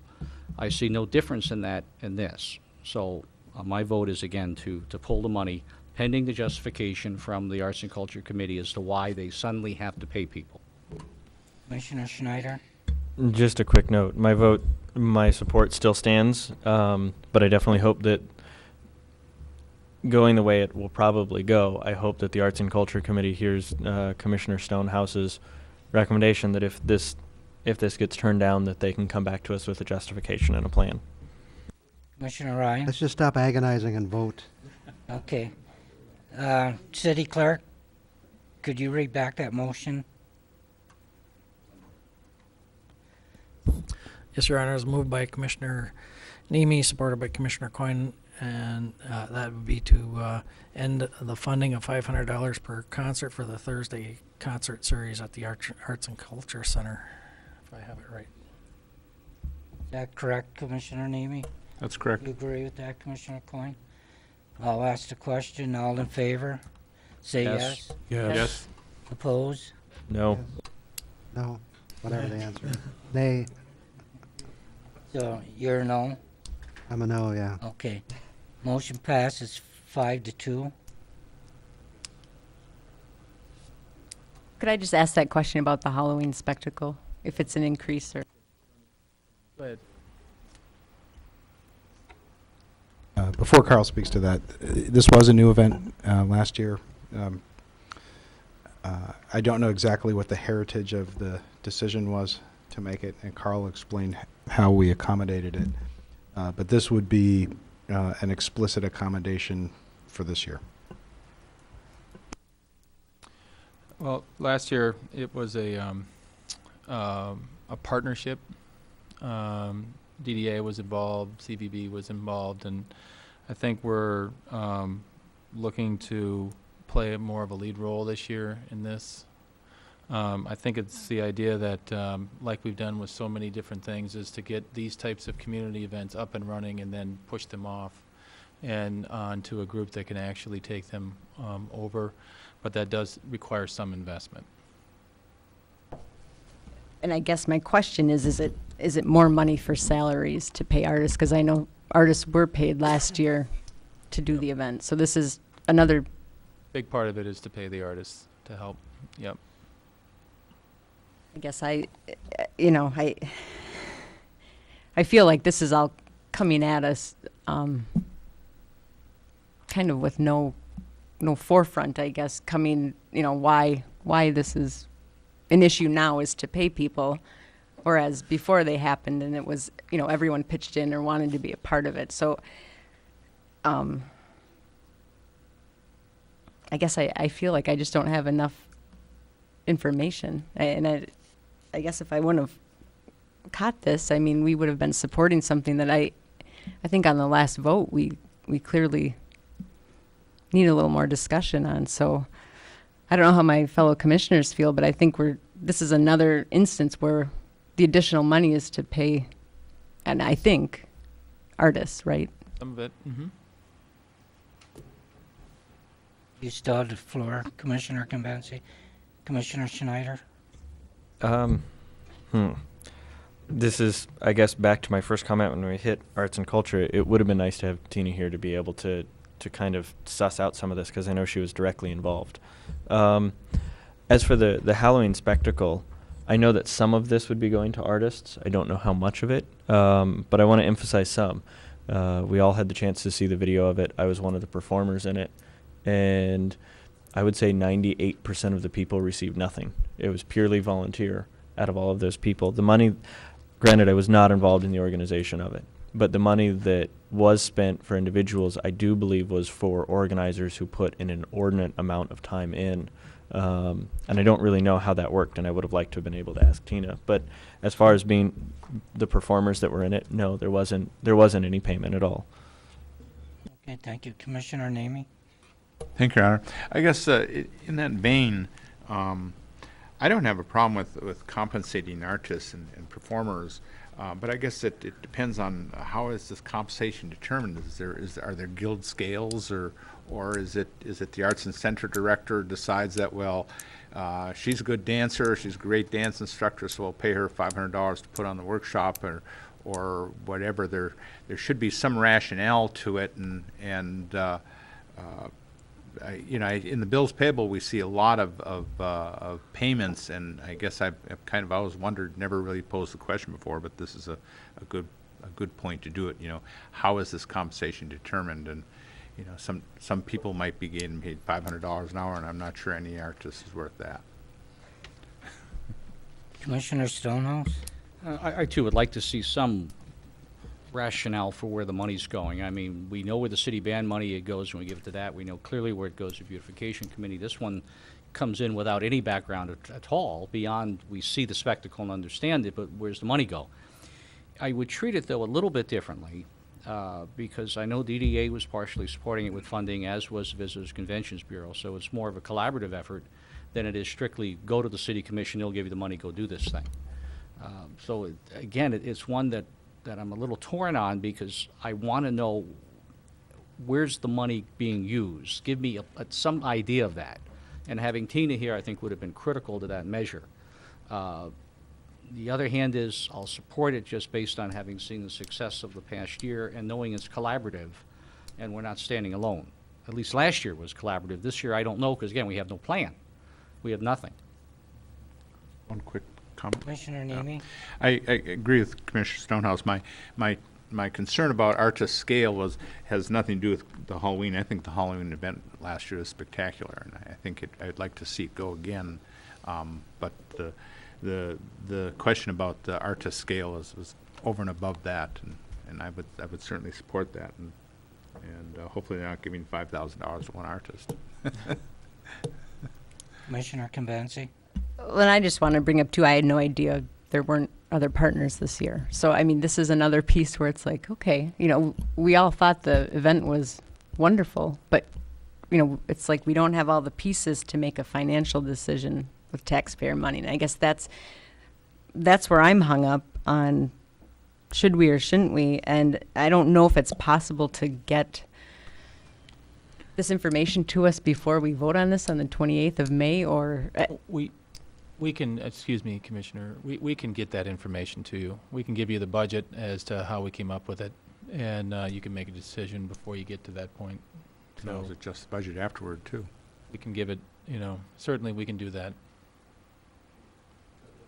Commissioner Ryan, did you have anything down there? About this? No. I'm going to move we adjourn. City Clerk? City Clerk? Yes, Your Honor.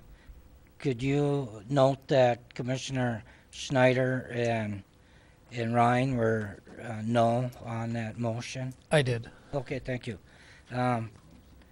Carl, you have the floor. Okay, well, just once again, we'll give with the arts and culture, we will take the $5,500 out for the 11 Thursday concert series, and we will provide the commission with a detail on the Halloween spectacle. The next item is page Carl? 169, yes. Did you have something on that? Yeah, actually, just a quick point of order. I do believe that I heard Commissioner Ryan say he moves that we adjourn, and there wasn't an ask for a second. Was that a serious motion, or? Okay, I'm sorry. I know you had said it a couple hours ago or an hour ago. So. Figure it's going nowhere, but I'm going to make the motion. Okay. And I'll second. I'd like to speak to it. Okay, just a second. Motion to adjourn by Commissioner Ryan and seconded by Commissioner Snyder. Commissioner Ryan. Well, I would just propose we adjourn and continue this tomorrow morning when we're scheduled to meet again. You know, you reach a point where after a while, you know, I reach a level of frustration of where I'm not devoting probably the proper attention because I just want to see this done. You know, I can only sit in this chair for so many hours, and 4 is kind of the limit. So I just feel we can do a better job if we're fresher. So that's my opinion. Thank you. Commissioner Schneider? I'm definitely more cognizant, attentive, and interested than I was at 8:30 this morning when I was filling my veins with caffeine. So, you know, I feel like I could put in a bit of extra time, but I do recognize that at 4.5 hours, everybody's starting to hit their wits' end. I had to leave yesterday early for work, and I'm going to have to leave again before we're done today as well, because I've got a meeting at 1 o'clock to be at. So I know it throws a wrench into everything, but I definitely support a motion to adjourn and pick this up in tomorrow's meeting. Okay, Commissioner Nemi? Thank you, Your Honor. I was going to suggest that we adjourn for an hour and a half, but I think we've been having great discussion, great debate. I think it's been stimulating, and I agree that I think we'll rush headlong through the next 4 items without the benefit of that great debate if we come back, and it's going to kind of bollocks up our schedule. But I think the discussion and the deliberations have been just great. But I would support adjourning and picking back up. Commissioner Coyne? I would, if we do adjourn, I wonder if Carl could come back tomorrow with the information regarding the Halloween pageant, and then we don't have to go to the end of the meeting to do it. And out of respect for the commissioners' feelings, I'll vote for it, although I don't happen to be hungry right now, and normally I would be incredibly irritable and angry, but I'm not. So I'll respect your needs. Commissioner Stonehouse? I'll certainly support the motion. I think 4.5 hours is enough to try and grind through this. Technical question for staff, though, is that would we have the opportunity to reschedule or schedule, assuming that we spend as much time tomorrow as we spent today on the next section, which would not be unreasonable, would we be able to properly schedule legally another budget session, either for Friday or for, I'm going to be gone a lot of next week, so I'm worried about that, but would we be able to push one off to Friday, or would that be possible? City Manager? I personally prefer that we consider rescheduling next week. The UP Managers Conference will have me out of office Friday morning. I wouldn't be able to participate. But it's certainly within the legal ability of the commission to do that. It's an 18-hour Open Meeting Act notice requirement. So that decision would have to be made by noon on Thursday. Look, for what it's worth, I'll be out of the state until actually next Friday. Commissioner Stonehouse, anything further? No, nothing further. Just Okay, Commissioner Ryan? Well, we have a meeting scheduled for next week, and it's typically the wrap-up meeting, but it's also typically a very short meeting. So if we had to pick up some loose ends, there would be that opportunity. And I also want to add, I think Commissioner Nemi stated it much better than I did. You reach a point where you just want to get it done, and I think we have had good debate and discussion, and I don't want to see myself reacting to something on the fact that I'm getting tired of sitting here, and rather than letting that debate continue. So I think he said it very well, and that's really the way I feel, that you just reach a point where you kind of need a break from this. Thank you. Or I do. I can't speak for others. Commissioner Convancy? I'd just like to put my support in for probably tacking it on to Tuesday. I'm leaving tomorrow after our work session for a vacation, so I've already planned for next Tuesday, but that works best for me too. Thank you. Commissioner Coyne? I'd ask the city manager, is that possible and doable if we kind of transition leftovers from tomorrow to Tuesday, next Tuesday? I think what we'd propose would be to come in with the schedule as proposed, the order of the schedule as proposed. I won't speak to how much additional time the commission might need based on the dialogue, but I believe Commissioner Ryan's characterized it pretty accurately. Normally, that last meeting is a summary wrap-up, an opportunity to come back. If there's debate even on the level that we've seen this week, I think you could still accommodate it on Tuesday. Good. Okay. Well, sure. You can talk as long as you want. Commissioner Stonehouse can be out of town next week. I guess I hate to see one of our members miss this deliberation. This one most. Will you be here Tuesday? I'm sorry. No, we're leaving Friday for San Francisco. This Friday. Yeah. Friday. We'll be back next Thursday. Gary has something to say. Yeah, I just wanted to say, since I'm the one who really put the schedule together, and when you're doing it, you never know where the discussion is going to be. But typically, tomorrow's session usually goes fairly quickly. I don't know if there are things that you're already planning on debating, but it's possible we can fit in the rest of community services and still get all of tomorrow done, but it just depends on, what we get hung up on discussion. So I'll just offer that it's possible we can finish today and get all of tomorrow done as well without having to move anything to next week. So what we haven't completed, we can start tomorrow morning? with Yes, I would community just suggest we just services, start and where then- we left off, finish up arts and culture and let Carl do his Aren't we done community with arts and services. culture yet? Well, we still need to get information on the Oh, okay. Halloween. I'm sorry. Yeah.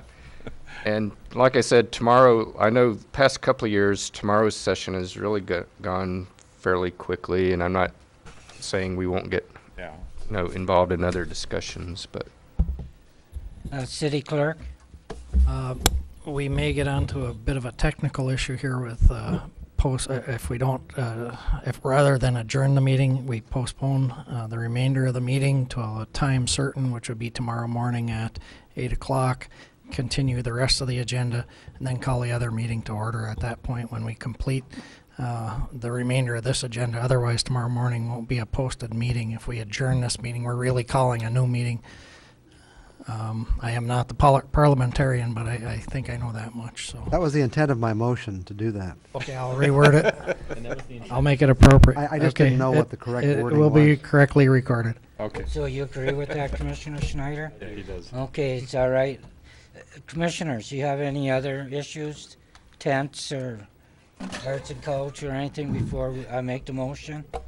Commissioner Schneider? One really quick thing is, again, I want to thanks to all the commissioners for the good conversation, and I definitely want to extend an apology to staff because this may or may not throw your departments and your administrative duties into a little bit of a kerfuffle, and I hope you enjoyed the dialogue, and I'm sorry that we're putting you off until tomorrow morning.